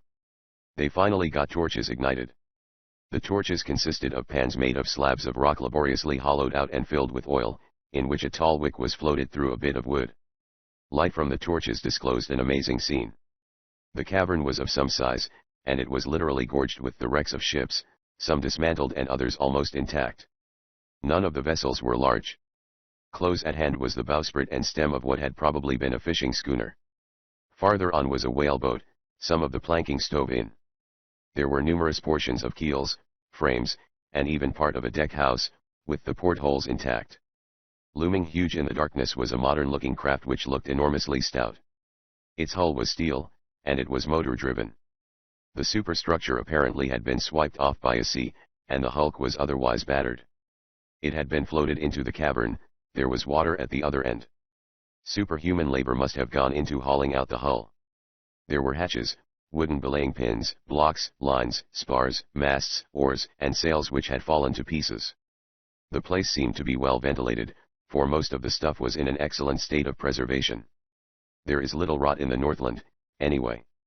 Occupying a place of honor, and Doc stared at it a long time, was a Viking dragon ship which might have been a double for the one which had put in such an amazing appearance in Long Island Sound, except that the bow of the craft was pretty much of a wreck, as if it had gone on a rock before being hauled into this queer place. Doc's attention returned to his captors. They were amazing little fellows, possibly not as small as it had seemed at first. Doc had once visited pygmies in Africa. These fellows were about the same size, although a bit broader and with round, butterball faces, the young ones. The old ones were walking masses of wrinkles. Doc decided they were ordinary North American Aboriginal stock, who had been stunted by some freak of heredity or environment. "Who," Doc asked in Viking, "are you?" "The medicine men of Key," replied the most wrinkled of the lot. "Why were you breaking into our sacred place, where only the medicine men are permitted to come?" It did not seem exactly suitable to explain that he had just been curious, so Doc countered with a question. "Is this," he demanded, "the way that well-meaning visitors should be treated?" "We will show you how we treat visitors," the medicine man chief said calmly. They closed in on him. Doc let them seize him and the leading thongs to his wrists. He was curious to see what they intended doing. The small men of Key led the bronze giant out of their queer sacred place, as they called it, and marched him down the trail scooped in the snowdrifts. Doc Savage did some thinking. The Viking dragon ship of Long Island Sound had undoubtedly come from here. That meant the bearded crew who had captured the yacht had sailed the dragon ship down from here. This was something of a feat, considering the season of the year, but not impossible. Had the Vikings not crossed the Atlantic, the northern, dangerous part, too, according to well-founded historical opinion, using exactly such ships? Perhaps these identical ships. Becalmed on Long Island Sound, the bearded crew of the Viking dragon ship had taken the yacht to complete their voyage. They had shaved off their beards, enlisted the aid of Peabody and Carleth, taken a plane and come north, for what? That still remained a mystery. Further recapitulation was interrupted by appearance of one of the most primitive, striking settlements Doc had ever seen. It looked as if someone with only a hazy idea of how to go about it had attempted to construct a village patterned after those of northern Europe in the 10th century. There was a wall, quite substantial, but not overly high. Inside, there were several large buildings which resembled big stone blocks. Adding an almost laughable touch were several common Eskimo igloos, and a few Indian wickiups of poles and animal skins. There were some sod huts. Plump little pygmy people were everywhere, swathed in fur garments which did not differ greatly from the ordinary Eskimo type. They swarmed out and surrounded Doc and the capturing party of medicine men. Doc expected his size to excite some astonishment. It did, but not as much as he had anticipated. The little fellows seemed fully aware that the world held bigger mortals than themselves. A few minutes later, Doc saw the reason. A group of 4 normal-sized men appeared. They were clad warmly in furs. But each man carried a long length of what must be ordinary ship's anchor chain. The ends of these chains were fastened about the men's ankles. It was an improvised and no doubt effective variation of the ball and chain. The wrinkled little chief medicine man prodded Doc and indicated the 4 men with the chains, at least one of whom was white, the other 3 apparently being ordinary Eskimos. "They," said the medicine man in bad Viking, "were visitors like yourself." That did not sound so good. Doc was led to a square block of a house. There was no door, no windows. A pole was leaned against the wall and Doc was persuaded to climb to the roof. The roof had 2 holes. Out of one, smoke came. The other was larger. Doc was shoved down it, into a black, rather chilly and smelly interior. "I'll be super amalgamated." A scholastic voice greeted him. There was an extremely large blubber lamp, possibly the local version of a heating stove, burning under the small hole, and it gave off some light and heat, in addition to much smoke. By that fitful gleam, Doc discerned the bony Johnny. The gaunt geologist and archaeologist was hugging the blubber heater. He still wore nothing but his red underwear. "It is a wonder you don't freeze to death," Doc told him. "I am convinced I have," said Johnny, who made it a point not to use his big words when talking to Doc Savage. "I have been running all over the North Pole dressed like this. Why I am not dead, I don't know. It is really remarkable." Not when you consider John's whalebone constitution, Doc reflected. "What happened to you?" Doc asked. Johnny told him. The recital missed no details, consequently required some time. "I eventually wandered to a spot where these little fellows saw me," Johnny finished. We had a bit of a battle, but I was almost frozen. They threw me in here. I gather that they are going to tie a piece of anchor chain to me and use me to perform useful tasks.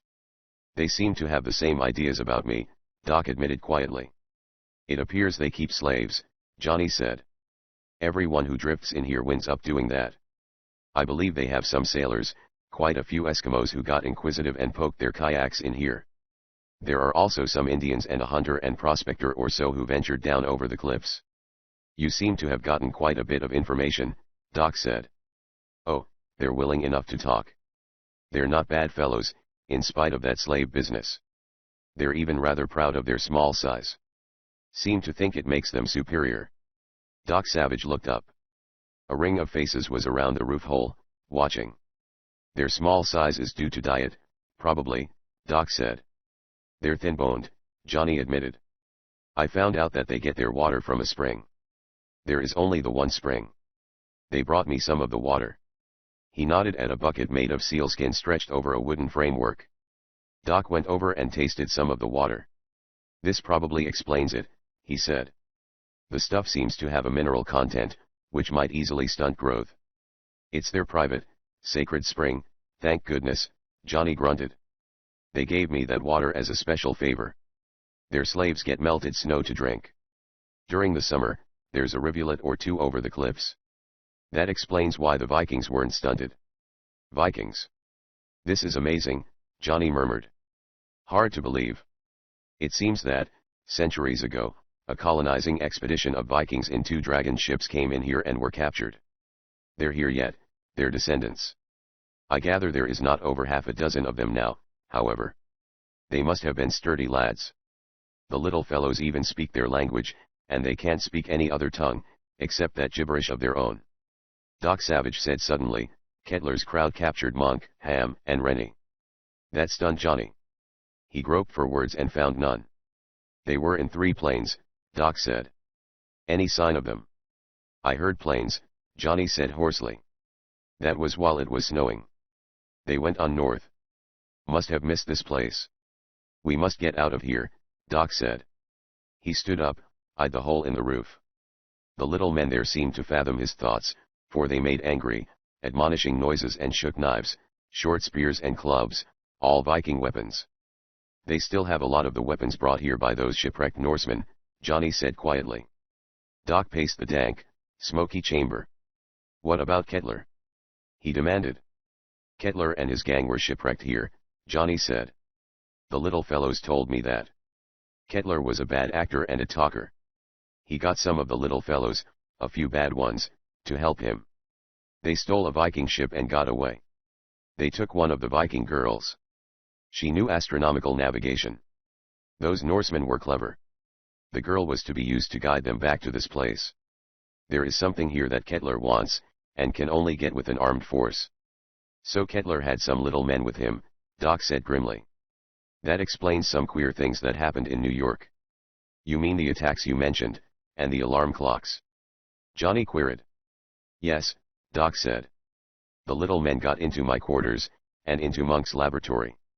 They used the alarm clocks to make a noise that covered their movements while they hid after throwing the knives and short spears. Probably Peabody put them up to that. Johnny squinted at Doc Savage through the smoke from the big blubber lamp. Just when did you suspect Peabody and Carlith? He asked. Doc Savage did not answer immediately. In New York, Doc Savage said. At Carlith's house. We had gone there hunting ham. I used a trick to get a chance to search the house. In the basement was a radio set, and while I was examining it, a man came in, and I caught him. I have not told this to anyone, for the simple reason that... An excited outcry from the small men on the roof interrupted him. Listen. Johnny exploded. The moan of airplane engines sounded in the distance. Chapter 16. Death in Key. Doc Savage whipped quickly to a position under the roof hole. None of the little men were looking down now, but were staring upward into the gaudy display of the Borealis. The aerial pyrotechnics made an amazing background for the 3 dark noisy planes. To the midget men, who had patently never seen a plane before, the scene was highly dramatic. The 3 planes swooped low, heading for the little village of conglomerate Norse, Indian and Eskimo architecture. The small men on the roof broke and fled, shouting. Doc Savage glanced at Johnny, as if to point out the inadequateness of the red flannel underwear, sadly torn, as an Arctic garb. I know what you're thinking. Johnny stood up. I didn't freeze before, so why should I now? Doc Savage stripped off his parka, tossed it to Johnny. The strips of blanket which Johnny had tied about his feet and legs were still in place, furnishing some protection for those members. Thanks, said Johnny. Doc Savage sank under the roof hole, then shot upward, and his hands clamped the edge. He was outside with flashing speed. The three planes were off in the north again, apparently trying to select a spot for a landing, and none of the small men were on the roof. Johnny, having pulled the parka on, clambered up to Doc's side. What is the program? He asked. Monk, Ham, and Rennie are aboard those planes, Doc said. We've got to do something about that if it is not too late. The bronze man surveyed the village. As he had expected, the populace, even the slaves, had gathered outside the wall where a better view could be had of the plains. Doc and Johnny dropped off the roof and ran in the opposite direction. A few dogs barked at them, but that did not draw attention. They clambered over the wall and dived into brush and stones. They are rather careless with their prisoners, Doc said. Johnny, running easily, replied, they do not have to worry. Those cliffs are a rather effective barrier, to prevent escape. And no one is going to tackle the sea in a small boat at this time of year. The cliff's supposed to be unscalable. Doc queried. They angled to the left, circling back around the village. Not exactly, said Johnny. I understand that the midgets have climbed them, and a few slaves have escaped. But I imagine it did not do them much good. Civilization is hundreds of miles away, over frightfully barren country. They were past the village, now, undiscovered, and heading for the cultivated area. It was probably there that the planes would attempt to land. Johnny, who had the peculiar ability to carry on a conversation in an almost perfectly normal voice while running at top speed, continued imparting what he had learned. The little fellows used to send out hunting parties beyond the cliffs, he said. But they were no match for the Indians, who seemed to be rather fierce. The small chaps concluded they would be better off if they kept to themselves and did not let the outer world know they were here.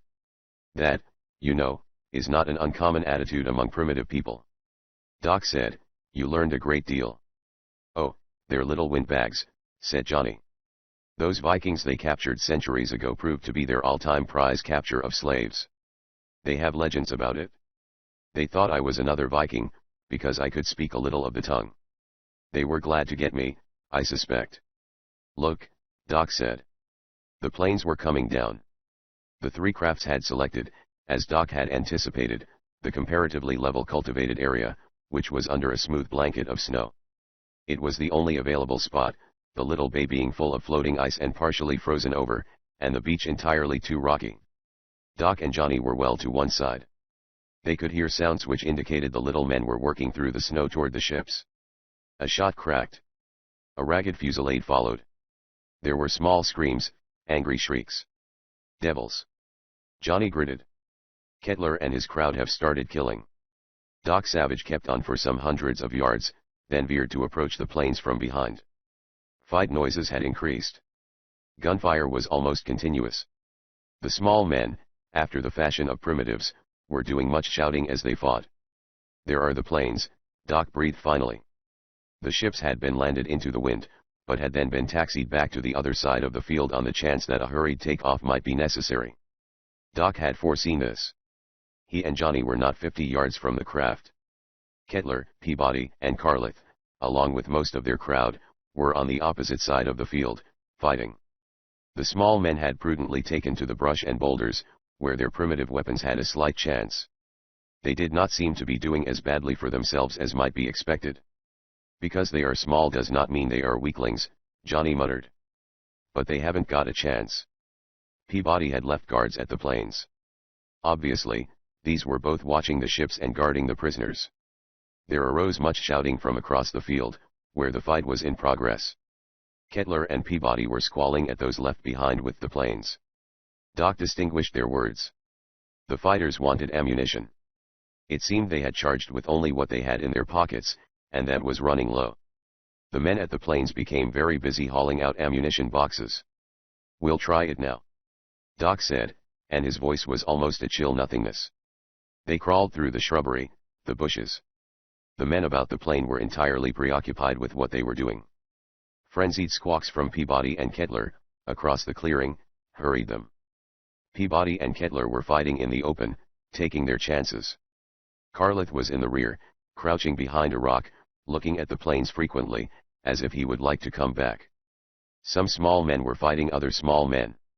They were the little fellows who had thrown in with Kettler. Doc Savage had one of the men at the planes down before he was seen. He laid the victim up with that peculiar pressure on the spinal nerve centers, at which he was so adept. There were 3 others. Doc rushed, caught one, then got another, who had fallen over an ammunition case. Neither was a weakling. They went over and over in a cloud of snow. Johnny wrapped his bony length about the survivor. In one of the planes, Monk began to flounder about and howl, delighted at what was happening, angry because he was missing a fight. Doc had trouble getting his foes by the neck. He changed tactics and banged their heads together. They went limp.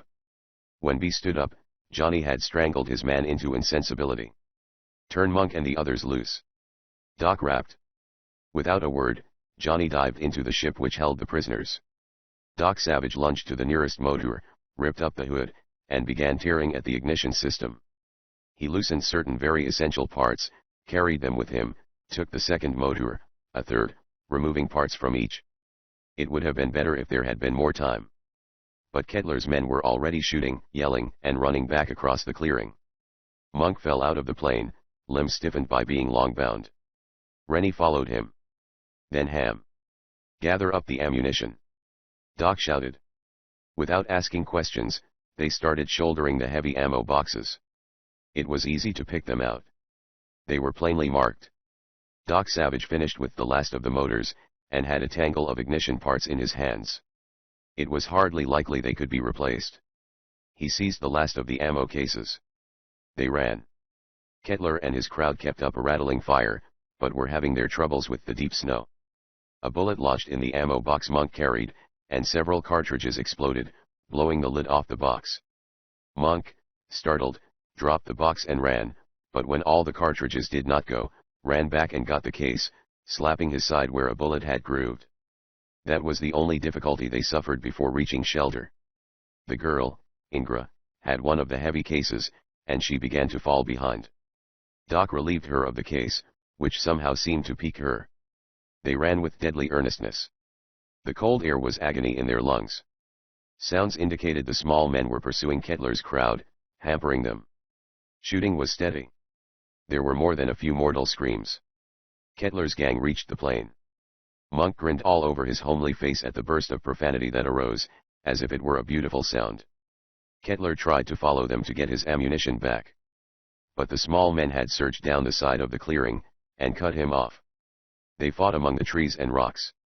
Then Kettler, growing suddenly cautious, ordered his men to form a compact group, and tried to return to the plains. They found a swarm of little men about the ships, fired a few shots, then angled off to the right and took up a position atop a hillock which had been swept bare of snow.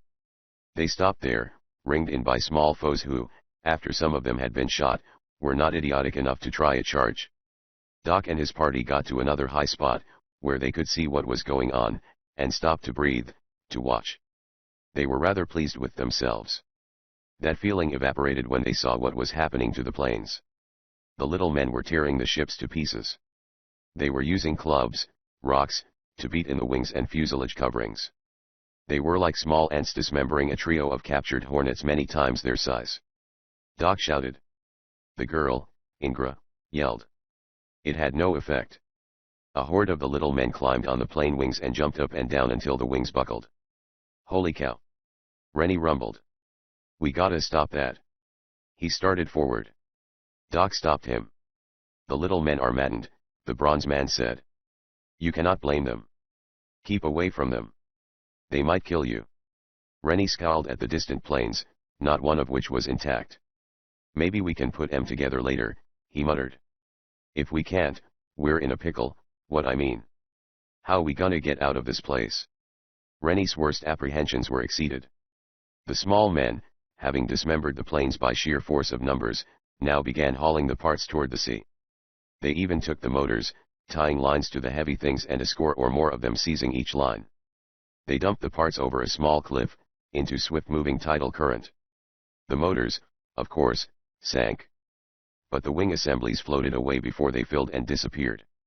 Rennie groaned, "Now, we are up against it?" Chapter 17. Ultimatum. The demolition and disposition of the planes, which the primitive little dwarf men seemed to consider devil birds in part responsible for their woes, had the effect of dispelling some of the mad rage. The small fellows stopped their insensate screeching, and in grim silence gathered up their dead. This quiet fooled Kettler and his men into trying to make a break from their knoll, which was a bad move indeed, for they were set upon fiercely, lost 2 men, and were glad to get back in the open where their guns could be used most effectively. Shooting during this fray was not nearly as free as during the previous scrap. Complete silence fell when Kettler's crowd were back on their prominence. No bullets were being wasted. Doc Savage and his group, fully rested now, worked cautiously in the direction of the village. They still carried the ammunition boxes. When they were within half a mile of the settlement, still undiscovered, Doc called a halt, and directed all to conceal themselves in the drifted snow, but, however, to keep a sharp lookout. "You," Doc told Ingra in halting Viking, "will accompany me." "What are you going to do?" she demanded. "Attempt to enlist ourselves on the side of the small men," Doc explained. "You will probably not have any luck," the young woman surmised. "The little men are very proud. They will resent the idea that they need help." But Doc Savage had a system for getting around that. He advanced, with no show of hostility, until he and Ingra were surrounded and taken into the village. They were led past a group of the normal-sized slaves who wore chains, and one of these shouted gladly at Doc. The individual was a French-Canadian trapper, and he did not seem as gloomy as one might expect. "They keep me by these places maybe 10 year, he shouted. "She not so bad as maybe Yot Inc. They tack off the chains when we ave not the work to do. She not worth get killed for to try to get away, like some do." "Thanks," Doc told him. Doc and Ingra were brought before the medicine men, who seemed to be the chiefs as well. They wore sour expressions when he started talking. Ingra stood back and listened. Her features radiated skepticism as Doc began, but that faded to admiration. The bronze man had wisely taken a meek attitude, his manner indicating that the small men were his masters, as they indeed were at the moment. Doc pointed out quietly that he had stolen the ammunition of Kettler's gang. He had to explain what ammunition was, and did it in a subtle fashion which gave the impression that the small men, not knowing that it was not ignorance, but really a matter hardly worth the notice of such remarkable fellows. His oration was long, and probably as psychologically clever as any talk he had ever made, and he wound up by stating that he could plainly see the small men did not need his help, but that he would consider it a great favor on their part if he would be permitted to help fight their enemies, who were also his foes. It was blarney, pure and simple, but it worked. Doc was informed he had permission to bring his friends to the village, and that, if they behaved themselves, they would be allowed to fight. After hostilities were over, and these enemies of Key settled with, Doc was further advised that he would be given the great privilege of becoming a slave of the cool. He thanked Thero with a straight face. Ingra went back with Doc to get his friends. The young woman was impressed. "Your tongue is the mightiest of your weapons," she informed him. Doc reached his group, and explained the situation. Particularly did he explain it to Monk, who was a bluff soul and liable to fly off the handle at the idea of being treated as an inferior by ignorant and somewhat smelly little men whose average weight was probably a fifth of his own. "0k, Monk grumbled. "But it's against my principles." "You haven't got any principles," Ham told him. "And you haven't got a valet," Monk sneered. Ham shut up. The small men took the boxes of ammunition away, and Doc, after some roundabout inquiring, learned they intended to store it in a house where it would be safe. To the disgust of Doc and the others' disgust which they did not voice, lest they offend their hosts, the bronze man and his aides were bundled into the establishment where the slaves were kept. This was a walled enclosure, constructed of stones and mortar, with needle-pointed hardwood thorns inserted in the mortar, points downward, the thorns being stout enough to afford a grip, but sharp enough and plentiful enough to make climbing the wall a horrible job. Inside the pen, the enforced laborers had been permitted to build huts to suit their fancy. The Eskimos tended to ice igloos for the winter and sod huts for the summer, the Indians had wickiups, teepee affairs, and the French-Canadian had built himself a little stone house that might have been transplanted from his fatherland. The other slaves were sociable souls, anxious to talk. They were surprisingly resigned to their lot, and did not seem unhappy. The descendants of the Vikings, in particular, were full of boyish good humor. Doc was introduced, if that was what it could be termed, to Ingra's father, a strapping brother, and another stalwart young Norseman who bent many a fond gaze on the young woman. This last came to the attention of Monk. "Competition," he said gloomily. "Well, I'll give him a run for his money. That young lady would make a swell partner if we had the bad luck of being stuck here for good." Ham overheard that, looked wise, and a bit later was discovered presenting Ingra with his wristwatch, a very fine jeweled gaudy which Ham had preserved from Kettler's men by dropping it inside his tall moccasins. Monk was not the only aggravated observer. The young Norseman suitor looked daggers. That gave Monk an idea, and he singled out Johnny. "Teach me the Viking words for, he has a wife and 13 children, Monk requested. Johnny innocently complied. Monk repeated them several times, got the words down pat, then went over to the strapping Norseman lad, pointed at Ham, and laboriously recited the words. The Norseman lost no time. He strode toward Ham, collared him, and shoved him away from Ingra.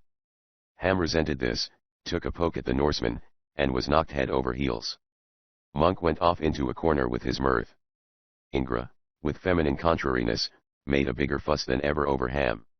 Shots banged frequently in the distance. There was not enough of them to indicate an engagement of consequence. Everyone seemed to be marking time. Doc Savage talked to the French Canadian. "Kettler ver bad, MCO, said the trapper. "Me, I ave only hope he get weep." Doc Savage held the same views. He was becoming somewhat impatient, having hoped that the small men would deign to accept his aid before this, but it seemed that the little fellows were blissfully confident of taking care of matters themselves. They might, too, if there was not an upset. There was an upset. It came hours later, when the occupants of the slave compound had settled down to get some very necessary sleep. It started with an uproar. Shots ripped out. Screams. A machine gun gobbled, and gobbled and gobbled.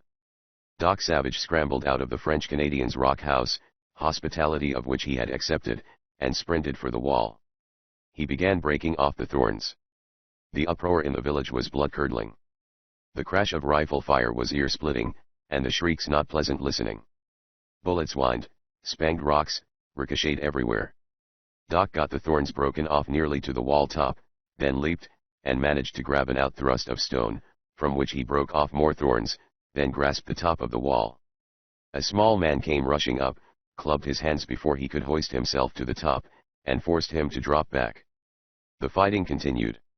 Those in the compound were helpless to take part.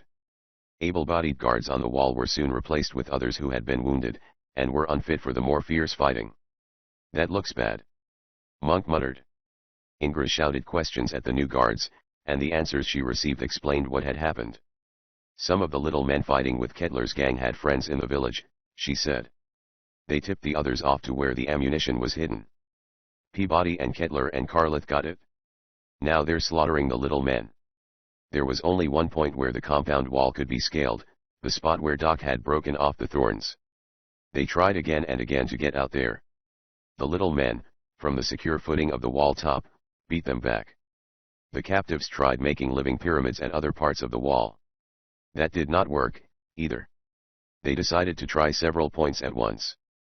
Then, unexpectedly, the fighting ended. A grisly sort of quiet followed, lasting some 30 minutes, during which everyone in the compound felt that something ominous was gathering. Even the natural surroundings seemed to partake of the evil air, for the sound of the sea was not as loud as usual, except to the south, where it pounded hollowly against the cliffs. Then small men came marching to the compound. They shouted commands that made the Viking girl, Ingra, gasp out in horror. "What is it?" Monk exploded. "Peabody's crowd has come out on top," Doc Savage said grimly. "They have made the little men of Key agree to let them take what they came here for, repair the dragon ship in the shrine cavern, and sail it away." Monk moistened his lips. "That's not so terrible." "That is not all of it," Doc told him. Monk swallowed and looked a question. "Kettler and Peabody have been given the privilege of killing us," Doc said. Chapter 18. The Double-Crosser. If Doc Savage seized upon any momentary hopes of escaping before Peabody's gang arrived to gather the fruits of their victory, the bronze man was thwarted, because normal-sized men, carrying rifles and machine guns, appeared outside the compound. Peabody, rotund, pink and happy, led them, and coarse-voiced Kettler at his heels. Because there was no other sane course, Doc and his aides stepped out when they were ordered to do so. "Let 'em have it here," Kettler suggested. Peabody hesitated, then shook his head. "Might stir these little runts up again. Let's get 'em away from the village." Kettler was suddenly smitten with an idea. He snapped his fingers. "Have the runts show us where they keep those special offerings to their Great Spirit," he said. "We'll get the stuff, and leave this bronze guy and his pals there. Sort of a trade." "It's damn foolishness," said the practical Peabody. "But all right." Doc Savage and the others were formed in a line. They were not bound, although they were searched very thoroughly. "Run, if you wanta," said Kettler. "That'd make it easier on our consciences." Doc did not run. Neither did his men. They were marched out of the village, then southward, guided by sullen medicine men who did not come above anyone's belt. They walked for so long that Peabody and Kettler began to hear complaints from their followers, who loudly declared they were tired, what with the fighting and all, and anyway, they had a hunch the medicine men were misleading them. Kettler, largely by signs, let the medicine men understand they would not live long once trickery was evident. Monk, shuffling along with Doc, remarked, "I don't see that guy Carlith. Wonder if he got killed in the fighting." They trod through brush thickets, shuffled among boulders, wallowed in snow. Not once did a chance for escape present, although they watched assiduously for one, however small. Monk grumbled, "Wonder what they're going after." The way turned wilder.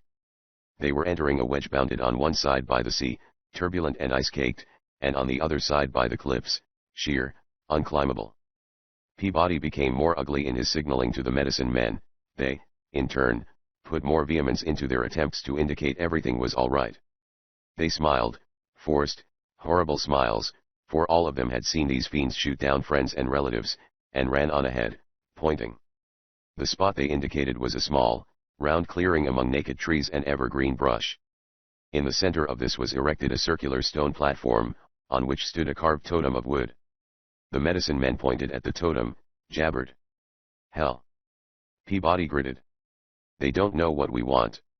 "Wait," growled Kettler. "Let's look around. Try moving the totem." There was a stir in the brush nearby, causing several guns to shift in that direction. Thorpe Carlith stumbled out and confronted them. He sat his glasses on his nose and looked at them foolishly. "I got lost," said Carlith, "during the fighting." Peabody cursed him. "You've got lost in all of our fights," he said. "I'm gonna have things to say about that." Kettler let out a yell. He had shoved the totem, and it had moved, lifting also the rock in which it was set. The men ran forward with excited cries, but not all of them. Enough kept their guns alert to hold Doc and his aides in their tracks. Kettler and the others were levering up the stones. This uncovered dry leaves, and they dug in furiously, tearing the leaves aside, scattering them over the snow. Kettler emitted a new bawl of joy, and struggled with something that was heavy. It was an old ship safe, complete with the straps with which it had once been fastened to a bullhead. They worked at the door, got it open, and dug out some fistfuls of coins, packets of ancient paper money. A copper-bound chest followed next. It fell to pieces while they were trying to get it out, and some of the contents spilled. There were jewels, some unmounted, the majority in knife and sword hilts, and inset in various pieces of armor. The stuff those old Viking freebooters had on their dragon ships when they were wrecked here. Peabody chortled. "Boy, is this something. As antiques, the junk is worth no telling how much its value as metal and jewels." They continued to dig in the leaves. They excavated a shower of small skeletons, and heaved them away into the snow. The medicine men shifted and muttered at the desecration, and Doc caught enough of their mumbling to understand that this was the burying place of the medicine men of the past. Kettler's crowd was not satisfied with all they brought up. There was, for instance, much copper, which of course was hardly worth packing back to civilization, and which was the more aggravating because Kettler's men had difficulty telling it from the gold in some cases. There were old ship's kettles, binnacles, railings, mostly of copper, but some of brass. It was obvious that the small men of Key, having learned yellow metal was prized by men of the outer world, had failed to distinguish between gold and brass and copper. Also between silver and lead, it developed, for they found a number of tons of ballast lead taken from some ship. Kettler finally stood back. "This is it," he said. "Now, let's get this Doc Savage out of the way for good." He waved at men he must have selected previously as executioners.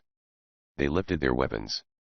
A grim, wildly determined voice shrieked, "Don't do that, Kettler."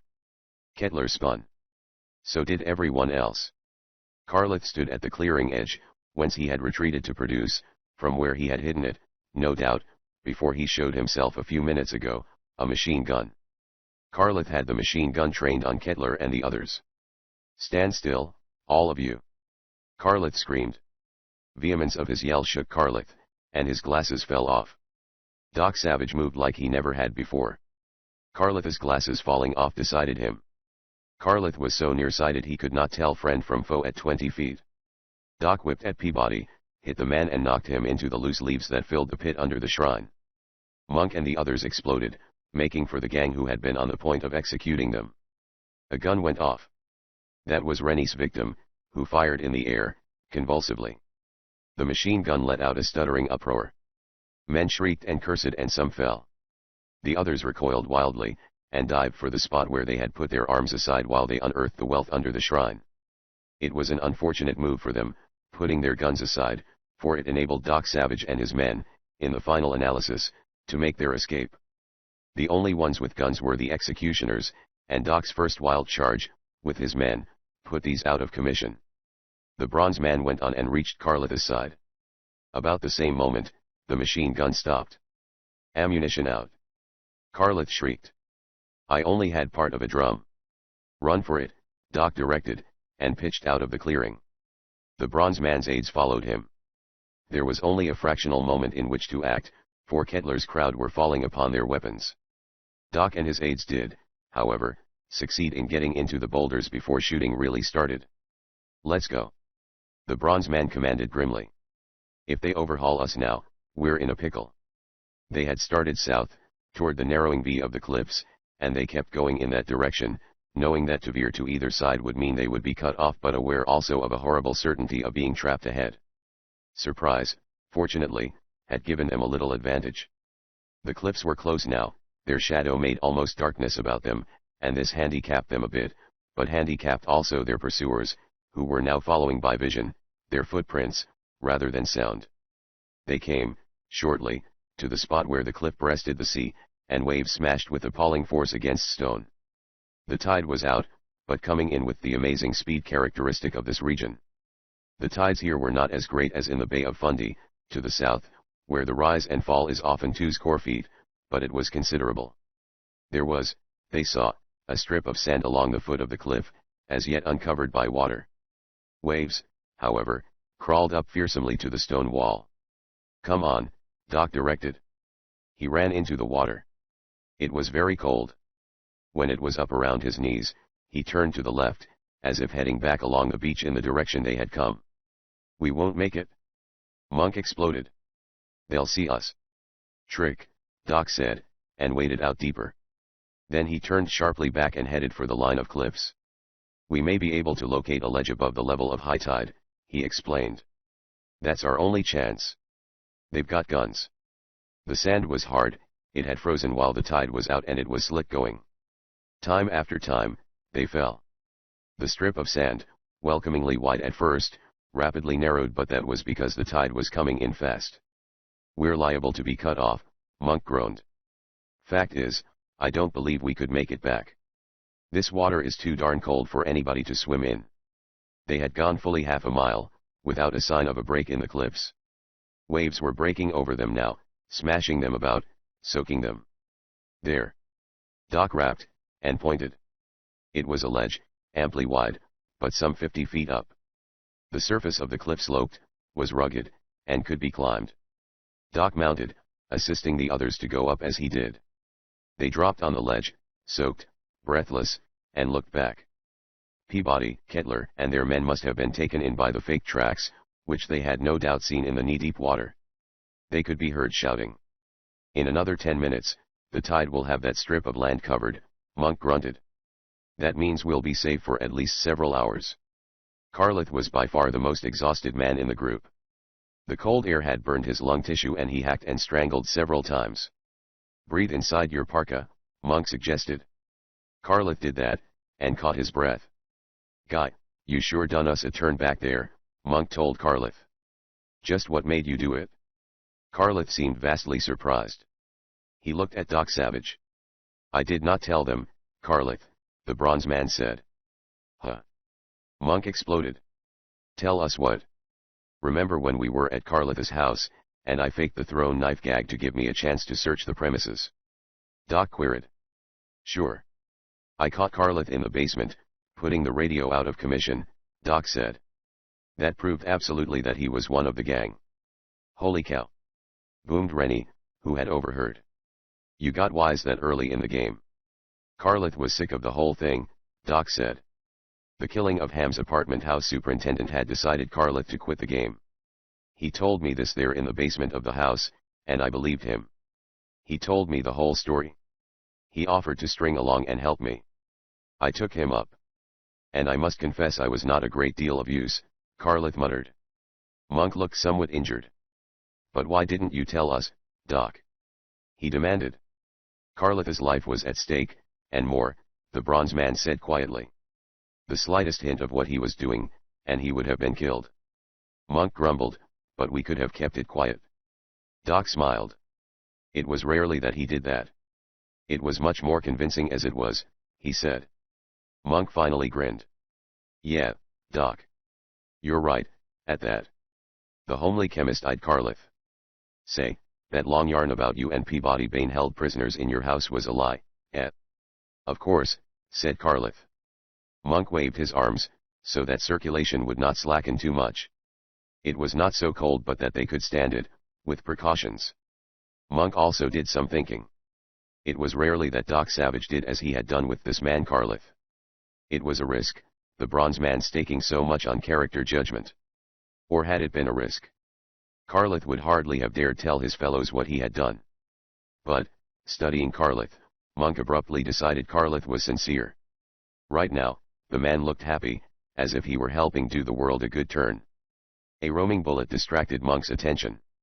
The bit of lead glanced off the cliff above them, went singing nastily out to sea. Kettler's crowd had discovered them. Kettler bellowed great oaths which reached entirely to where Doc and his aides crouched. Peabody came running, and waved his arms, beckoning, urging everyone forward. They charged onto the narrow ribbon of beach under the cliffs. Traversing approximately 100 yards, Peabody, Kettler, and their crowd had to cross a low spot where the tide had already covered the sand and was smashing against the beach. They splashed through. The water was nearly to their waists. "Holy cow!"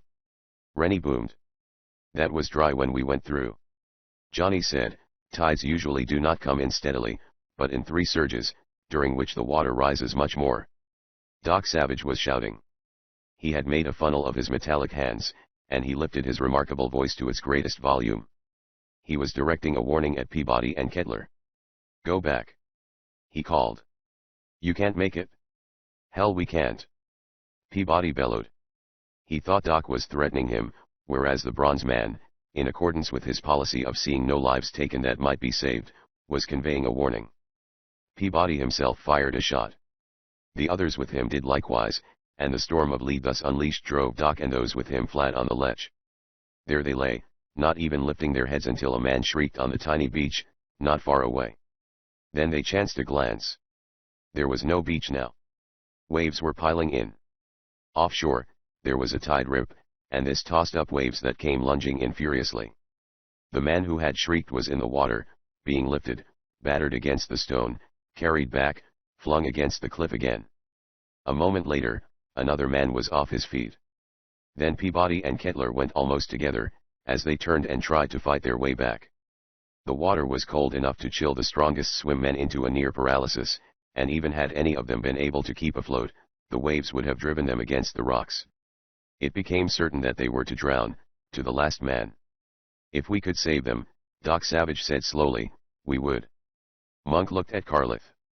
"Doc would," Monk said. "He's funny that way." Chapter 19. War Clouds. 4 months, New York City was treated to a little mystery which, for a few days, got a good deal of newspaper attention. A Viking dragon ship was discovered tied to a Brooklyn dock one morning. The craft undoubtedly had been rebuilt in part within recent months, and bore evidences of a long, rough sea voyage. Searchers found no one aboard. Nor did anyone ever appear to state where the unique craft had come from, nor was there a claim of ownership made. The services of that learned and big-worded archaeologist, William Harper Littlejohn, were solicited, and he, after due examination, declared the dragon ship a genuine Viking product, most of it hundreds of years old, but some of it modern repair work. As on another occasion, the more playful tabloids translated Johnny's big words for their readers. The dragon ship was taken to a museum and placed beside that other dragon ship which had appeared so mysteriously in Long Island Sound. Johnny had a very good reason for not telling all he knew. The little men of Key had, of course, elected to stay in their retreat. Most of the slaves had elected to remain, also, among them, this to Monk's chagrin, Ingra. Doc Savage had been the guiding medium in a mutual understanding between the men of Key and their slaves before he left. He had, in fact, succeeded in carrying out a Lincolnesque role in that the servitors had been emancipated for the future. This arrangement had seemed eminently satisfactory to everyone. Some of the impressed servitors, among them the French-Canadian trapper, had returned with Doc. Some Eskimos and Indians had been returned to their tribes, to tell tales which no one believed. The men of Key would benefit little if civilization did know of them, and certainly, unknown, they would not be exploited by smooth-talking go-getters. They were happiest where they were, as they were. There was some talk in antique circles during the next few months about certain very valuable and undoubtedly genuine Viking items which had come on the market. The money from the antiques, Doc Savage employed to purchase a shipload of commoner conveniences of civilization, and this was delivered to Key by men who knew how to keep their mouths shut. The first ship did not take all of the money, there was more for the years following. The end.